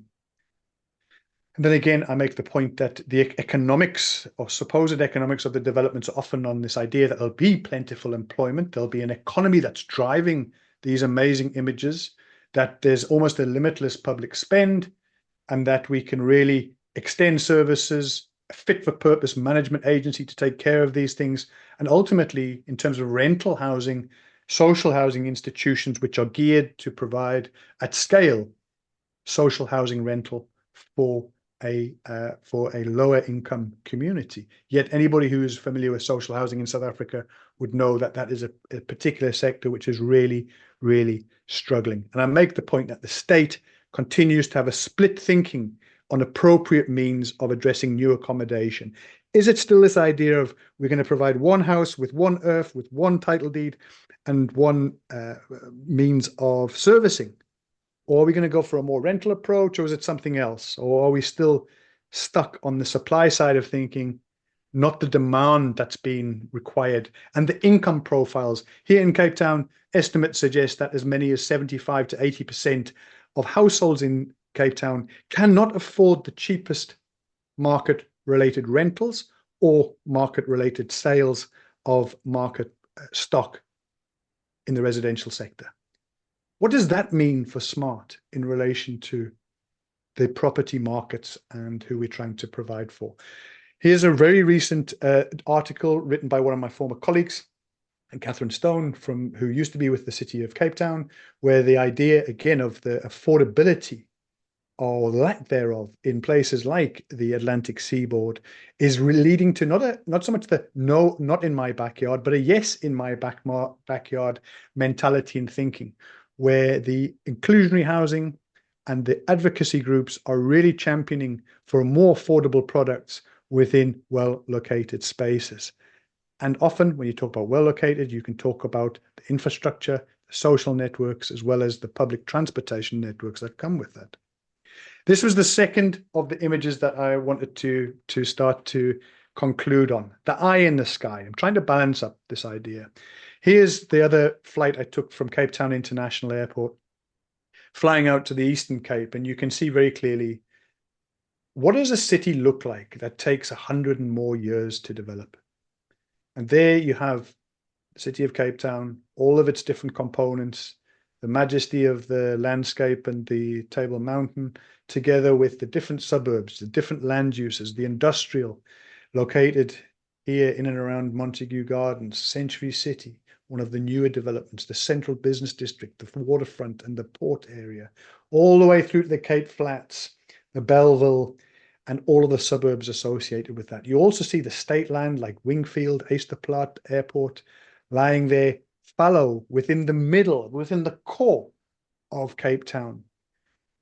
Relics of a defense and apartheid era, or defense infrastructure and apartheid era, which have not been utilized in any material way to service the needs of a metropolitan city like Cape Town for the broader good. And there are numerous articles about this. And again, I ask the question, what does smart imply in a context where you have this complexity and you have opportunity within it, as opposed to 40 kilometers away from it? If you look at what's going on through tech, online, at its most basic, Facebook marketplace here in near Philippi, probably 25, 40 kilometers from where I'm standing now, people are selling and trading spaces that look like this, 1 million miles away from the images we saw for Modderfontein, for Lanseria, for West Cape. So again, I'm asking the question, what does this mean for us in terms of smart? Here's Dunoon, maybe 5 to 7 kilometers from where I'm standing today. Developed between 1998 through to current. This is its aerial photography. You can see the original RDP houses that were developed, the backyard shacks that have mushroomed, and ultimately the abolishment, the demolition of these RDP units and the consolidation of urban to create rental opportunities for many, many more families than it was initially thought about. And here is the story of that in 3 or 4 slides. 1998, a greenfields development in Dunoon is greenlit, is funded, and infrastructure is put into the ground here in Ngena Street. By 2000, the RDP top structure has taken shape. By 2007, there's evidence here on stand 40 of the extension of backyards, and you can see that mushrooming all around the existing footprint. However, between 2015 and 17, aerial photography shows us that those original structures are obliterated, and that in the terms of the studies that we did there, we saw that at least 1 in 10 of the stands within Dunoon had changed to this type of structure with a minimum of 12 units, 10 to 12 units per structure. Massive infrastructure challenges, massive opportunity in terms of a new supply side and thinking. And if we assume 12 rooms, and we can do that by looking at the communal as well as the rental space, you start to understand the increases in household density that have taken place on that single cadastral stand. And here are some of the actual numbers behind the the numbers in relation to where it's located, in terms of its building footprint, the building extent, and we can start to look at some of the income from a development like this. And if you look at that stage, the 2018 general valuation roll for City of Cape Town, this had been valued at 150,000 rands, as opposed to a proper market value and rate. And so these are some of the things that I think are really important in terms of the thinking, how these things can ultimately lead to the sustainability that we've been talking about in relation to financial sustainability and value, and how that can be captured. And ultimately, again, there is a huge, huge upswell. City of Cape Town have embraced this over the last couple of years. Development Action Group is one of the NGOs, has been leading the charge and the support for the sector to support this type of development, which I would strongly argue and advocated for very, very strongly in the city whilst I was there, that this indeed is the new and potentially smart city if we get and orientate our development thinking and the regulatory environment to this. Because if we ignore it, we actually are going to face a different sort of challenge in relation to the urban challenges. So I leave you with 7 habits to keep the focus smart and our principles solid. On the one hand, I'm saying let us as South Africa reconfirm what aspiration and smart means for the country in terms of city growth and the rapid urbanization of our metropolitan spaces and secondary cities. Second, support and facilitate not only the formal sector, but the informal sector that is driving not just the accommodation, but a lot of the employment opportunities in the country. Thirdly, constantly strive for the transformation of communities, spaces, and livelihoods as demanded by the legislation and the policy documents, the foundational documents of the country. Double down on the integration of land use and transportation networks that exist and that over time could be expanded as opposed to coming with futuristic and not costed modes of transportation. And then ensure that public investment, where the public sector across national, provincial, and municipalities are funding infrastructure, is supporting the existing city and town footprints, upscaling the opportunity within that, and releasing land to support a range of land uses and housing typologies. Reconfigure our urban management thinking and the roles. And if I can just move this here, functional integration and alignment of state planning to support ambition that is financially sound, costed, and functional. So I invite you all on the back of your conversations today to think about what does all of this really and truly mean? What conversations do we need to be having within this discussion today across political lines, across organizations, the political, the technical, and ultimately between the public and private sector to really come up with a coherent, aspirational, and smart approach to our cities and growth. Chairperson. Thank you very much, Peter. I think he deserves a round of applause.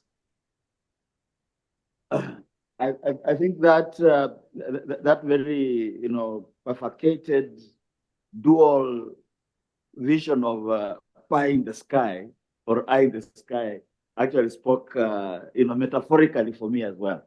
But we are going to have a question and answer session coming on, and I'm sure there will be a couple of questions coming your way. But for now, we want to invite Nick to join us. He's here physically, and I'm sure Ahmed, you can also follow him. He is going to discuss smart cities from the perspective of design thinking, making this one of the most exciting sessions today. So a round of applause for Nick even before he utters a word. Okay.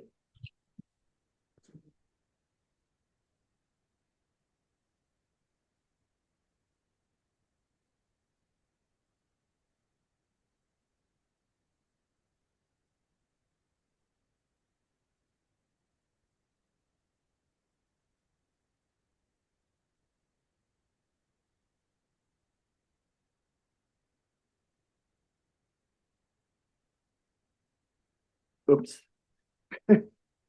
Okay.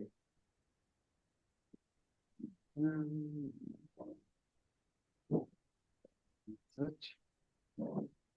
And then two.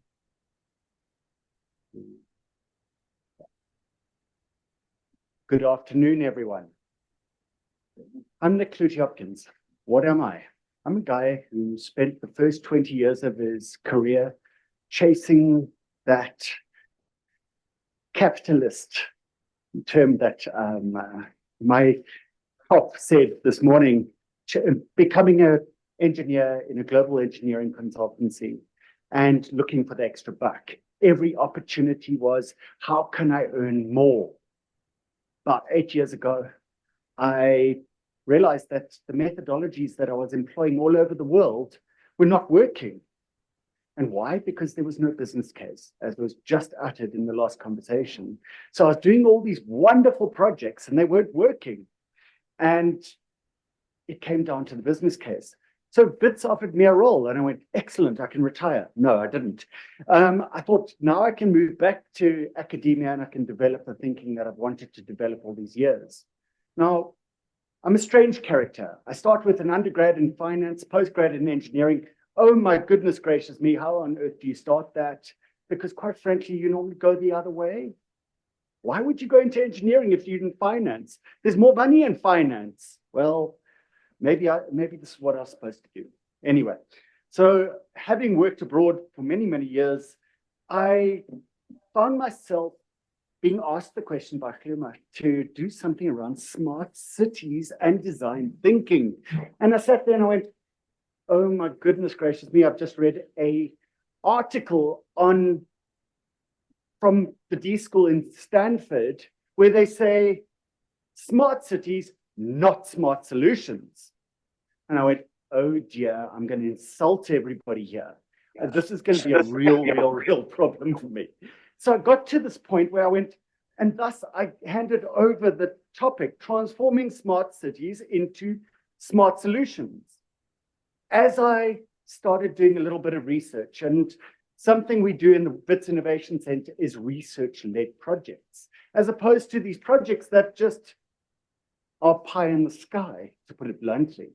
Thank you, Amit, for the last presentation.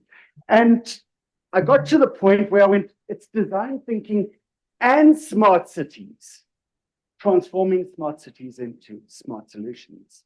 So how do these two things align? What are we going to do? And I think the big question is, are you ready for exponential change? Or are you ready to address exponential problems and complexity? I think we would all like to believe that we are innovative and adaptive, right? Especially the guys from Stain City and Waterfall. We're innovative and adaptive. We're going to make a difference here. We're going to surprise everybody and we're going to provide the perfect solution. You did. For a certain echelon. Sorry, forgive me for I've been in Wits too long. You can hear I've moved away from the capitalist nature towards the more socialist nature. Sorry, forgive me for my candor. But when we are innovative and adaptive, we adopt cognitive thinking and innovative thinking, and it becomes a way of life. It's a new ecosystem to identify and act upon both digital and market trends. Or are we on the other end of the spectrum? Bury our heads in the sand and hope that it will all disappear. The problems won't stay. They will disappear. I promise you. The complexity will diminish because we've got all these smart solutions. And we'll just do business as usual. Well, if you look at the companies of yesteryear, from the Fortune 500 companies of yesteryear, most of them aren't there today because they didn't address the sustainability issues. They didn't address the social issues. They didn't address thinking in a different way, addressing complexity and issues like that. Gerd Leonard, a futurist, talks about the good future. He says we need to address the stakeholder economy. We can't just look at profit and how we fill our own back pockets. And I have to say, listening to your presentation on Stain City and what you're doing for Diepsloot, I can only commend you for.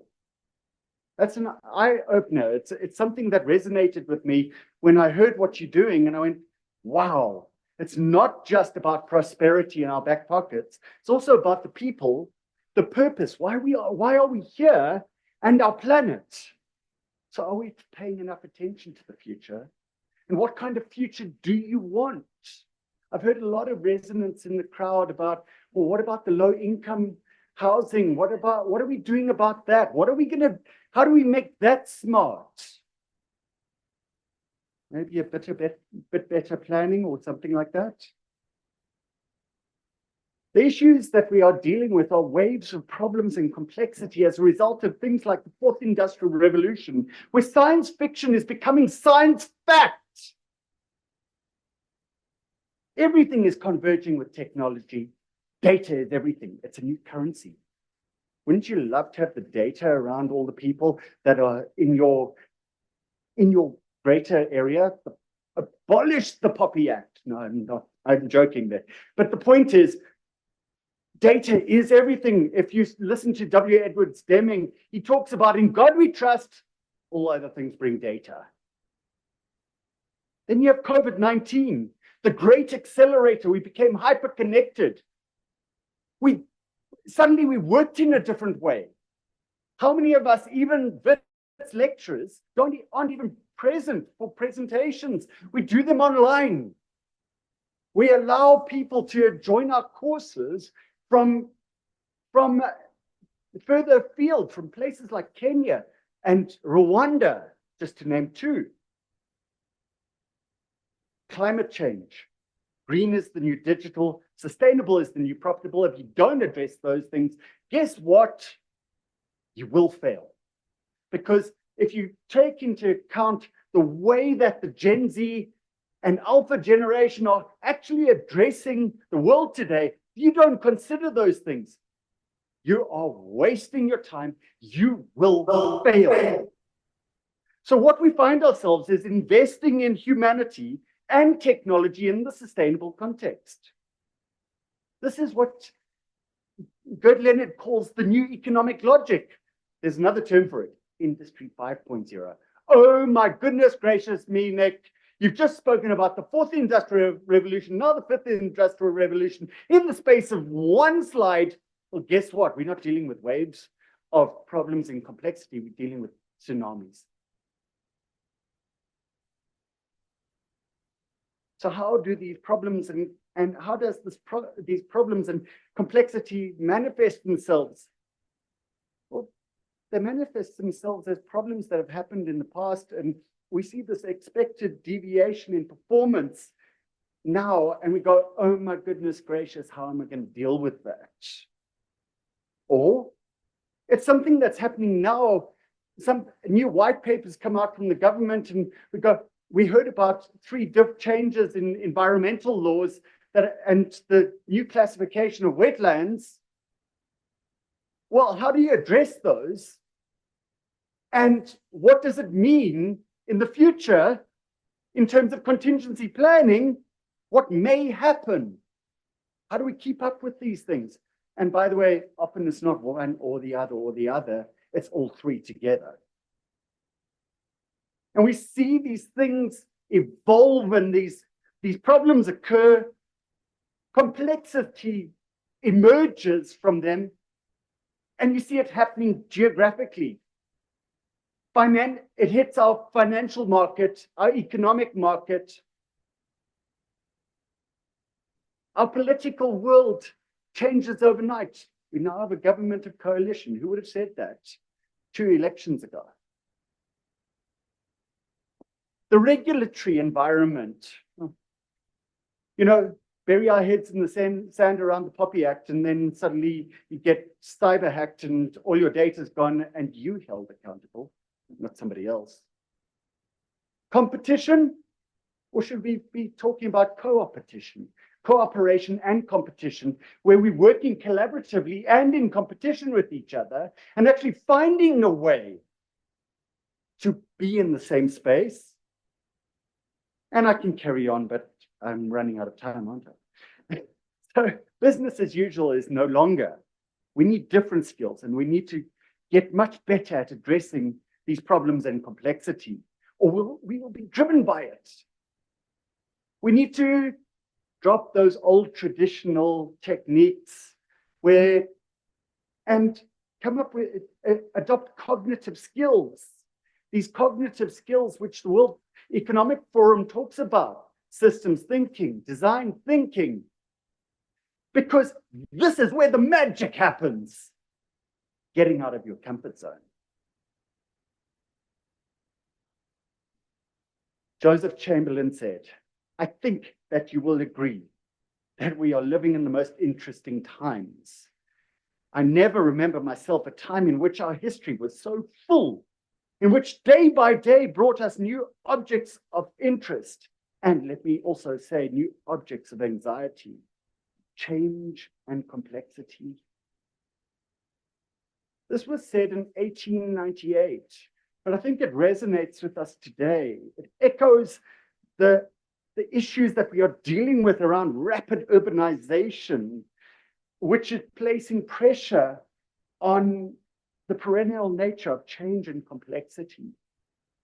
If we just look at urbanization, by 2030, we're expecting 5.5 billion people to be in urban centers.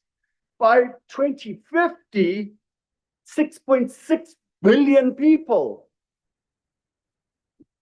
How are we going to address that? What are we going to do? And effective urban planning is critical for sustainable development. Poor planning leads to slums, traffic jams, and pollution.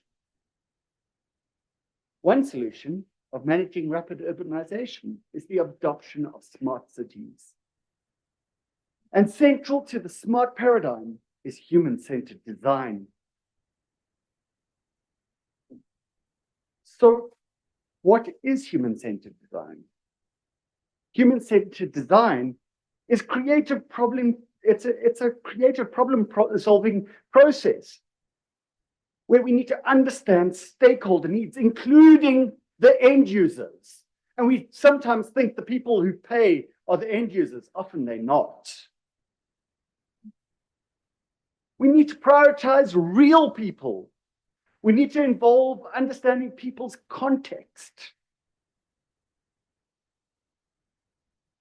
It's not just about user-centered design. It's going further than that. And often human-centered design and user-centered design are used synonymously, but they're not the same thing, which I'll show you in the next slide. Human-centered design aims to create usable and useful systems. And that's including the people. Industry 5.0, new economic logic, remember that? Human-centered design seeks to improve user satisfaction, efficiency, and accessibility, while minimizing negative impacts on health and safety. So we look at the evolution of smart cities. And this is where I disagree with the D school. It's not smart cities, not, it's not smart cities, not smart solutions. Smart cities have evolved. The thinking has evolved significantly. If we start with Smart Cities 1.0 or City 1.0, that is where we were talking about ICT providers providing a little bit of ICT and, doing something, providing a service, but didn't really take into account the end user. City 2.0, it became technology-driven, emphasis on digital solutions to urban issues, okay? But where we considering the end user as consumers, went a step further. City 3.0, citizens are active in city planning and providing feedback. City 4.0, citizens are co-creators directly involved in city developments. Sustainable city development. Citizens are integral stakeholders, central to design and implementation of sustainable solutions. The concept of the environmental, social impact becomes critical.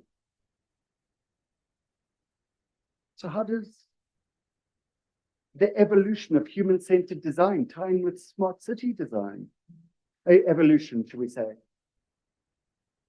You can see it there. If you look at youth-centered design, it's end user interests and needs, but it's very, very low level. It's like Smart City 1.0. Then we got people-centered design, focus on people affected by the design. Then we got human-centered design, focus on humans as part of a complex system that's seeing the bigger picture. Then we got humanity-centered design, focus on humans and ecosystem, including the societal impact. And then we got 21st century design, as is being coined by Don Norman from the Norman Nielsen Group. And he talks about a focus on innovation, sustainability, and technology. Sustainable smart city. So what is the role of design thinking in smart city development? What is this design thinking all about? Some misconceptions. It's only for designers. It's only for the architects out there. It's only for those people who have been through a design school of one form or another. It's all about aesthetics. Well, aesthetics never did any good for any one particular human being. But guess what? It is important, as we've seen from the presentations earlier. Just about brainstorming, well, that's a tool. That's just coming up with ideas. One particular tool at that. Just another term for creative thinking. Well, creative thinking is part of design thinking. So is convergent and divergent thinking. And I'm not going to go into that today. But I'm hoping this makes you think a little bit further than just the horizon that you see. Long, expensive process. Yep, a lot of people go, well, oh my goodness gracious me. I know the problem. I know the answer. I'm just going to get on with it. Why do I need this design thinking thing? Well, it all depends on where you are in the design thinking process. And adopt and adapt where relevant. Linear process. Oh my goodness gracious me. Well, hopefully I'll put that to bed. Design thinking is a human-centered approach to innovation, perfectly suited for the complexities of smart cities. Tim Brown, who was the CEO and he's now on the executive board of IDEO, one of the most formative companies in design thinking in the world. Okay, and they've done a huge amount of stuff, which is impressive. He says, design thinking is a human-centered approach to innovation that draws from the designer's toolkit to integrate the needs of the people, desirability, the possibilities of technology, feasibility, and the requirements for business success, viability. We need to be able to understand our stakeholder needs, and we need to really get to grips with that with this human-centric approach, but not at the expense of getting the job done. We need to be able to execute what we do and not fall into that cycle of prototyping, which is probably the misconception around design thinking. You never get out of the prototyping stage.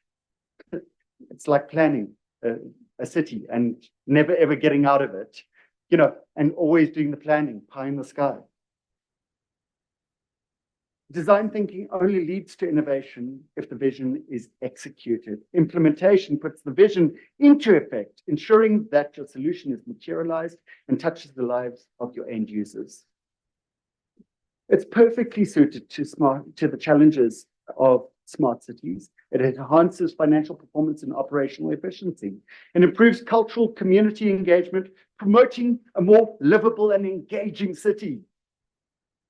It creates sustainable, innovative, and practical smart city solutions that are both functional and cherished by the community. If you don't believe me, why don't we look at some of the stats? Okay, for some of you, you're looking at this and going, oh my word, this guy, he's a little bit odd, he's a little bit strange, but let's look at the stats. It promises enhanced financial performance, operational efficiency, and more dynamic and engaged community.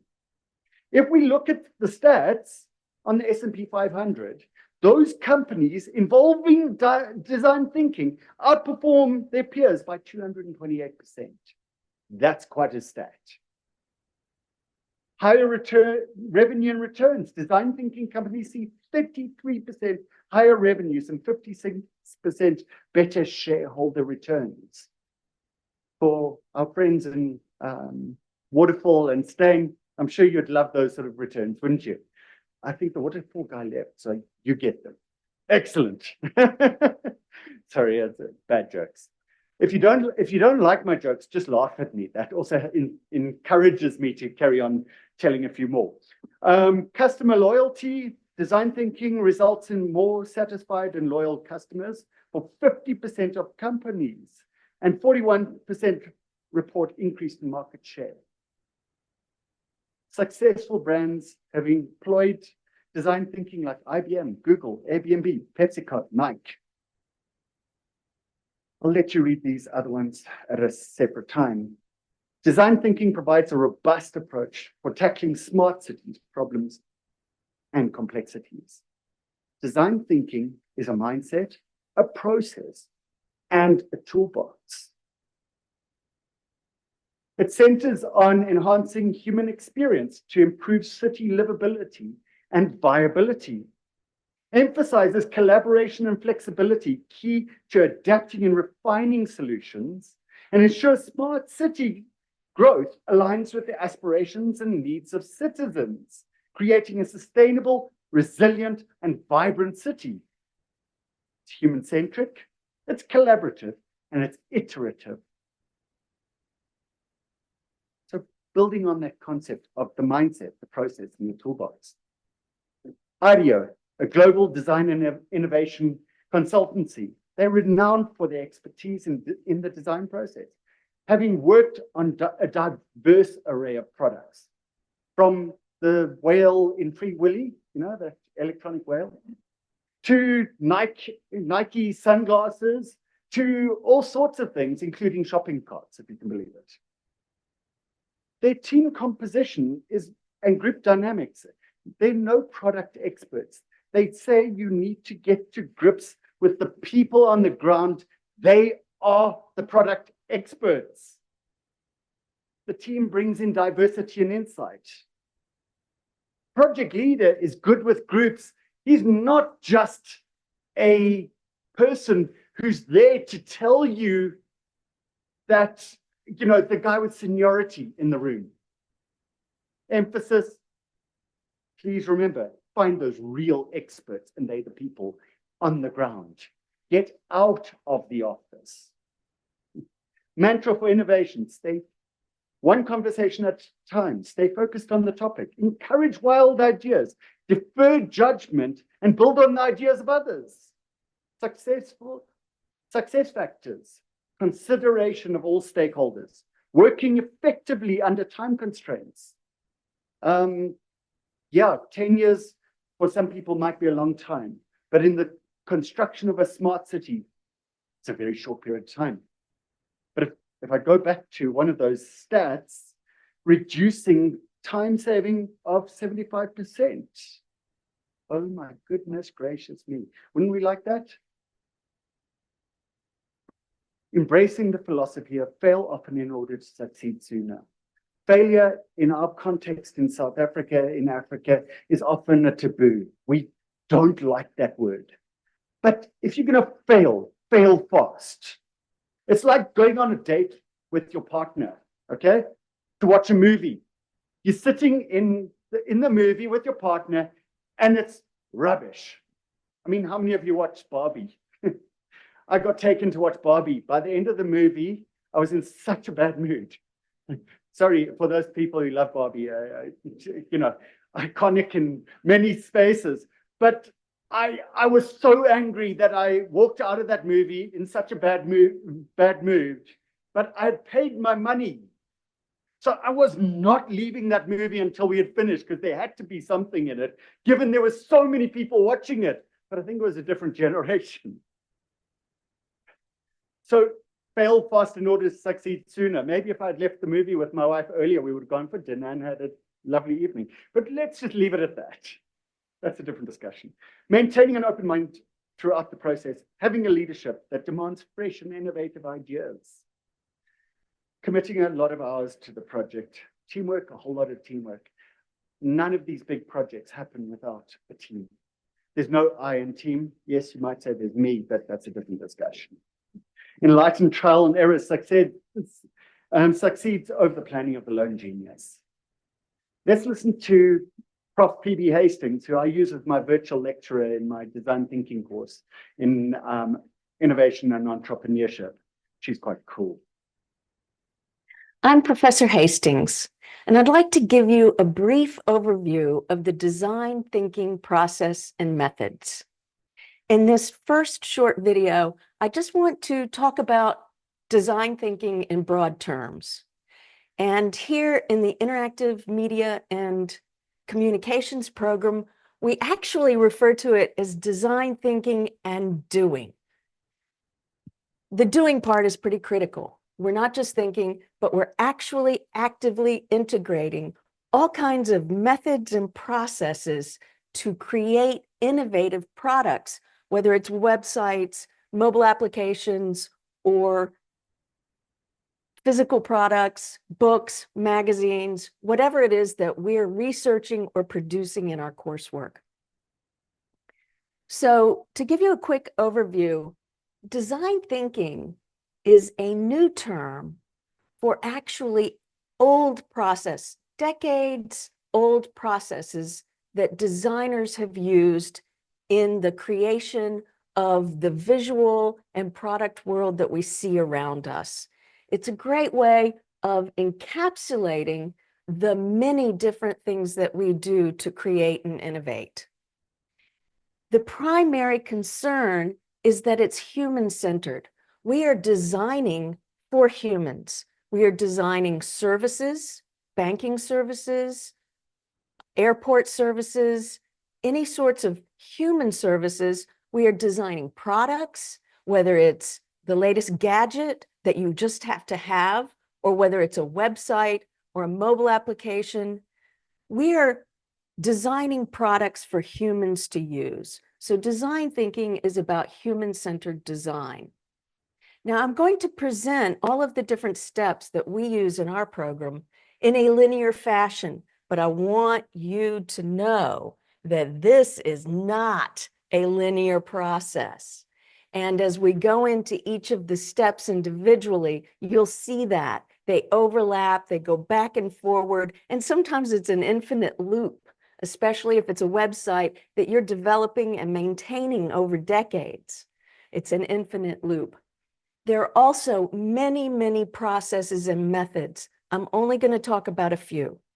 And then your own research will take you to new ones. There's new ones being developed and integrated into the methodology every week, every day by companies and individuals around the world. The 5 basic steps that we use in our program are empathize. That is, get to know the humans you are designing for. Define. That's coming up with the answer to the problem or the problem statement. If we were in science, this would be called hypothesize. Ideate. This is where we get creative and we generate as many ideas as we can. Prototype. This is where we create a demo of what it is that we want to produce, and then test. This is when we put it out into the world and test it with the people that we want to use our products. I'm going to jump on, you can go and watch that video. The link is at the bottom of the slides. You will get the slides, just go and listen to her a little bit further. She's also then goes on and unpacks each of the phases. And I can only encourage you to go and learn a little bit further and follow your own journey into design thinking. We've spoken about it being a non-linear process. The problem with the depiction at the bottom is it's linear, isn't it? So when we think about different models that have evolved, often people forget the implement part, but the implement part can't just be tacked on, okay? If we get into the concept of this iterative process, you can see the iteration from the Hasse-Placer model down in the bottom right, the interactive design foundation model on the left, and the top one is the Norman Nielsen group. Now, that top one is often when you've come up with all your good ideas and you've done initial work, that's when you're converging towards minimum viable product, minimum lovable product. But I'm not going to go into that in too much detail. So it's often also further depicted in a double diamond. You have the problem space and the solution space. If you do not understand your problem that you're trying to address, you can produce the perfectly wrong solution. Doesn't matter how much tech you apply to it. There are a number of typical design methods adopted across the process, and this is just a set of typical design methods allocated to the different stages, recognizing that understand and observe are empathy. Okay, and what I say here is just please be aware that these typical techniques, this is your toolbox. This is how you can bring about collaboration, work with other people without offending them in the workspace. I find they work incredibly well when used appropriately. Just to touch base, if you're looking for a link to where you can find the toolbox, it's online, Design Thinking Toolbox, and it's centered on the work from Michael Lyric, okay?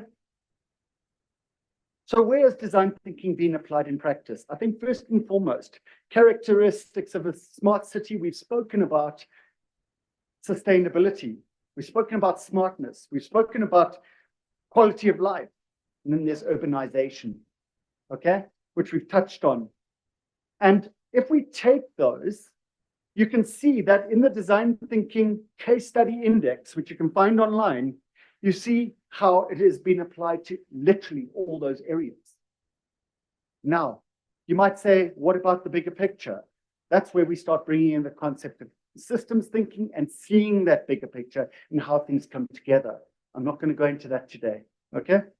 But what is really important is that it has been applied, and it's been applied across a number of different disciplines. It's not only confined to the sciences and engineering, which is the misconception.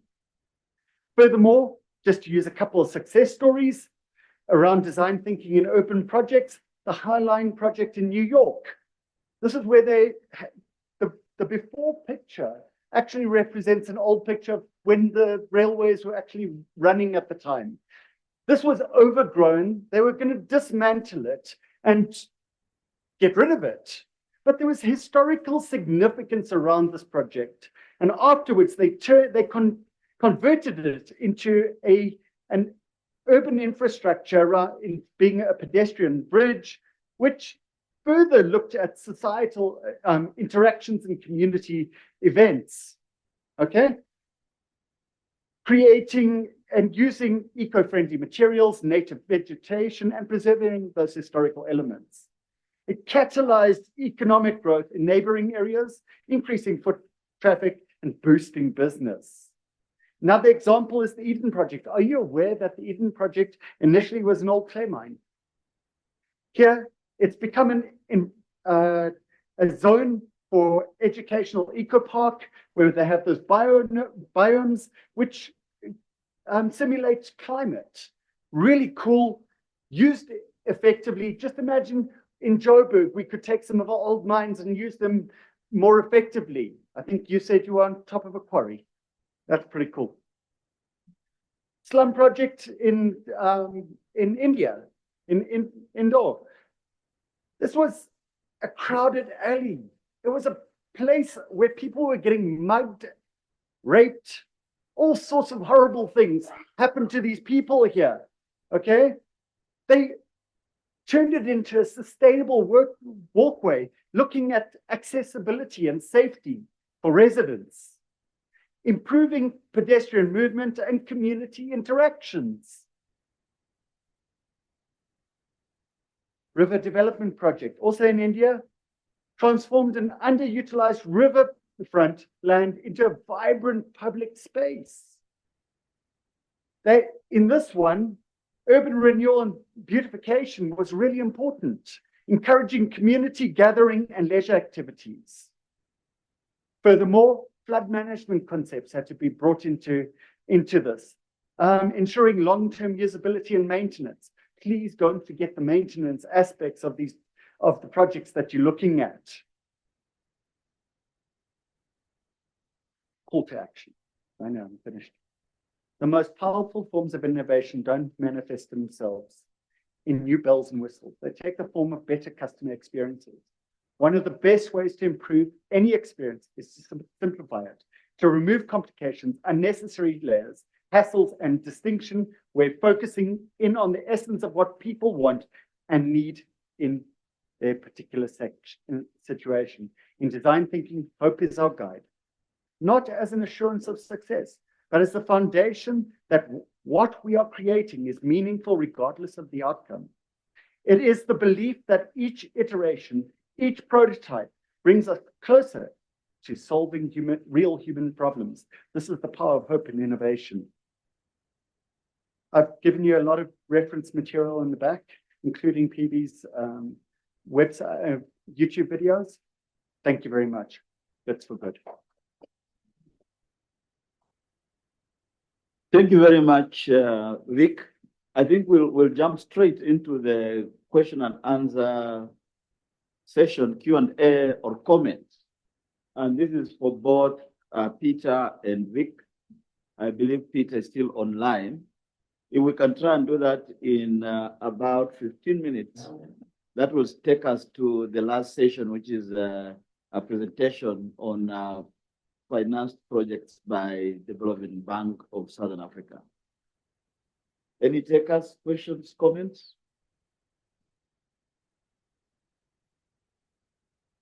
Right, there's a question there. You can point out whom you're posing the question to. Yeah, my question. So I'm Mawabo from the Wits School of Architecture and Planning. My question is really for both of them. I spot a contradiction in method, perhaps, between between the design thinking process that you've just described, because I feel like, what if we say that that's more suited to the production of a product? And the issue with the city is that it's never completed.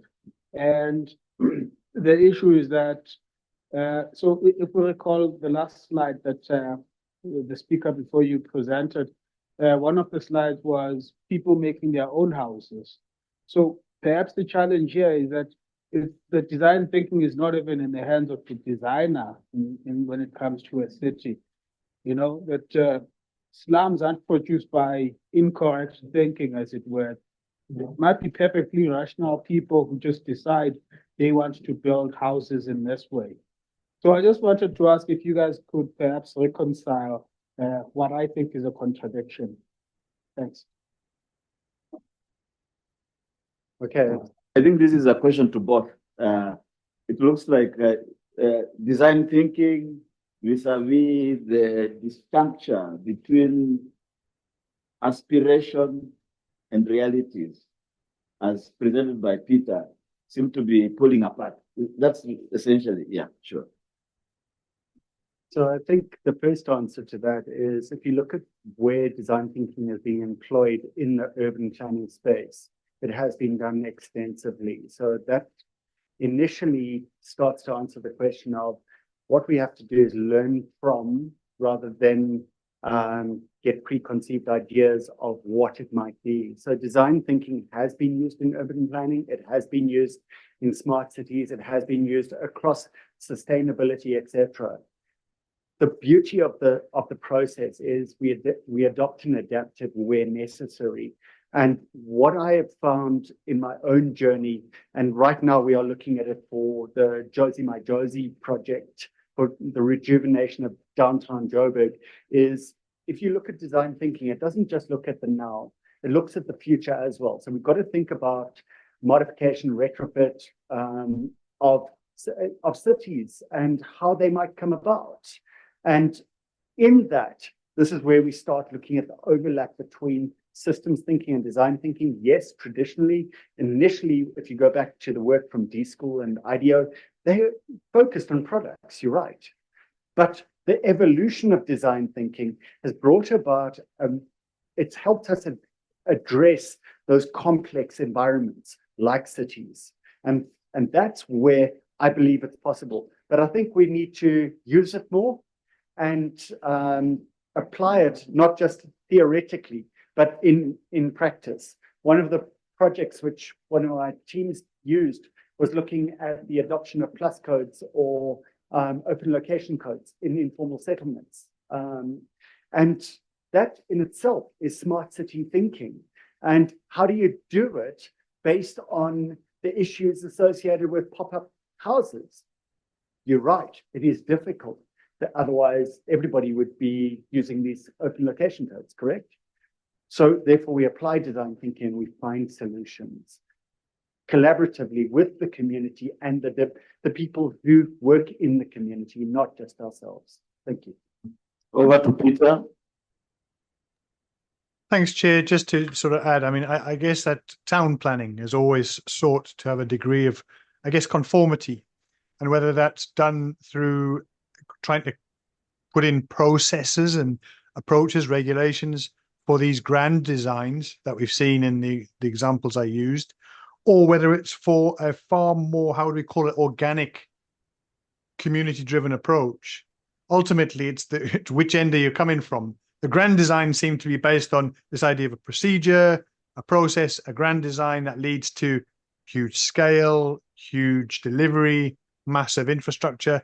I'm saying seldom does that seem to actually materialize. One thing is for sure, that the organic nature of the growth that I demonstrated in, for example, Dunoon, through the backyarding and into this formal structures, highly organic, highly organized, but at a completely different scale to what we're seeing in relation to those fancy, I keep saying, Gulf style designs of a Dubai landscape, which simply does not resonate with any of the realities of a South African contemporary city, or need for that matter. So I think it's about how do we use these processes that have been really well articulated in the second to support the processes that are organic and happening with or without government's intervention.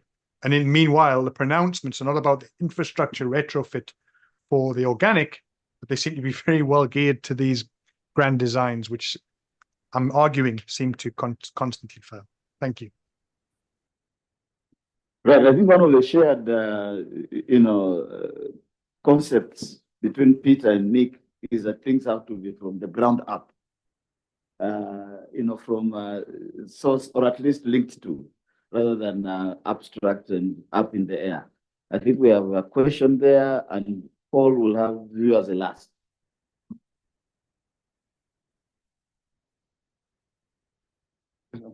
I think the way I see it is that there's actually two sides of the same coin. The one is the design thinking, and as an urban designer, we part of that. But on the other hand, you've got to know when to stop design and let the people take over. I think I prefer a minimalist approach to urban design. We structure it and let 1,000 designers do the rest. But we have got to make sure that the urban design is enabling structure. And I think that's how far we can get. We can't design the city. It's not going to look like the pictures. It's a vision. It creates excitement. But in the end, we just put the framework down and the people finish the building. We're not building the city. The people are building the city. And I think Peter's 100% correct. But also, I think the systems approach enable us to allow people to do their thing. We're not trying to be blueprints. So we've got these three continuums. One is product and process. The other one is master plan and disjoint incrementalism. And then there's the whole thing about what is formal and what's informal. So I don't think anything of these are talking against each other. It's not a dialectic thing. I think it's a either or, but it's actually a both and. So we must do both. Thanks for that.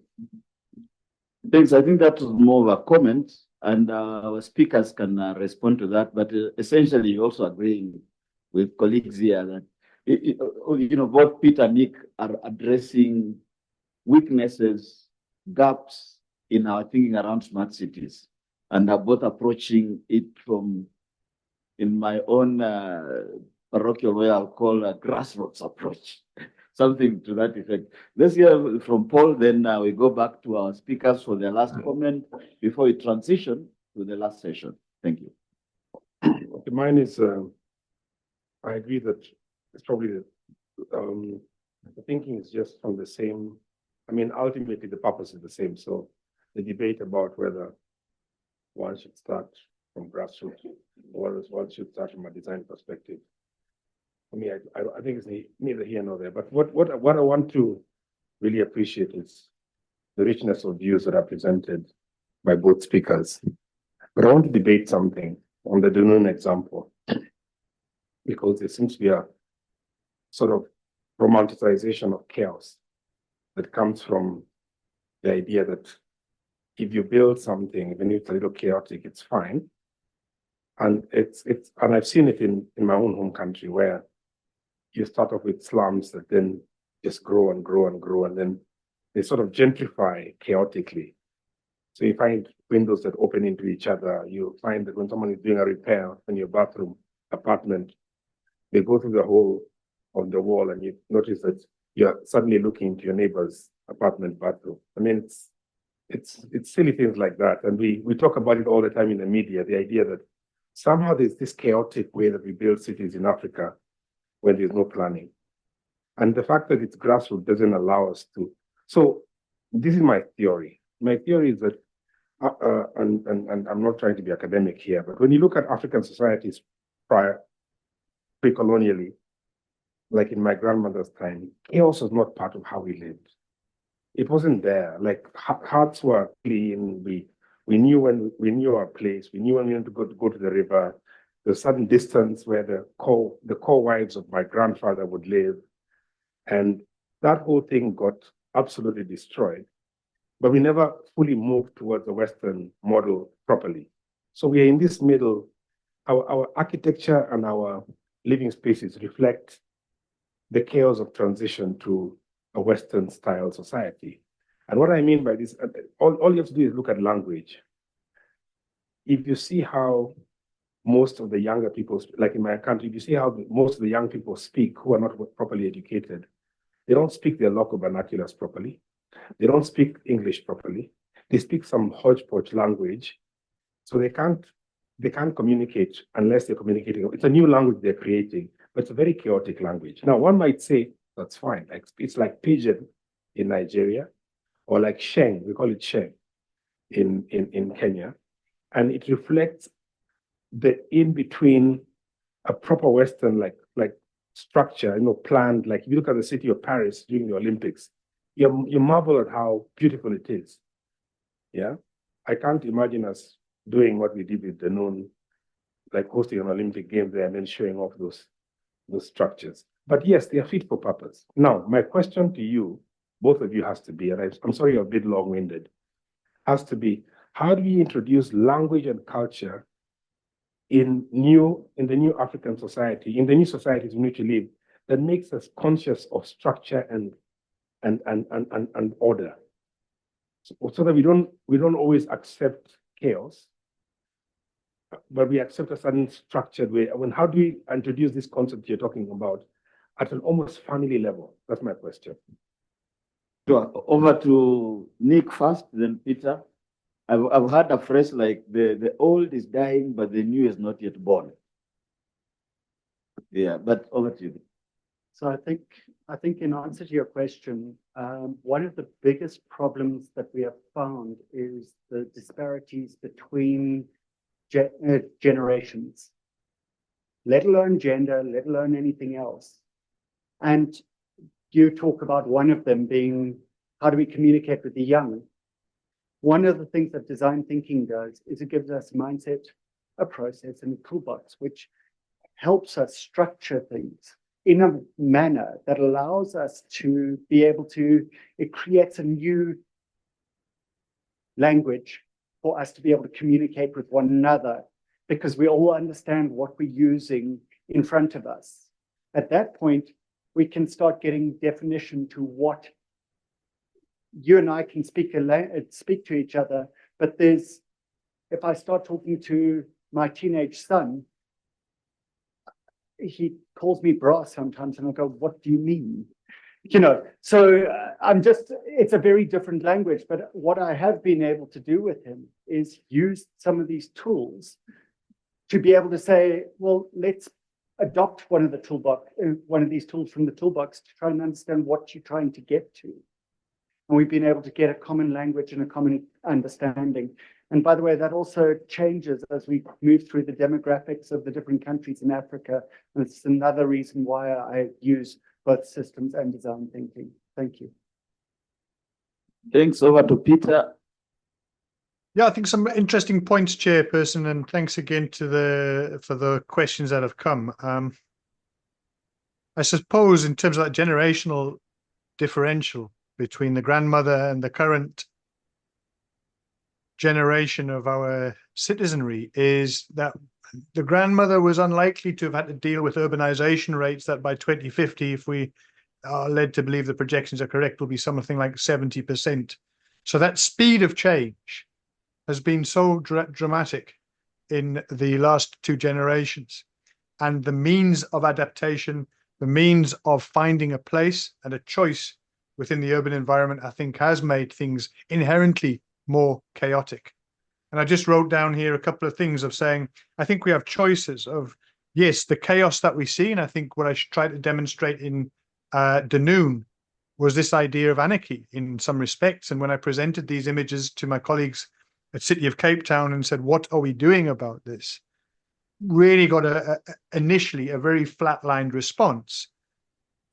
If chaos and anarchy is what's materializing because of efforts from the ground up, in spite of governance, in spite of plans and so forth, the question really becomes, what's the coherent approach that, from a governance point of view, municipalities and national departments, etc., are going to make in relation to how it invests in those communities? So I'm really thinking about three different CHs.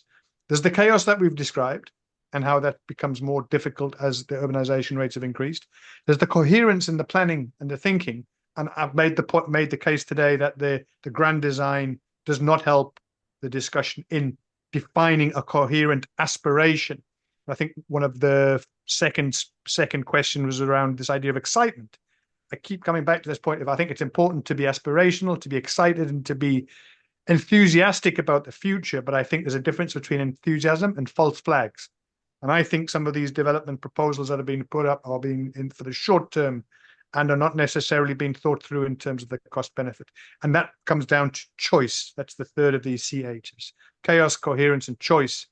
And I just think that the choices that are available at the moment are I either DIY, do it myself, like what we've seen in Dunoon, and through either backyard or more structured development, than it is through a deliberate approach and a guided approach that has been the case.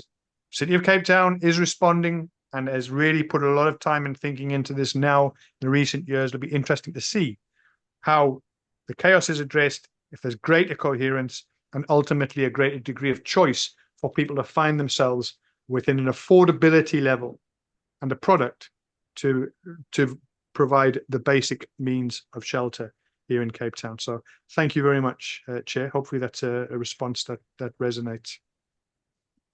Thank you very much. I'm sure if we open up, there will be more questions.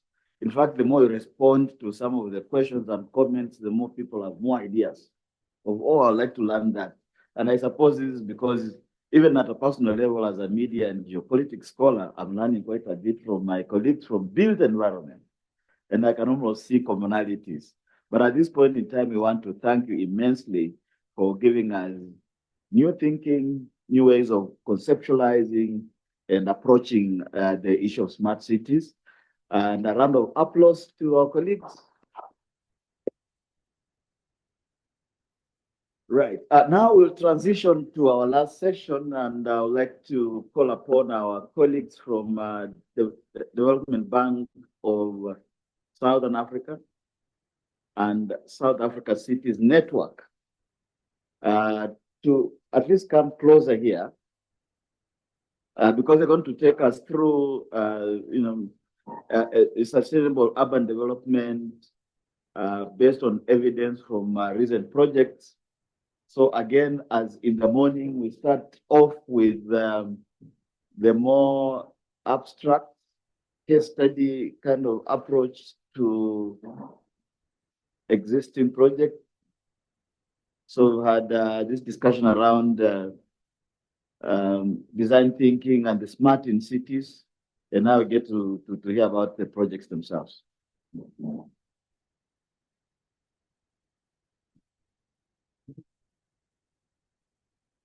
So Ms. Majabeng Matata and Rebecca Katangi, are they here?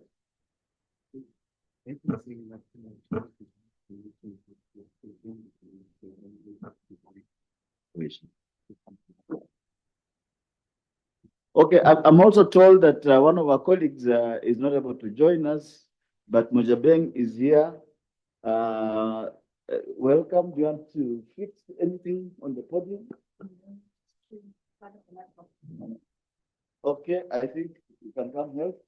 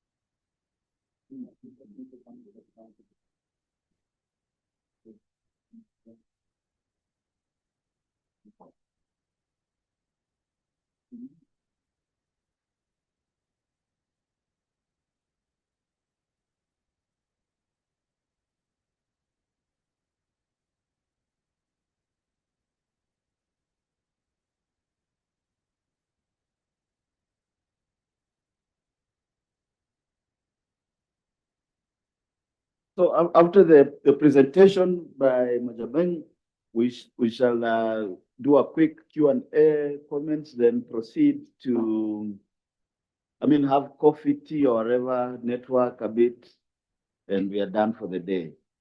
Thank you.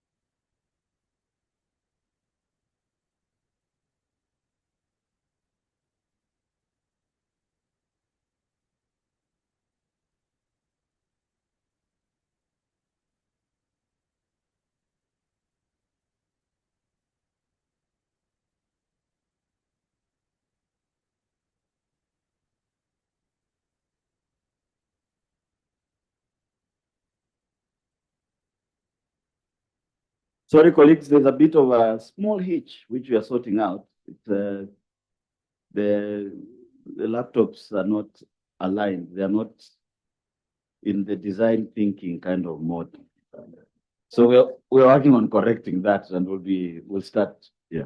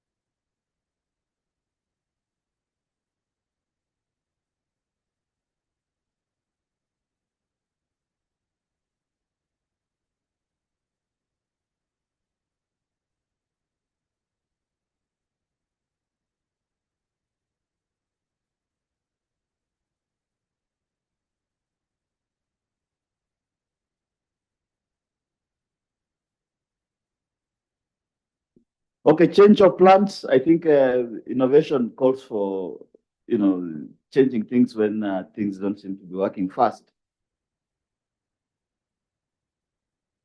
So are you good to go now, or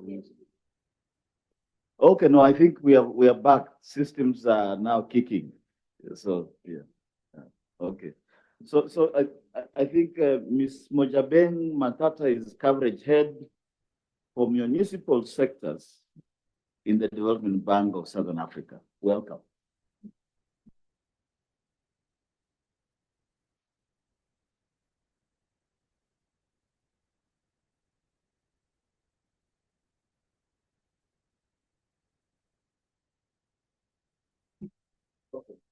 Great. So good afternoon, ladies and gentlemen, colleagues. My name is Mojabeng Matata from the Development Bank of Southern Africa. I reside within the bank's coverage and origination division, responsible for business development. And in particular, I head up our cities, water boards, as well as economic zones offering. So we are proudly partnering with WITS and its sister Smart Cities this year with regard to the financing elements of smart cities. So in today's presentation, we are going to be brief since it is the graveyard shift, and I'd imagine we're all trying to beat traffic, so I'll keep it. Yeah, I'll try and keep it as sweet and as short as possible. So beginning with an overview of the bank and its mandate, moving on to our urban agenda and our municipal financing offering, then sharing a few case studies on live projects that we're working with our municipalities and cities on. And then lastly, which will probably be for your own consumption, we'll circulate the presentation, will be DBSA funding considerations. So just an overview of the bank for those who may not be aware, in particular, as we have a wide and global audience. So the Development Bank of Southern Africa, also known as the DBSA, is a state-owned entity. So we're owned by our National Treasury or Central Bank, established in the 80s. So we just turned 40, having a strong and growing balance sheet. We are a self-financing institution and we no longer receive funding from the fiscus. So we actually go out to the capital markets, raise funding via loans and bonds to then invest in our mandated sectors. And quite important to add is our strong local as well as our global credit rating.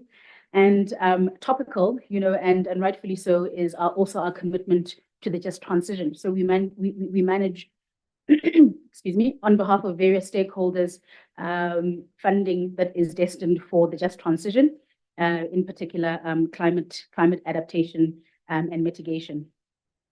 So we are a bank, so in the slide really showing our front, back, middle office, but wanting to hone in on the slide on our sectors. So our key and core mandate is the support of municipalities. So DBSA's history going as early back, as the dating before our current, government structure, going back to the apartheid days, where we actually set up specifically to fund homelands. And in those homelands, which were in essence strange South African history, there were countries within a country, so because of apartheid, so those were tribal lines under which in particular, Black people were sort of destined. So if you happened to live in a particular homeland, that was almost where they had one common language. And interesting enough, those were actually economic zones of the time. So those are the former Bophuthatswana, the former Leboa Kgomo, and so forth. So those were actual economies of their own. So the DBSA supported those, then merged, and then those entities really became then municipal entities. So municipalities are largest. Municipalities and cities, our largest client base, about 35% of our balance sheet is invested in municipalities. And then equally supporting, that mandate is a private and public sector mandate to focus on energy and ICT, transport and logistics, as well as social infrastructure. So as the DBSA, yes, we're not all things to all people, but we cover quite a wide infrastructure base. And then also important to add that our funding is destined not just for our within our borders, but we also have an Africa mandate where we have a dedicated SADC team, as well as a team that looks at the rest of Africa ex-SADC. So we deploy largely debt financing, as mentioned, where we support senior debt. We're able to provide mezzanine financing, equity loans, as well as credit enhancements, such as guarantees. So moving along, as mentioned, our mandate largely infrastructure financing, sub-Saharan Africa. In this slide, really, this is the takeaway, if anything, whether you are, municipal, you have municipal projects locally or on the continent, DBSA able to support projects throughout their life cycle. So beginning early with planning. So we work with municipalities to develop infrastructure plans, to perform municipal assessments, and to also provide advisory around planning. So we have a dedicated team, that comprise of town planners, statisticians, economists, that provide that offering. Then equally, we have a project preparation team. So once the planning has been completed, municipality or private sector entity has then earmarked their projects. We then can enter into project preparation. So in essence, really financing feasibility studies, taking projects to bankability. Once projects reach bankability, that's where we then inject the typical debt and equity, and then move into the construction, maintenance, and operations of projects. So if there's a takeaway slide, this is potentially it. This is the DBSA's mandate, strategy, mission, in essence.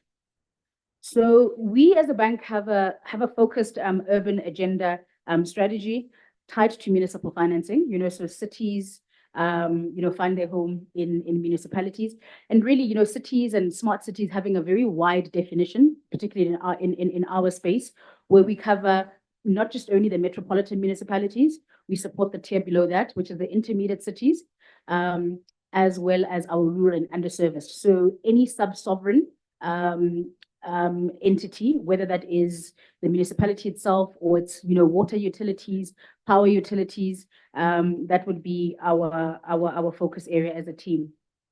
So just in the slide, really sharing the strategy, the potential for cities, in particular African cities. We are a Pan-African bank. We see the continent being the fastest growing, resource endowment, and top of mind, and what is often overwhelming is the infrastructure gap, for the continent, 170 billion. And this is research by the African Development Bank, a funding partner of ours. And of that 170 billion, interestingly enough, the bulk of that is actually destined for cities. And what's also important in the slide is how the AFDB shows that population will grow fourfold over the next few years to the turn of the century. So this is actually quite overwhelming, particularly when you sit as a financier. So how big is 170 billion? Our own balance sheet in rand terms is only 110 billion. And interestingly enough, other than the commercial banks, we are the only funder locally for municipalities. The African continent also has very limited capital specifically focused on the municipal sector. And interestingly enough, we're actually growing our mandate, and we are looking at developing and capitalizing a municipal bank for the continent. So we're actually working with the United Cities and Local Government of Africa. So it's a Morocco-based municipal association. We are actually in the process of finalizing the launch of a municipal bank for the continent. So there isn't a focus on municipalities, and unfortunately, there is no infrastructure growth without getting our municipalities and our sub-sovereigns well functioning. So from an SA perspective, there's been a focus, particularly with our president, so every time our politicians speak, our political leaders, administrative leaders, there's a focus on the dysfunctionality of South African municipalities. And when we look onto the continent, similar challenges, so we are gearing ourselves up to support our sub-sovereigns, not just with funding, but also with capacity building and also mobilizing capital for these sectors. So ours really is, part of that agenda is to ensure that African cities are resilient, so at the core of our mandate is improving the quality of life of citizens. And you cannot do that without having quality infrastructure. And then the question is, what is that quality infrastructure? We'll aim to discuss some of that as we move forward, but certainly a partnership, is required across the board. And that partnership focusing and ensuring that, we're dealing with policy and planning. Colleagues who spoke ahead of me, spoke extensively around planning design. So that won't need any further discussion, but we have to talk about inclusive prosperity as well, ensuring that growth is not only happening in the major hubs. So we have these in-migrations. South Africa has our metros have that challenge, then their inhabitants are growing at a faster pace than household incomes. And as a result, we have a growing population, but reducing rates of collection or rates paid. So how do we then, as a bank, work with municipalities to ensure that we create local economic hubs? And we'll touch on that strategy later. So not everything can happen in the city of Johannesburg. How do we ensure that there's growth in underserviced municipalities, in rural municipalities, to avoid crowding and lack of access to resources? And then also focus on just social inclusion, so how is that growth impacting the man on the street? And then, lastly, and quite important, is the agenda on climate change. So DBSA, as I mentioned, we've been funding municipalities over the past 40 years. So the smart city concept really just a continuum of how we've been supporting municipalities. Our core infrastructure areas are water and sanitation. We finance bulk, and bulk quite key because that then unlocks the top of ground social as well as economic infrastructure. There's a focus on supporting energy projects on a municipal level. And then, interestingly enough, smart cities tied to township establishments. So as South African municipalities are growing and as we finance them, we keep on bringing to the fore the discussion around how do we make new township establishments smart? Even if it is 400 houses, so how do we ensure that those are smart, and how do we define that smart? So if you were to go on our website, there is some definition, so as a bank, we've taken a strategy around what constitutes smart for us. So obviously the smart is around IT enablement, it's around integrated networks, it's around operational efficiency. But tied to that is, and part and parcel of how the bank has evolved and continues to, to move in the direction to ensure that, we can support smart cities is, focus on planning and governance. I touched that we have a separate and dedicated team for planning. A smart city also has efficient government services, so on a municipal level, remember that is the basic function of a municipality or a city, to provide basic services to constituents. So how do we ensure that those government services are accessible, they are affordable, and they're sustainable? Then the next one, which is quite key, is, how do we look at improving, quality of lives? So what is the social agenda? What is the civic agenda? And how do we improve on public safety? And this is not a South African challenge.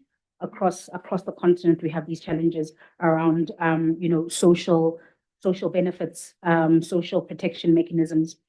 Also key, so as these cities grow and as workplaces evolve, and in particular South Africa, because of its poor spatial planning, particularly during apartheid, we find places of work separated from places of living. So mobility, mass transportation, a really large focus on, on that. Yes, there's the agenda on EVs, right? But from an SA perspective, we can't even get our existing transport infrastructure correct. But we have a focus strategy to work with the transport authorities, whether that is working with the taxi associations or it's working with municipalities as they offer bus services, to ensure that we start bringing in those elements of sustainability into transportation. And then the environment, which does not really need any further discussion. We have to manage our water, we have to manage power use, as well as deal with waste. So there was a colleague who spoke extensively, I think, in the US around those themes on environment. I'm going to skip this one on role of municipalities. It'll be for your own reading. I'm also going to skip the challenges around the municipal sector. You can also, Ed will look at that. I want to go straight then to the DBSA's approach to municipalities. So we offer, as I mentioned, a whole suite of services to the municipalities. We've already touched on some of the themes earlier in earlier slides, but I want to hone in on the partner at district model. This is an intervention specifically for our local government. So this is the tier below cities. How are we dealing with those municipalities in those spaces to ensure that they create their own economic hubs? Then highlighted in green is alternative financing, and this is a solution that we're taking to our cities in particular, amidst fiscal constraints, technical constraints, and operating constraints in our municipalities. And then the third one I want to probably focus on is the Water Partnerships Office. So as a development bank, we sit quite privileged between somewhere between public and a private entity. So we partner with government departments. We also partner with private sector. And with the National Water Partnerships Office in particular, we're working with DWS. We've created a project management office that is going to look to standardize the way that projects, our water and sanitation projects, are rolled out in our country, and then also bringing in private sector to partner and to implement. So those are the areas. So let's look at then intervention one in particular. This is partner district, and in essence, why I mentioned, how do we stop the in-migration to urban cities? How do we look at an urbanization strategy for rural and for underserviced municipalities? So we have set up as a bank a program called the Partner District Program that is focused on 4 pillars, and those 4 pillars are around how do we accelerate critical infrastructure investment? How do we improve local governance and institutional capacity? How do we improve infrastructure delivery? And then ultimately SDA 4 or pillar 4 is how do we create local economic zones so that these communities are self-sustaining, these communities have their own economy. So this is quite an interesting take, because it is not a DBSA, it may be a DBSA-led initiative, but this is where we are working with private sector to mobilize capital from different sources, partnering with the likes of mines, for instance, to build core infrastructure that a municipality otherwise is tasked with doing, but unable to because of constraints. So this is a very loosely formed triple P arrangements, and not just the triple P from a financing perspective, but true partnership, on grassroots level. How does private sector help municipalities to bring those basic services to the wider community? So, and also out, so where let's say a water treatment plant does not only benefit a mine, but it benefits the local community. So it's working quite well. Successes in that program, and the intent is to roll it out countrywide. Then if I then move into what we're offering under intervention 2, which is alternative funding solutions, this is where we're working specifically with our metros and our intermediate cities to allow them and to be the channel and the medium through which they access the capital markets. So largely, access to capital markets, generally cheaper funding, the opportunity, to rate, the opportunity to look at more efficient ways of funding and operating. So within this intervention, we're looking at off-balance sheet solutions. Many municipalities can't borrow, and interestingly enough, of the 8 metropolitan municipalities in South Africa, really, to be honest, only 4 or 5 of them are bankable. The rest are in trouble from a financial perspective.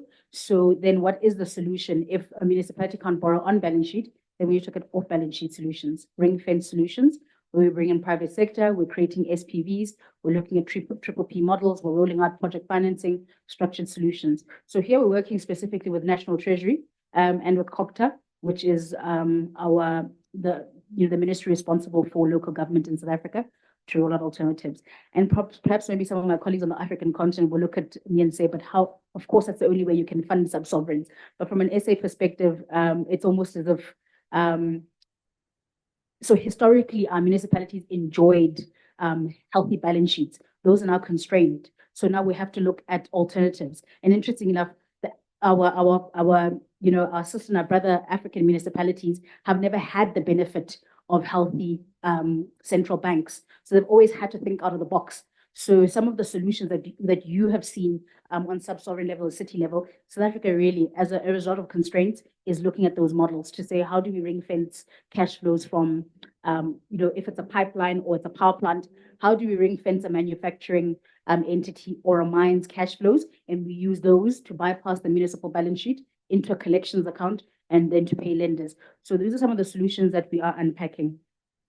So yes, perhaps South Africa not as sophisticated as we may all believe. Yes, great capital markets, but our institutions are not doing as well as they did historically. So we're almost having to go back to basics and solving. But I guess this is where the innovation comes in, right, from all these failures.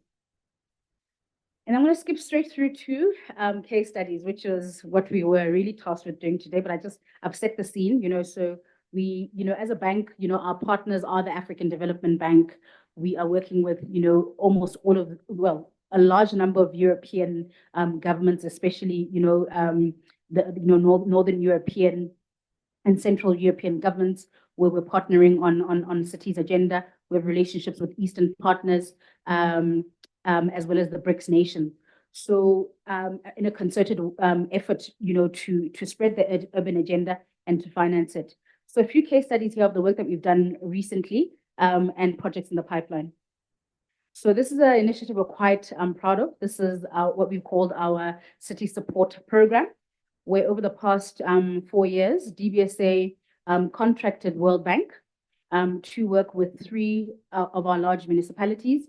So that is the city of Johannesburg, Tshwane, as well as Ekurhuleni, wherein the intent was to craft smart city strategies. So much as Johannesburg is hundreds of years old, someone was talking about derelict buildings earlier from the US. A lot of its buildings are derelict, ICT networks not efficient, energy and water efficiency not something that this infrastructure was built for. So what the World Bank did, working with the DBSA, is went in, performed diagnostics, of smart cities, determined what capacity is within the municipalities, to roll out these smart city strategies, develop smart city strategies, so determining where are we, what do we have, and then what is the end state, and then lastly, developing a pipeline of projects. So it was a 4-year program, going through various milestones, and the key milestones really was the delivery of up to 27 smart cities projects. So terms of references that involved a deep dive into the sector and the municipal director responsible for that basic service provision, and then the 27 projects covered water and sanitation, energy, as well as safe cities. So then following the end of this project or program, DBSA then taking those projects forward with the municipality. So quite a success. So this was the World Bank RAS program that the DBSA completed. And then this one probably more aspirational than the first. This is where we are currently working with the Northwest Province. So Northwest Province is an area in SA. It's probably interesting enough. Its GDP out of the 9 provinces, its GDP is probably midway of the 9 provinces, probably sitting at 4th or 5th. But if you look at the per capita wealth in that province, the worst. So this is where all the platinum comes from. They have got substantial agriculture, but it's one of the poorest of provinces. So there you still get mud houses, you still get roads that aren't tarred. The water infrastructure has collapsed. So we're working there, particular with the province, to roll out 12 ambitious smart cities. probably more akin to township establishments, large scale township establishments that are hinged really on social housing. So the housing component will be largely funded through grants from the Department of Human Settlements, which is responsible for houses, in particular for the indigent. But as you build houses, as they build the houses, they're also contemplating new places of work for those inhabitants. So those smart cities will also have economic zones. Those economic zones really catered to specific regions. So there's one region in particular that have a large water body. They're looking at a tourism-focused solution. They also have platinum. So they're also looking to have in their small economic zone mining beneficiation. Another one is on a route, so it cuts through 4 routes to 4 provinces. They're looking at a transport node. So they're going to have a large bus stop. They're also going to have a bulk breaking facility. So those are some of the the nuanced opportunities that they're looking at in each city, but really anchored by the housing. They'll have in the economic zone, and then tied to that over time, they're going to look at schools, public and private, for the workers and the inhabitants, and then similarly hospitals and so forth and so forth. So this is, and I'm quite proud of this one because it's quite an ambitious one. These projects have a value of 74 billion. The bulk infrastructure requirement is 11 billion, and DBSA really working to mobilize that capital from its balance sheet as well as third-party sources. So it's quite an interesting one. So this one is in our pipeline. There, as I mentioned, 12 cities, and unpacking them together with a private sector developer. So it's a lovely one because it also shows how a municipality working together with specific ministries, the housing ministry in particular, as well as working with private developers to bring prosperity to an area that has a lot of potential, but hasn't had that investment, whether it's domestic investment or foreign investment. Then a really interesting one that is also in the pipeline. This is actually an open tender. It's a bid that is closing in the next 2 months, where the DBSA is going to be working in particular with the Gauteng province through a PPP to support and finance and back a private player that would be awarded with a long-term concession up to 30 years to refurbish inner city buildings that were abandoned by government, in essence to regenerate those buildings, create a government hub, and in so doing, improve basic service delivery. So it's quite an exciting project. As I mentioned, it's a PPP and a great project because very limited risk. There's the risk transfer model, will allow the DBSA and other lenders to go in and finance off of the back of existing lease agreements between the Gauteng province and its government and user departments, which are also government. So typical users would be, let's say, police services. It could be Department of Justice. It could be National Treasury itself on a provincial level. And I've got a snapshot here to show you the buildings. So there's 18 buildings, and you'll see quite disparate. So the intent of this project is to regenerate, to to refurbish, to green the buildings, to make them more efficient. So they're going to rewire. They're going to look at water, efficient water solutions, efficient waste solutions, and a connection of these buildings. So these buildings, as you see, are on main roads. These main roads will not be closed off as a node, but they will be interconnecting transportation nodes and interconnecting footpasses between these 18 buildings to create efficiency. So South Africa really on a drive to see how it can regenerate its world-class, inner city. So this is quite an exciting one. DBSA, like I said, will be backing the successful private entity to regenerate these projects. So it will be a refurbishment, a relocation, a refurbishment, a financing, as well as an operating model on behalf of the department, DID, infrastructure development division. And then this is another moment that we're quite proud of. DBSA has recently launched the Vumela product, which is a bulk infrastructure financing solution. If you recall earlier, I mentioned municipalities are unable to borrow, but they have to keep on growing, or else their fortunes even get worse. So DBSA has created an SPV. It's going to be called InfraFin.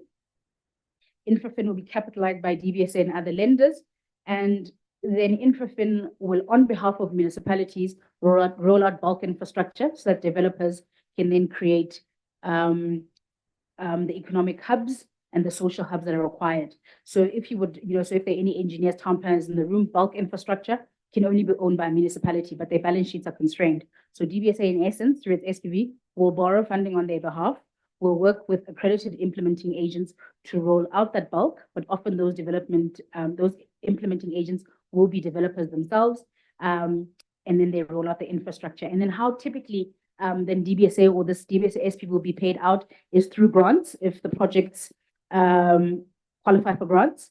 This is more really land-based financing. Developer charges that municipalities are due from developers will also be seeded and pledged to the DBSA, and then also future rates and taxes will be ring-fenced. And I know this is a model that's used quite often on the continent. You're probably thinking, how else do you finance developers? But historically, like I said, municipalities could finance this themselves. Now they can no longer do it. So we have created an SPV to assist them with that. So here we're looking at, interesting, now somebody spoke about Lanseria Smart City earlier. We're considering this for Lanseria Smart City, working with the city of Johannesburg. We're considering it for an entity called Masingita that's building housing in Protea Glen in Soweto. We're also considering it for various other township establishments as well as private developers. So, ladies and gentlemen, that is those are the case studies. We shared a live case of a smart city strategy that we've just implemented in the city of Johannesburg, and then showed cases that are in our pipeline that we're working towards. And yeah, so this is the DBSA's contribution to financing smart cities and the urban agenda. Thank you.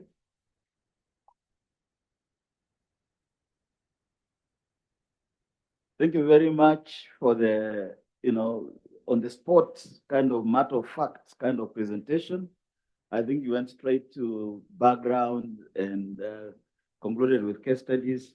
I particularly liked the idea of strategic development areas and the fact that the Development Bank of Southern Africa is one of a rare financial institution that goes into risk ventures of dealing with local government. But I don't think it's for me to judge. We can discuss this more collectively. Any questions or comments? Any points of engagement? Valerie, you have a question? Anybody else? Okay, I think we have one question for you, then we'll close. Right. Valerie? Thank you for your very expedited presentation. So my question is, last month, the city of Johannesburg just signed for a 2.5 billion rand loan from the French Development Bank. Why are big municipalities going to funders who are not necessarily going to be as considerate as you are, and also funders who don't have the inbuilt mechanisms that ensure things like accountability, things like having everyone benefiting from the project, as well as the other like social and socio-economic considerations that you put into place whenever you give financing? Why are these municipalities going? What is the pool that makes them say they would rather get funding from external people who are not benefiting them? Thank you. Fair question. And I guess I must also be careful when I speak, as we are sworn to confidentiality and also for peer. So yes, the city of Johannesburg is a recipient of a 2 billion rand loan from AFD over 15 years to fund capex. But obviously, what is not often publicized is its other sources of funding with other lenders. So on an annual basis, DBSA supports the city to the tune of 2 to 2.5 billion. So in the past financial year, we injected 2.5 billion into the city. And as we speak now, the city of Johannesburg is our single largest exposure. So if you recall, I spoke about a balance sheet of 110 billion, 13 billion of that is invested in the city of Johannesburg. So that's a 12% exposure to the city. So we can't always support all of the city's borrowings. We also have that restriction of a credit limit counterparty limit or an obligor limit. And then also remember the city, if you look at any government tender, 90% of it is pricing. 10% is all the other development aspects that you talk about. So a CFO in a city will focus on pricing. So yes, the AFDB loan on the surface, and based on the way the city publishes it, may seem expensive, but what you often don't see is the other value added benefits that comes with the loan. Often, you'll find that development finance institutions also provide the likes of technical assistance and capacity building, which has not been factored in. They also provide capital grants. So you may find that much as even if on a comparative basis, the loan may be relatively expensive to what, let's say, a bank or DBSA would have provided, there's often those considerations, concentrations. They also want a mix of lenders. They don't want a single lender. And then they also have value added services that don't make it into the public announcement. So just maybe to reassure you that, we are the biggest lender. So we actually hold 60% of the municipal debt in issue, whether that's senior debt or that's bonds that are long dated as far out as 15 to 20 years. And interestingly enough, the AFD is one of our partners. And as we move forward and support the City of Johannesburg and others, the intent is to work alongside them. So it's actually quite interesting because they had exited the market over the past 5 years. So they actually aggressively re-entered the market. This is the AFD. Yeah. So interesting that we work quite closely with that team as well. Great, thank you. But your question is fair, yes. Thanks. Let me also pose a question that I wanted to avoid, weighing in with any question so that I let colleagues to be the ones to raise the questions. But given our discussions in the morning and in the mid-morning afternoon around failures of government-led or public-led initiatives like Lanseria and others, and given the potential exposure to local government organizations, municipalities, which are essentially government and so forth. They have not only underperformed, but they're also prone to maladministration, which manifests in the form of corruption and so forth. I'm just wondering, there are a number of challenges that DBSA seems to be exposing itself to. Where does this appetite for exposure to problems come from? Also, a very fair question. So, an observation. So, as I mentioned, there's a slide I skipped over and purposefully to avoid this very question, Prof. So yes, the South African municipal sector is in a malaise. So we're not going to pretend as if it is the healthiest of sectors. But how do we continue to lend amidst that political instability you spoke about, amidst that lack of governance, whether that's leadership or whether that's corruption, against shrinking allocations from the state, amidst these cities not recovering from the COVID-19, reduced collection rates, amidst the ailing infrastructure. So how do we continue to lend? So the South African municipal framework is highly regulated. So according to the Municipal Finance Management Act, as well as National Treasury regulations, municipalities have 3-year rolling cycles of budgets. In that budget, based on cash flow projections that are often historically based, municipalities and municipal councils approve financing sources. And those financing sources are the fiscal allocations, it's internal cash flows, so the collections from ratepayers, and then it's also borrowings. So, and those have to be approved by Treasury. So our National Treasury will not allow municipalities to overgear themselves. So there are also typical ratios that we hold the municipality accountable to, including gearing, as well as cash flow, as well as debt service ratios. So we lend against guaranteed budgets, so to speak, and we are protected then by those National Treasury oversights. We then also, and tied to your question, Madam, we also then have in our loan agreements our own environmental, social safeguards. We have our financial covenants to which we hold them accountable. So in actual fact, we lend in a very regulated environment. Cash flow, yes, there can be cash flow mishaps. A municipality can overspend or under collect, But what generally happens then is, unfortunately, then we kick the can down the road, and the municipality will catch up. And interestingly enough, non-performing loans, especially particularly from a DBSA perspective, are less than 1%. Municipalities pay their lenders, but they don't often pay their suppliers. So it's a it's an interesting one, because if I had Eskom or DWS here, they'd say, well, they owe us, Eskom will say they owe us 70 billion. That number grows daily.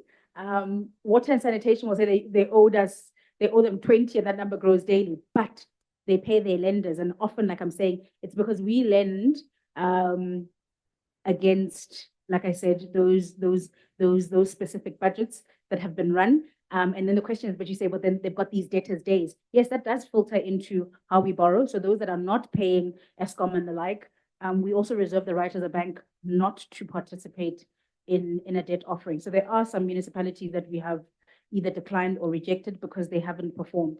And it's also a challenging one because, and so you talked about it, these are autonomous entities, they're government, they're state entities. So you can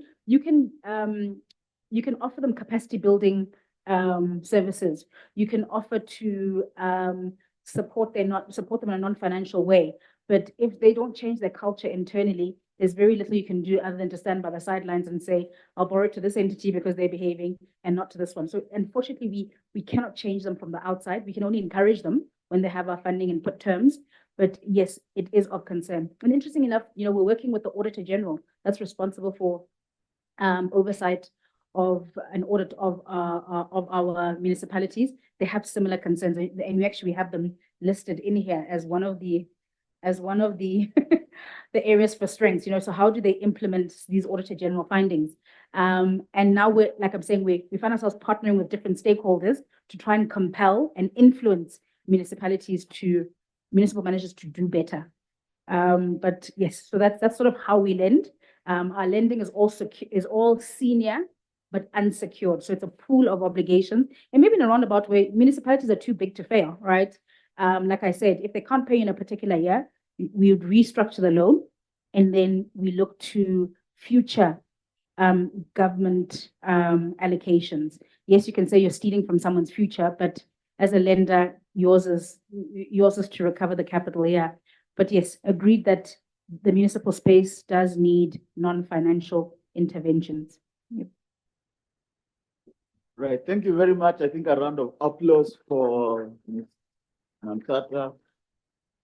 And I think now we are essentially circling to the, okay, David, you must always ask within allocated time. Okay. We've got another question online. Oh, sorry. Question. There's an online question. Okay. Yes. Yeah, the question is from Kabaso. She's saying, out of interest, does the DBSA also supporting municipalities in non-affluent areas, those in periphery, so to speak? Any example to this? Does it support municipalities in the periphery? In non-affluent areas. In non-affluent areas? Yes. Okay. There you go.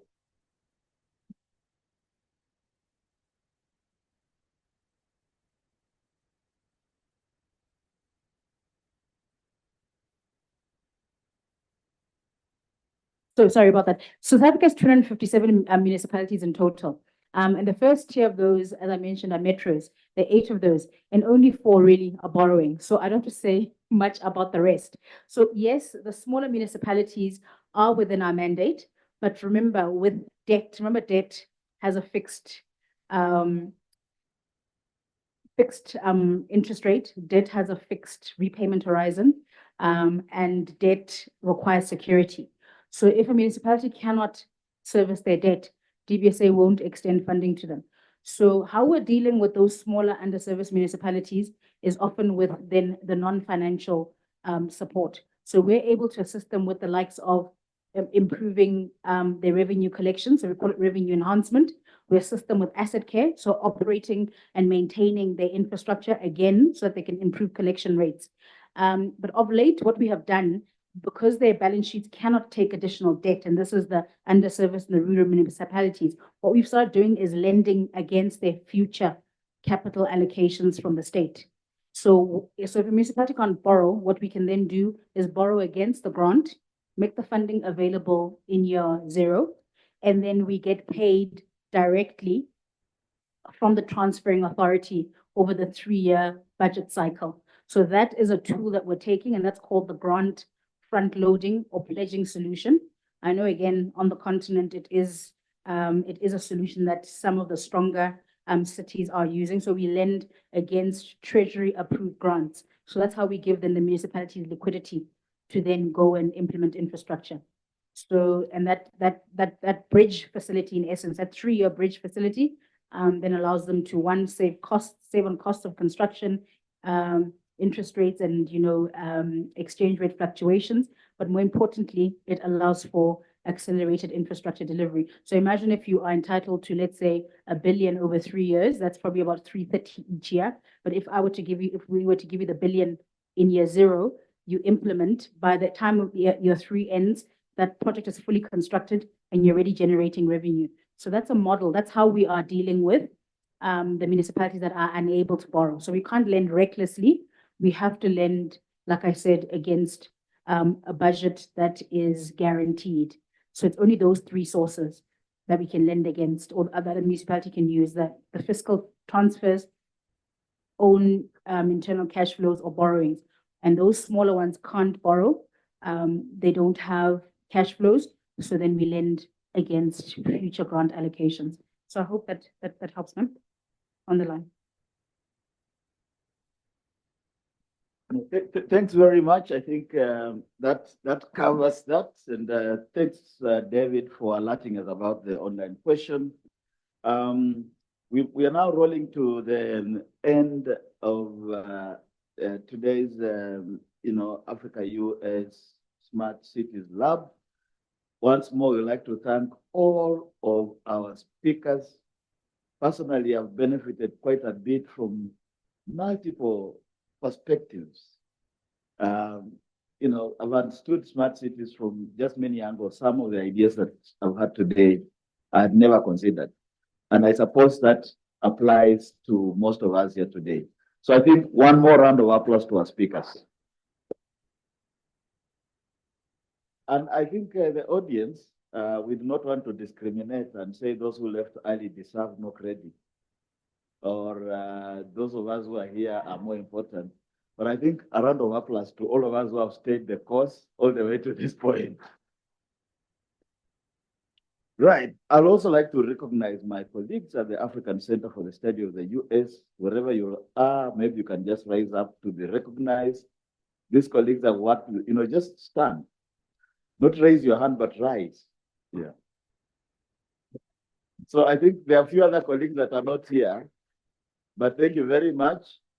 And I think we are saving a better applause for one particular colleague of ours, whom I personally call comrade. It's called Kluma Velane. You can try it, my guy. This is the person who must have sent emails, followed up, and so forth. And we want to say thank you. He's essentially the project leader for the Africa US Cities Network. I think I did recognize our partners earlier, but let me just reiterate, the appreciation of Waterfall City. We have Piet here, maybe Piet, people, you can rise so that you can rise, stand, yes. Wits Innovation Center is here represented by Nick. Thanks, Nick. DBSA, Mojabeng has just spoken. I think another round of applause. I think my colleague here representing School of Architecture and Planning, you also engaged quite a bit. You can receive our warm regards on behalf of the school. I hope I've not left anybody else here. I think the last entity to recognize is the Wits University in general, but Wits Club in particular, for hosting us, giving us their usual sumptuous meal. After you have lunch at Wits Club, you do not want to go home to your usual dinner, but you realize you have to. But in fact, we can show appreciation to them by enjoying a cup of coffee. and a snack at the back of the table there. And thank you very much, colleagues. We stand adjourned. We've been in communication about the report, the materials, and let's continue working together as a community. Thank you very much.